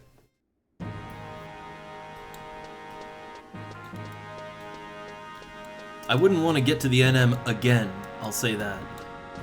Also, I'm a little pissed that I spent 7k on Life Drinker Lars. That was a poor investment. I guess it's fine with all the fishing. I mean, I'm still what? I'm trying to think. I did buy some stuff, right? Like other than just the Life Drinker Lars, but I was at 3,012,000 and I'm at 3,061,000, so I'm still, yeah, no, still doing fine despite spending the money on Lars. All right, I return victorious. The princess has been unmasked. I still can't believe that shocking plot twist. With the cuts to indicate shock. Man, that was great. Doubleus. I have already read through Coachel-Point's report. The fact that Rochefon's body has not turned up troubles me. However, I must commend you in your efforts in disabling the elemental barrier. As for the remaining details of what happened... Understood, Your Highness. Understood. There were no other details. Excellent. You understand well the sensitive matters of the kingdom. The existence of the Cadaver de Corneilles must remain a national secret. If news of this organization were to spread to the ears of the other nations, the consequences would be grave, and with our father as ill as he is.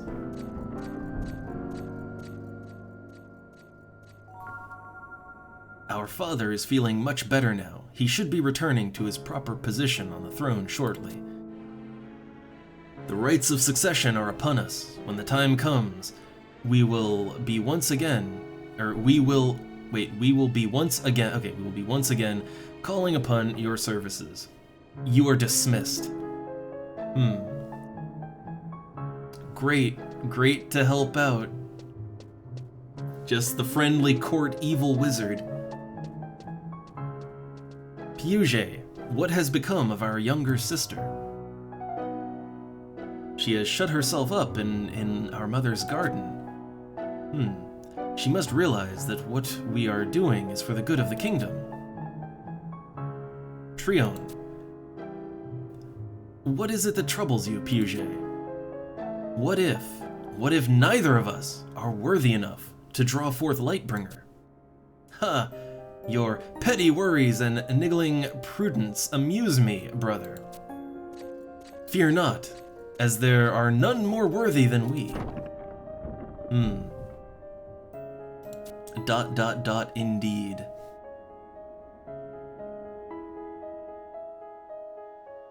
Meanwhile...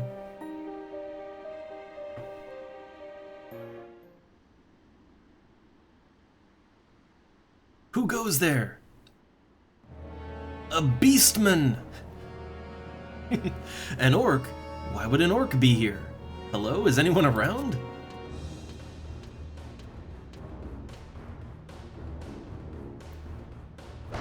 Bonk. Oh, hey. Oh, yeah, it's them. So, the orcs have made it this far. Not surprising, with the magical wall being destroyed. This forces us to change our plans. Oh, you dirty scoundrel. Leave this place at once. You have no right being here. Also, yeah, how did the orc just teleport into the middle of the castle? I apologize, Your Highness. However, I ask a moment of your time to talk. You wish to talk with me? Who are you? Oh, another shocking reveal? Oh, that's just the end of the story then. Well. Okay. Huh. well, okay, where does the next one start? Back at the gate guard. Okay. Huh. I feel like we left on a little bit of a cliffhanger right there. I feel like there were things happening there.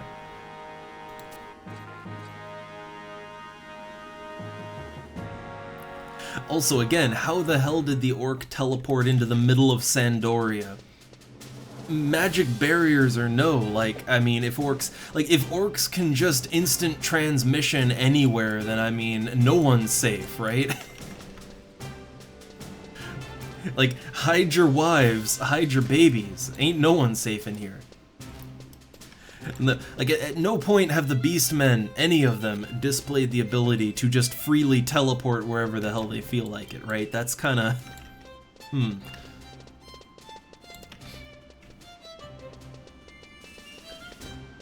Alright, so, yeah, for the engraved key, let me just see, where do we gotta go for that? I have to look the quest up again. Alright, let's take a look. FF11, engraved key. What all needs to be done for that? Alright, so the quest is the setting sun. So here's the okay, I see. The problem is... Alright, so, okay, I'm looking at the quest real quick. So yeah, he wants you to find a key. That is the quest. So the whole wiki, it's this super long entry, and it's literally all just telling you how to get to where I went for the 9-1 quest. So literally the quest is just give the key to Vamercote in northern Sandoria. Here's kind of the problem. It's a quest chain. The previous quest is called Blackmail. Yeah. So I think... I'm not sure, like, I feel like, I feel like I probably won't be able to just do that, right? But it starts at F5. I can try, right? I can try it. So F5 would be up here, at Laborman's Way. But yeah, it's a two-part quest, and the first part I don't think is too hard. But yeah, it's a two-parter. It is super easy though, like literally the quest itself is just turn in the key, right? Give key to Guy, quest over. So on that end it's pretty easy, but yeah, the problem is that there's setup to it, you know? There's setup.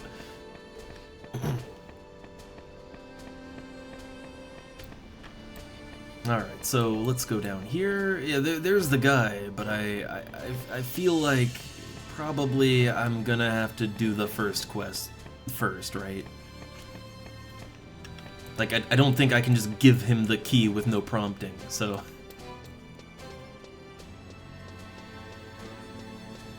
Alright, let's have a chat. Oh, hey! Okay, apparently you don't have to do the first one. Have you heard about an engraved key? Seems the royal family and the church all think I gave up my copy of the floor plans. But I've kept mine safe, I swear it. Still, these rumors do have me worried. The guild elders have always kept the plans locked away, but we do not possess the key. You seem a trustworthy adventurer. May I ask you a favor? There's a small island to the south of Battaglia Downs, surrounded by steep cliffs. I've heard that an engraved key is buried there. I'd be most grateful if you could bring me that key, of course. It's on the island south of Battaglia Downs. Don't ask me how to get there, for I do not know. Well, hey, mister, you're in luck. You're in quite the luck. I wonder if this really is the key to that old box, huh? Oh, proper cutscene. Ah, it opened! And inside? There it is, our section of the plan, safe and sound. I smell a rat in the clergy. Or perhaps, the royal household. No, forget what I just said. Here's your reward. May it serve you well in your adventures. 10,000 gil, yeah, okay. I mean, nice, that makes up for the 7,000 gil that I paid for Life Drinker Lars. I'm still not happy about that, but okay, yeah, that pretty much makes it up, right? That makes up the difference, and hey, you got 3,000 gil on top of it. Not bad. So nice, easy get there. Very nice. Well, let's go over and let's talk to the gate guard. I can't, Yeah, there is no chance in hell I'm gonna be able to solo 9-2, but I would like to at least be at 9-2. The final mission to complete Sandoria, I will need help though. That might take a while.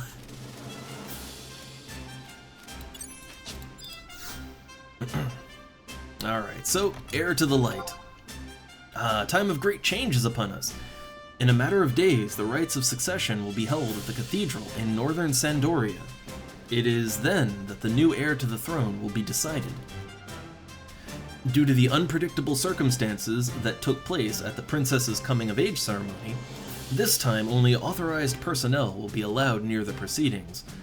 However, the royal family has requested your service as a guard. Even we royal knights have not been granted permission to attend. You must be held in high regard by His Highness. I envy you. When you've finished your preparations, proceed directly to the cathedral to report. Ooh, do we get like a big celebration? Off the record, which of the two princes do you think should be the next heir to the throne? I don't know. I'm a Puget man myself. Many think as you do, Lady Doubleus. However, what this country may need is someone who will not back down in the face of a threat. Someone who will stand up for the pride of the kingdom. Someone who gets all the filthy non-elves out of our walls. I mean, we need to build even larger walls around Sandoria. These aren't large enough. Alright, but our opinion is of no matter. Lightbringer will decide who is the most suited to stand over our fine nation. And do not speak a word of today's exchange, for the Monarlay will have our heads if he finds out. You know, nice to know, nice to know. Alright, so we need to... Oh boy. Okay, so we need to zone into northern Sandoria, which we're already there, so I guess, yeah. Now the walkthrough. The walkthrough says that, get ready for a lengthy cutscene, and lengthy is very highlighted. So I think this is gonna be a long-ass cutscene.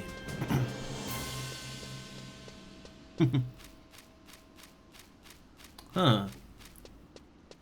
Ooh, having difficulty getting in. I'm not the best for technical help.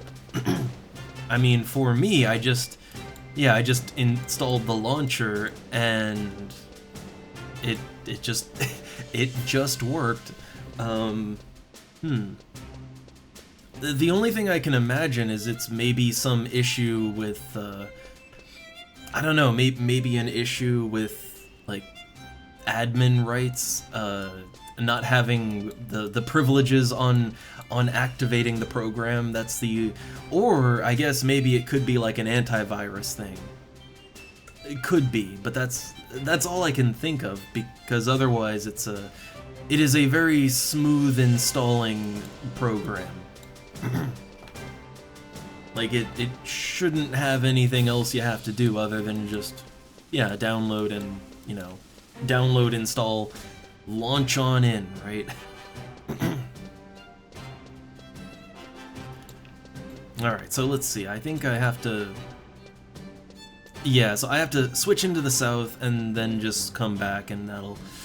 Okay, so we're gonna be in for a very long cutscene. I guess, well, let's prepare ourselves, I suppose.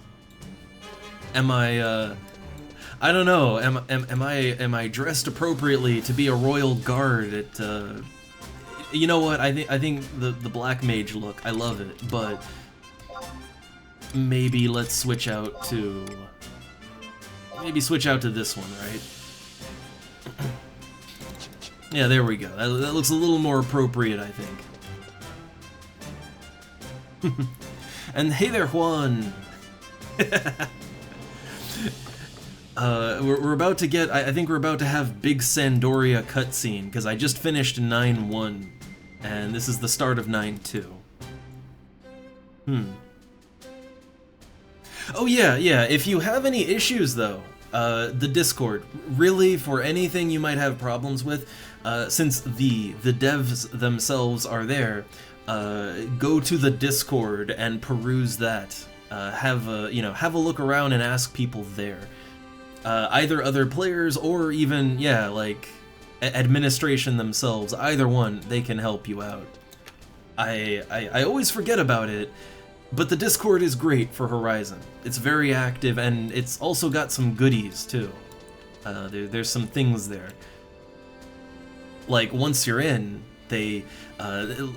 literally, there is a guy who, on the ball every day, he posts the guild point item for every craft, at every rank, just posts that every single day on the dot, right? Like clockwork. There's all kinds of goodies in that Discord server, and lots of technical help too. Far more than I can provide. Alright, so I think it's time for a big ceremony. Big ceremony.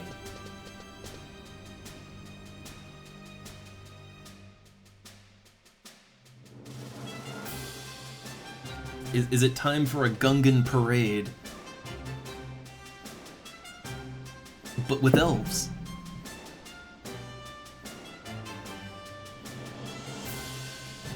I'm wondering, how majestic can this look? We'll see.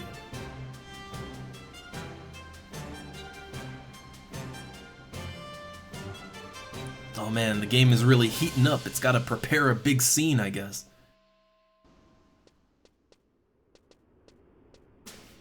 Alright, here we go.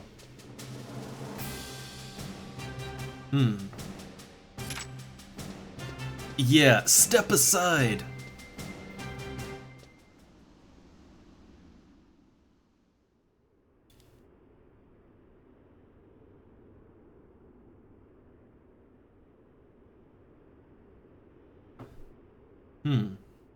Ah, there I am. I'm just rando guard. Yeah, I know. I could have had something better, but this is what I got. Oh, the Final Fantasy music's kicking in. Nice.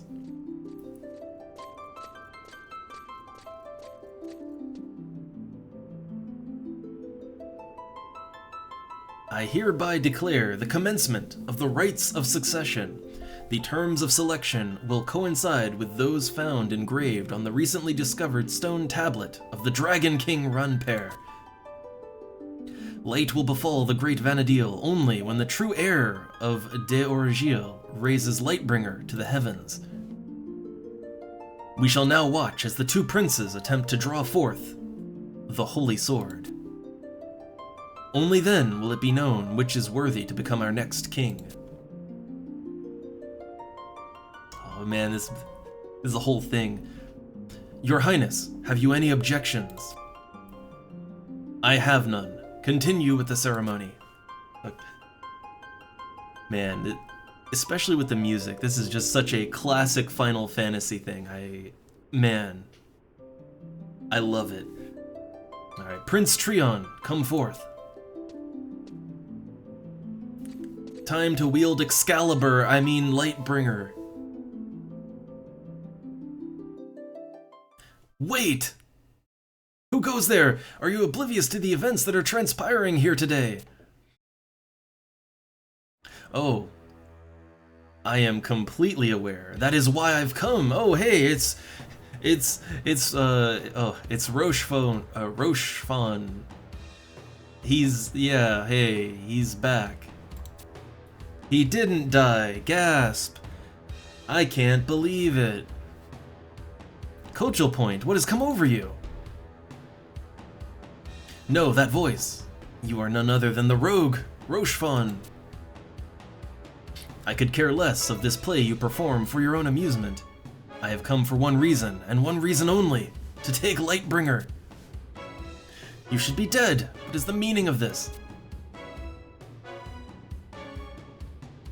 If you refer to the assassin you sent to kill me, you may be able to find them at the bottom of the Bastor Sea. Gasp, what a twist. Their hidden identities only assisted me in erasing them, unnoticed, from the face of Vana'diel, and that is how I was successful in crashing your little party. If you do not wish to see your lovely sister's head rolling on the floor, you had best hand over Lightbringer. Man, we're getting intense here all of a sudden. Why you? It's like, hey man, come on, calm down. This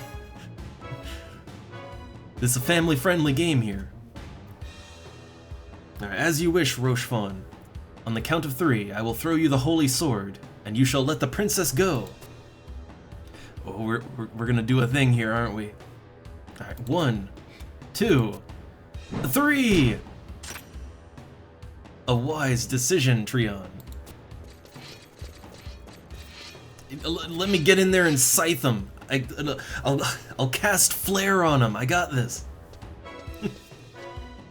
I need not your praise, but perhaps you may enlighten us. How do you plan to escape while surrounded by our royal knights?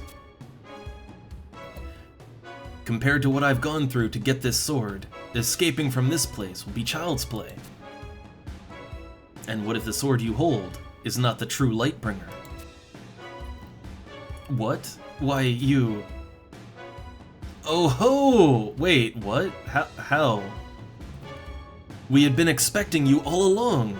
When your body did not turn up, we assumed that you were still out there, planning your next move. However, we did not expect that you would be posing as one of our own men. A double twist!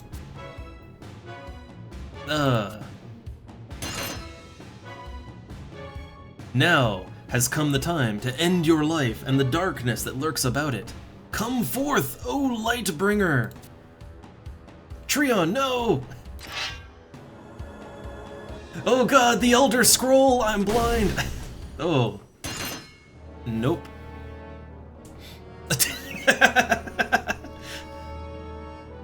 Suddenly orc. Wait, Clady, now. Oh, and then all this stuff happened. Oh man. Oh no. Are you shitting me? How the hell is some rando orc? How did they get here unnoticed?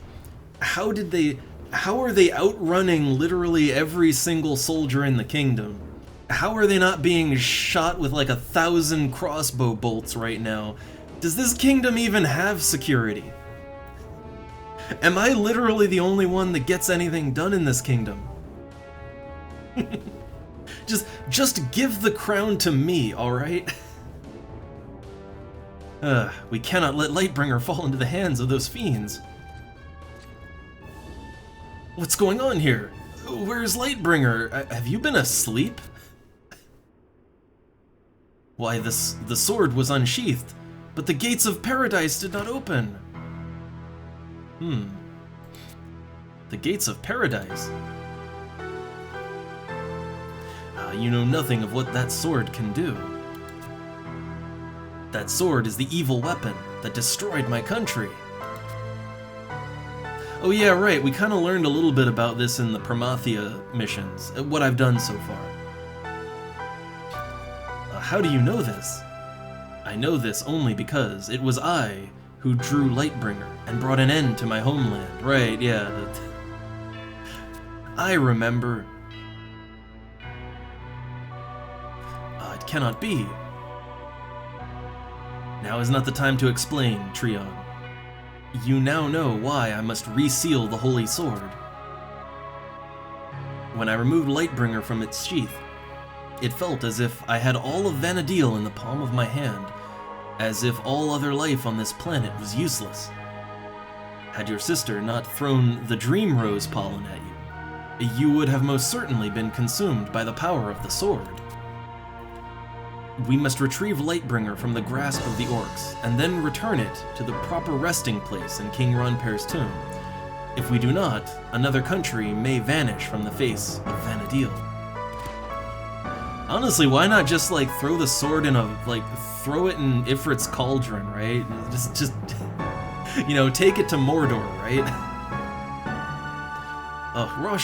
Rochefon!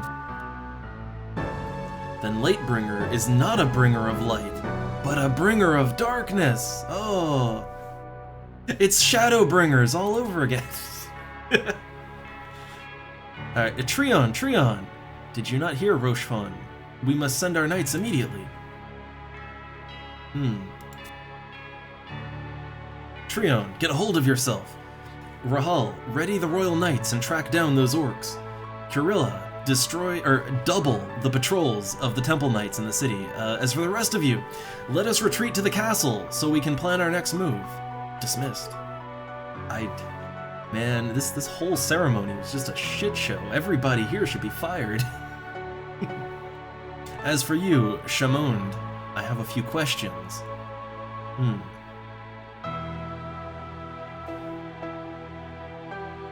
Yeah, see, that's the thing. Even if the volcano doesn't destroy the sword, right? Like, let's say it's some immortal sword, right? Well, it's still gonna be, like, it's gonna be at the bottom of a volcano, right? Like, good luck, good luck fishing it out, right? Like, one way or the other, that would solve the problem.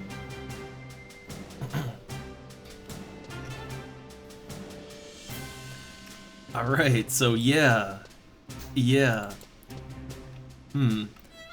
Okay, is there any more to do here? Okay, the only thing left... Okay, let's see, we have to go to the chateau.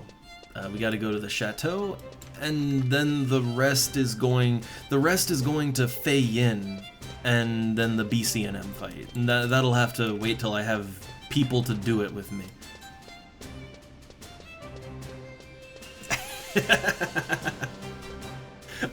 I would look, Ash. I'd be all over that. Got a fish Lightbringer out of Ifrit's cauldron. I'm down.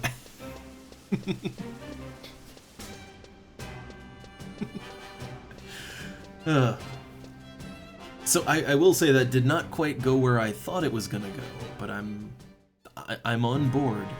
Although that was just how are orcs just slipping into the middle of Sandoria? How does that even happen?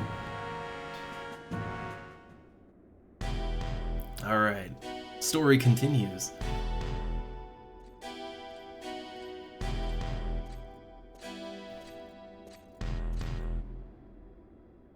I see, you have all arrived. Oh, wait, hold up. Ah, sorry, this is bad timing. Doorbell and phone, so be right back.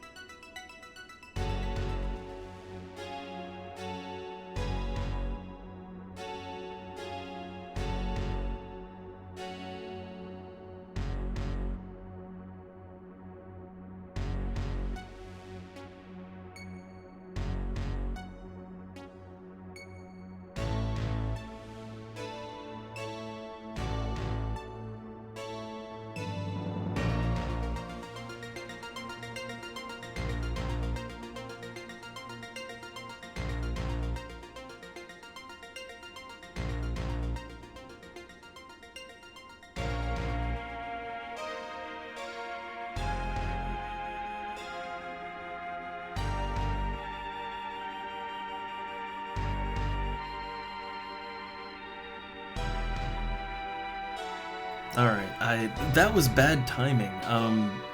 The doorbell rang and then we had a package, and also got a call, and I couldn't find the phone. I think the wife took the phone somewhere, and it's probably out of charge, but I'm assuming it's the wife calling, though. Okay, here we go. She sent me a message on Discord, so sorry, this was really bad timing, life interrupting, but I guess it's good it's at the start here. Oh, here we go.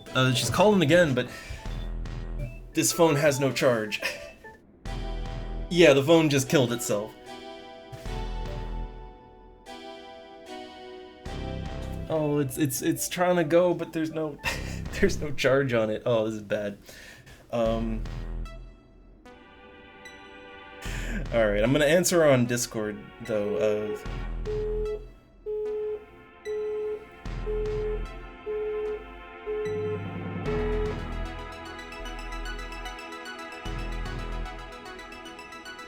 Alright, I think 500 grams should be good. She wants to know how much powdered sugar we need, because we're making some confections. Alright, making some confections later.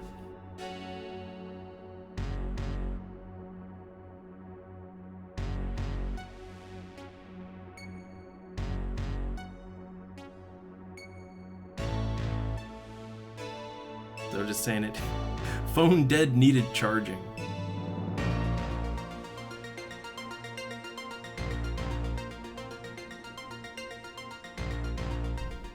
Okay. Actually, I might want to double check that real quick. I may want to double check that one. Because we're making, yeah, sweet pastry stuff. So okay.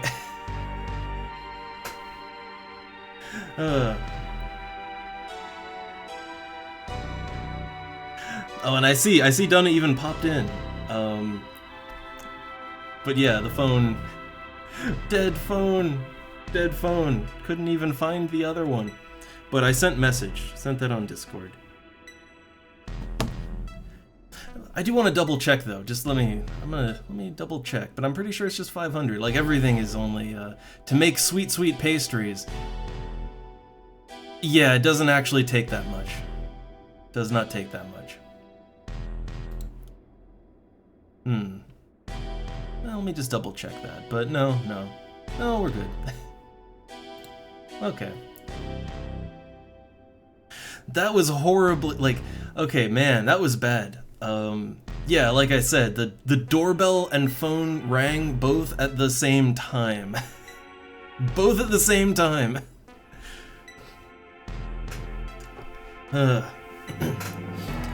Alright. So, okay. Situation resolved. We just need a bag of sugar. All good.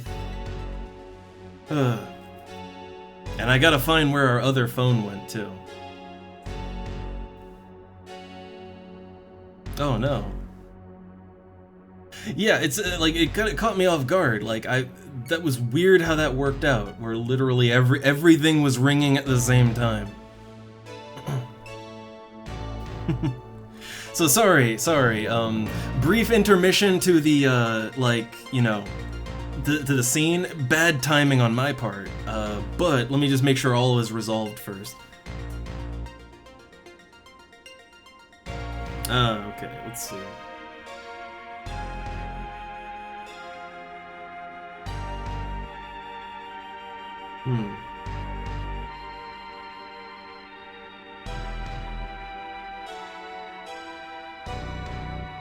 I was just kind of wrapping stuff up with the sugar.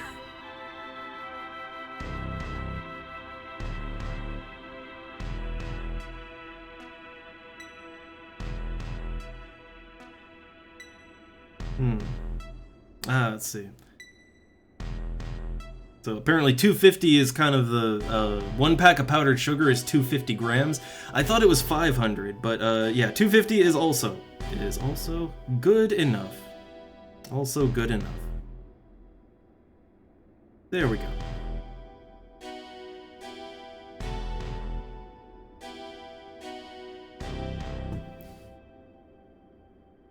And the butter, oh man. I love how she's just here. The butter is... It just... Oh god. How much is the butter? Let me see. 2 tablespoons. So yeah, I mean, what we have is actually probably good. We're having a moment. Yeah, I think actually we probably have enough butter already. I don't know. 70... The other thing needs 75. So 1 extra pack of butter. We probably have enough already, but I guess to be safe, right? To be safe. But everything else should just be good. Oh yeah, I didn't put amounts because one standard package, like smallest package size possible, should be good enough. Should be. The big thing was the flower, and we have tons of that. Alright, so sorry to everyone who's just kind of popping in. Yeah, bit of a household stuff thing, but I think we're okay. I picked bad time to start seeing. And also, oh,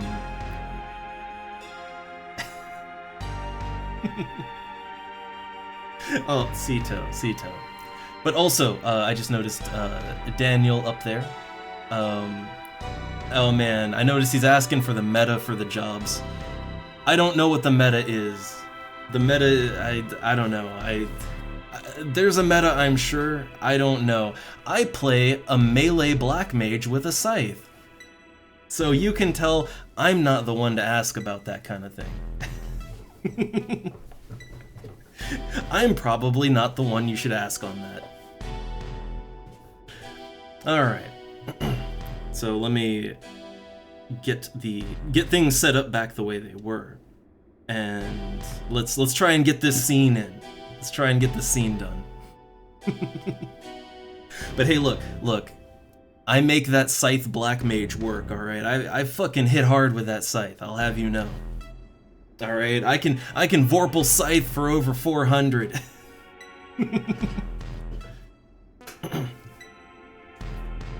But yeah, like really, the thing about Horizon is that it's a private server with a good sized community, but mainly the thing is that people are there because they want to be there and mess around with the game, and generally people aren't like hyper specific on party setup and stuff like that. It's not like retail back in the day. As long as you're not kind of actively hurting the party, most people I've played with don't care too much about what you do. Are you awake? Are you at your keyboard? Good enough for me. Look, as someone who white mages a lot, that whole staying awake at your keyboard part, that can be tricky, I'll have you know. That can be hard. Alright, anyway. With all things resolved, got everything set up back again the way I like. Let's get to it. Oh, starting a year late. Oh no, missing out on limit breaks and stuff. And okay, let me say this now. I haven't like the thing is the server has a good influx of new blood. That's one thing, right? There's constantly new players on this server. Like, several new players are always joining, so there's always going to be people who are just starting from the beginning, right? I know a lot of private servers, and, well, retail even, right? Like, a big problem is people just kind of, there's one wave of people, and they get to the end, and then they just sit at the end and rot away, right? At the end game. But this server is actually more heavily concentrated in the low end. Like, people... Like, hey look, I got up to 75, and then the first thing I did was immediately stop playing my 75, go back to level 1, and do it all over again, right? Like, I think a lot of people are just doing all the things they want to do with the game, right? So you can get people to help you. Also, they're putting in an adventurer assistance program that'll apparently what it's supposed to do is give incentive to helping players do content for the first time. So give it a couple months, and well, I don't know how long it'll be till 1.2 part 2. But when that's in place, then there will be more incentive to help players do new not new content, but to do things for the first time, right? There'll be incentive for it. But even now, it's not hard. It's really not hard to get help.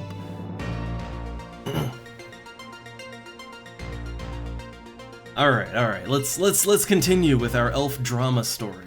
Let us continue. I mean, it was a good place to leave it off on, at least. Not much happening right now. Oh yeah, I mean, a lot of people are kind of trying to get the Zalart missions and COP done. But you will get help with that even after the next expansion comes along. I'm sure people will still be doing it, and there will be incentive to help others too. But really, like, people are at all levels of content in this game, on this server. It's fine. Okay, so here we go. We were kind of in the middle of a scene, and then life happened, and all the interruptions, and it just went nuts, but we're back. So, alright, so let's see. How is he? How's Roche? Or, yeah, Rochefon. That was what we settled. That's what we settled on. Yeah, the king just came in, stares for 15 minutes blankly. I do like that the scenes only advance when you advance them. Alright, you can take it at your own pace. But yeah, like, you know, Daniel, I mean, God, I wish we had a functioning friends list. You just sort of have to use Discord, you know? You use Discord. Make notes of your friends. But, I mean, I'm always down to help people out with whatever I can. And I got a 75 Beastmaster, so I can help with a lot of stuff.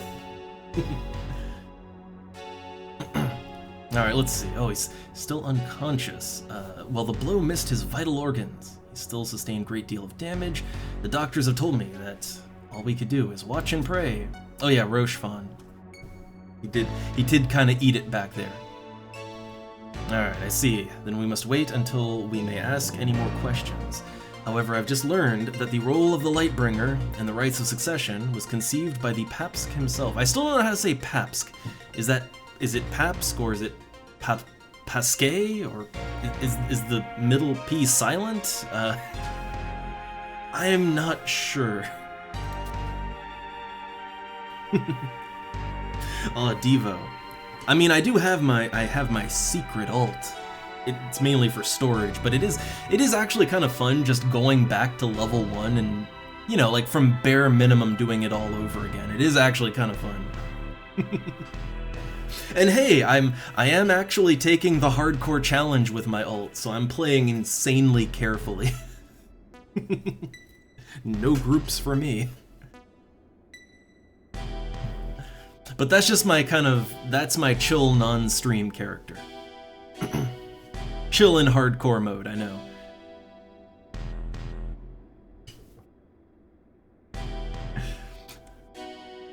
Alright, let's see. Oh, he lied to us about the true inscriptions on the stone tablet. The true inscriptions speak of how the sword must be protected at all times and must never be drawn. Oh no, the royal advisor religious figure, he was the bad all the time.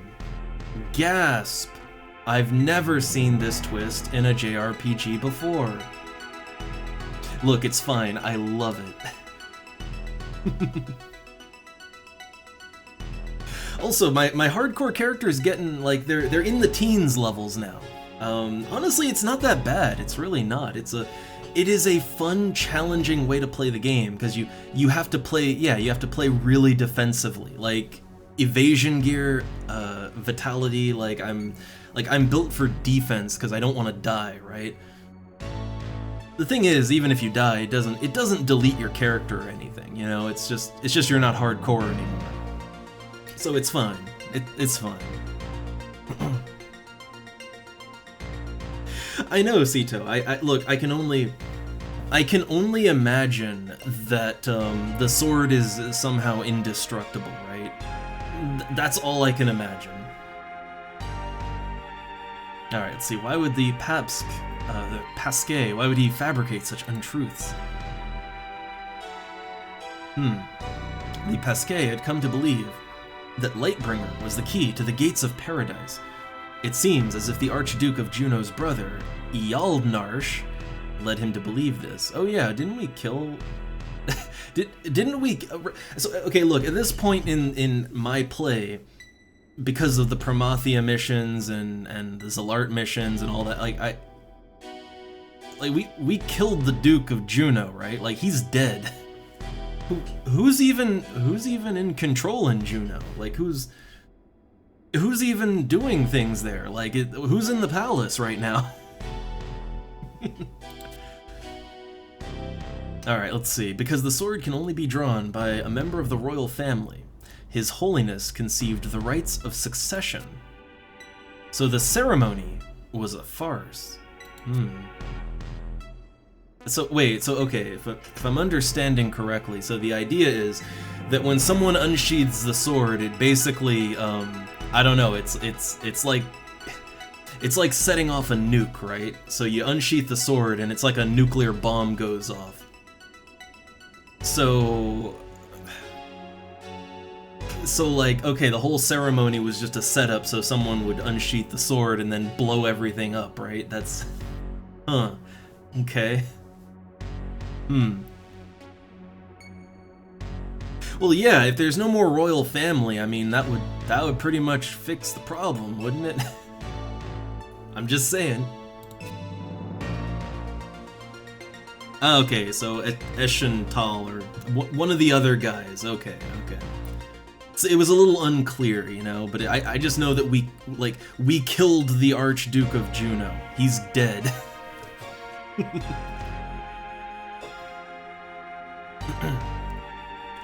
Alright, let's see. We shall never know the full extent of the Pasque's ambition, but just like us, he was lured by the awesome power that Lightbringer harbors in its blade. Then, what is Lightbringer? Right now, all we can believe is what Rochefon has told us. Lightbringer is the weapon that laid waste to Tavnasia. Whatever the case, we cannot afford to let the Beastmen attempt to use it, even if it takes the dispatch of every last soldier in Sandoria. I mean, well, actually, yeah, man, shit, I guess the orcs, like, the orcs just walked off with a nuke, right? Like, man, that probably ain't good. See, this never would have happened in Bastock, alright? I'm just saying. Father, let me take command of the army. Trion, I'm to blame for the loss of Lightbringer. The responsibility of retrieving it lies with me. I was the one who ignored Cleiades' pleas to attempt negotiations with Rochefon. If it were not for my foolish pride... Oh no, okay, man, Cat suddenly woke up. Cat woke up. Well, I'll get to him in a sec. Alright, so none of this would have ever been brought upon Sandoria. Father, allow me the chance to redeem myself. Curb your conceit, Trion! Ooh, Father! Trion, you are simply dancing on the stage of destiny. It is time for you to come down and face reality. Oh my, it's getting hard in here. Oh, I will command the army. Trion, you will stand on the front lines and show the knights the true honor and valor of the d'Orgio family. Puget, you will maintain the supply routes, providing constant support to the front line and your brother. Cleiade, you will tend to Rochefon, as well as watch over him. He has yet to win my trust. You'll sit on the sidelines and warm his feet. Got it. Double us after this display. You must think the royal family pitiful. However, I have one last request of you. I wish you to stand on the front lines with Trion.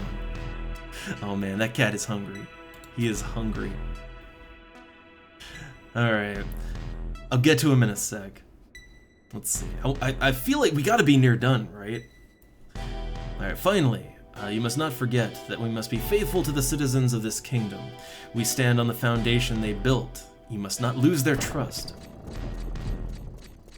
Oh god, Your Highness! One of the scouts has returned. The orcs carrying Lightbringer have been spotted entering the Kubia arena. Good work. Tell the scout to rest from his journey. I order all soldiers to Fei Yin. Tell them that the fate of Sandoria rides on their bravery. So that's telling, okay, that leads us into the BCNM fight at Fei Yin. Okay. Man, I think literally every interruption that could have happened during that scene. Like all of it. All of it. Alright, well, let me switch back. Now that I'm done with the formal stuff, let me switch back real quick to my... there we go. My melee black mage look. Perfect. Perfect.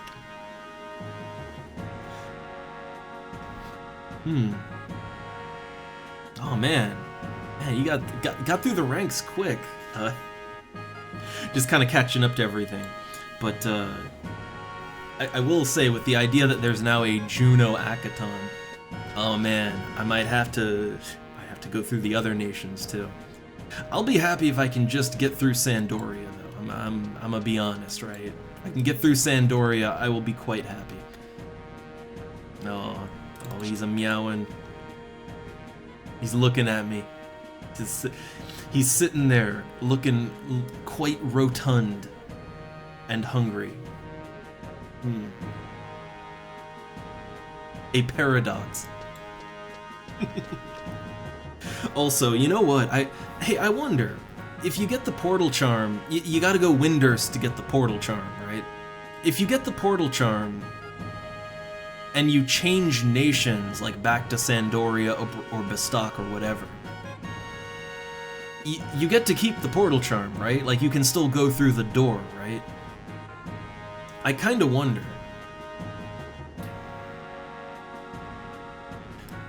So the thing is, I mean, I've already got the Renostery certificate. Like, I have that, and I can kind of get back into that area, but it would be convenient if I had the portal charm. It would be super convenient. Alright, so let me warp back to Juno. And, well, I'm gonna feed this cat so he calms down.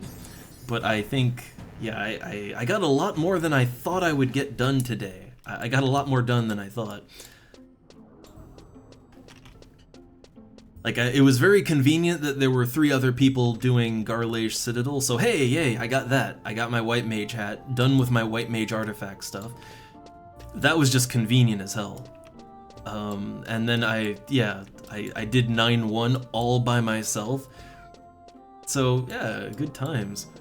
But we'll do a bit of decompression here, right? Just a brief decompression before we end things. But let me feed that cat. So I'll be right back. Just a few seconds.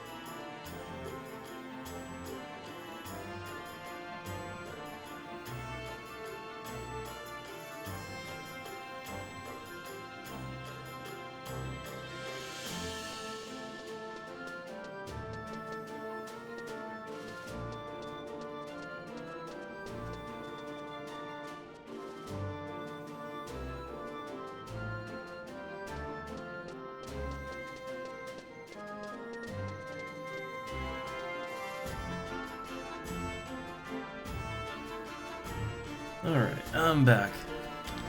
The other cat also wanted to eat, so I caved in, gave her some more food.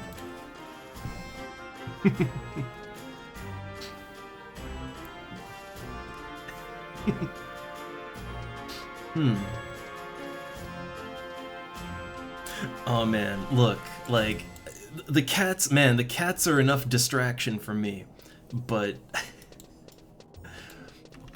they won't stop meowing. And the problem is like that they're so aggressive about getting attention for food when they've already eaten. Again, our silver cat, he's rotund. He's at risk of chonking.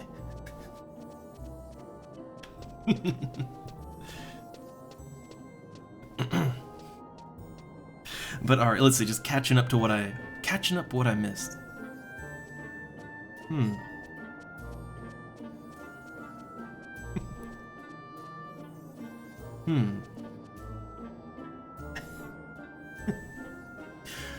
Man, The three mage gate. I just keep thinking about it. I actually never knew about the three mage gate or anything about any of that, and I only sort of had to deal with it when when I went black mage and I found that I needed to go, like I needed to get past that for some black mage things, right? And it's like, oh goodness, oh. Yeah, not great. But hey, you can get that Renostery certificate, and that gets you around there, right? That works out. Well, so let me go back around to Lower Juno. Well, Lower and Upper Juno, that's where it's at. But Lower Juno, that's the favorite, right? Let me just see who's hanging around there. That's a good place to leave it off on. Oh no, Sito. No, he's not.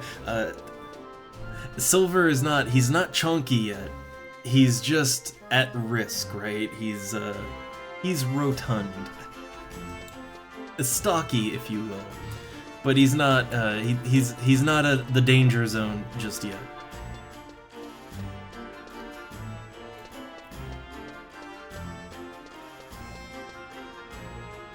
But no, he's. I guess, like, to be fair, it is kind of, we're coming up in winter here, right? It's winter time, right? So, it's that time. It's that time for them to chunk up a little bit, right? Just kind of naturally.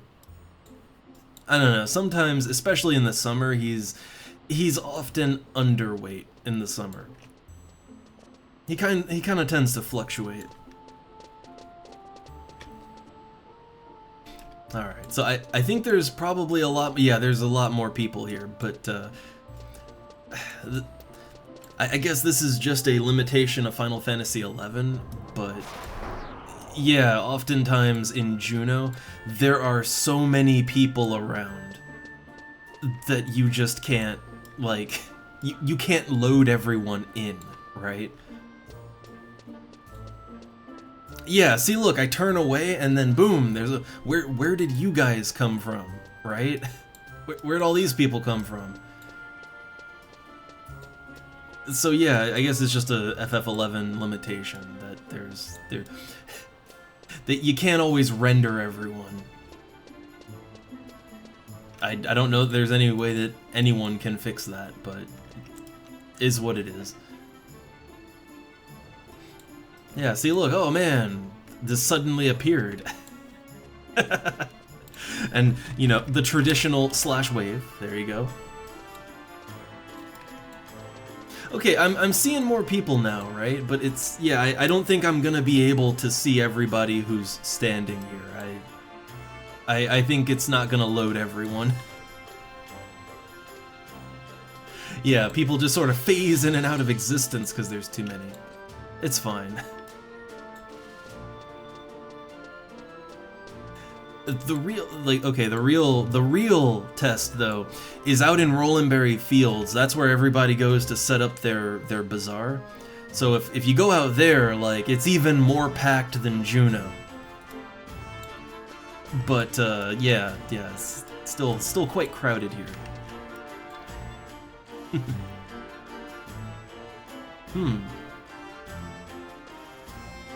Huh.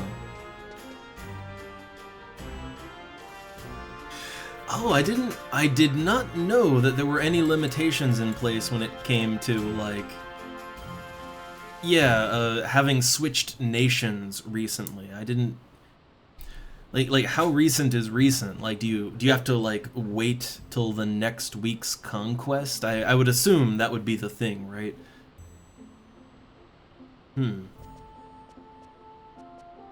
It's like, oh man, there's consequences for your non-loyalty to a particular nation. Damn.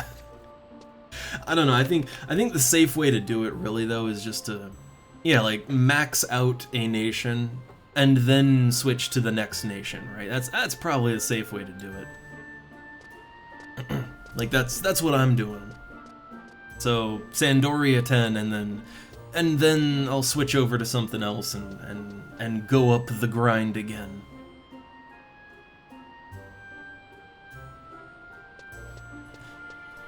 Oh man, got a complete COP in Zalart, and I'm still at Zalart 14. I got Sky Access, but I didn't go any further than that. So yeah, I guess I'm on 14 now. And then Promathia, I'm still on 4-3, the Sacrarium. So yeah, I need to put a lot in, especially for Promathia. It's not that I don't see people advertising for it either. Like, people are advertising for all tiers of Promathia all the time. The problem is that often it's a bad time for me, right? Like, it'll be like, I don't know, 11 o'clock, almost midnight, and then, oh hey, people are putting together a 4-3 group, ready to go, just need one more random, and it's like, man, it's too late.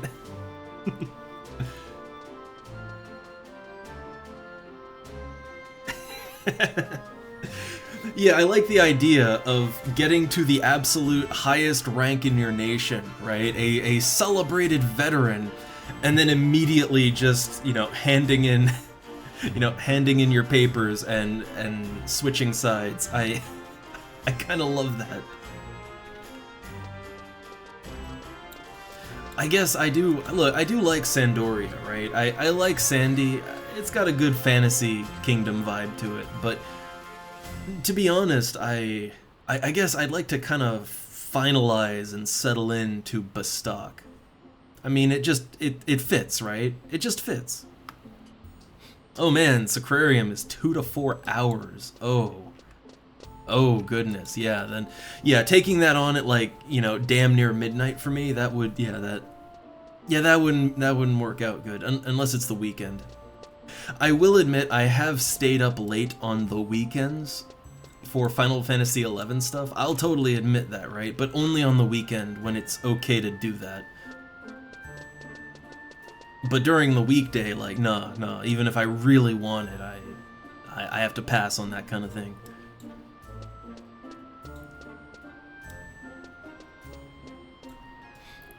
Ugh. Let me get back over to my Mog house real quick. I always like to kind of end things out there. Mog house is comfy, what can I say? Though I do also just like to kind of look around Juneau. There's always so many people around, you know? Well, there's people around everywhere in this. Like back in Sandy, there's tons of people, right? Like, the people are everywhere. It's a very populated server. Even though in Juneau they, you know, it takes a long-ass time for them to load in, but no, there's people everywhere.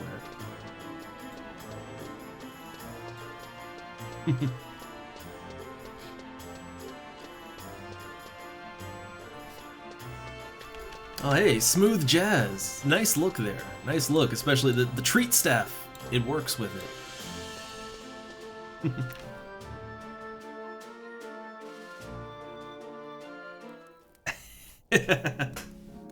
Oh, and hey, the wife is home. I got pastries and stuff to bake. So, it's time to get out of here, right? Like I said, we're closing out, and we are. Tomorrow we're probably gonna do something different. But we'll see. I'll let you guys know. So that's all for today.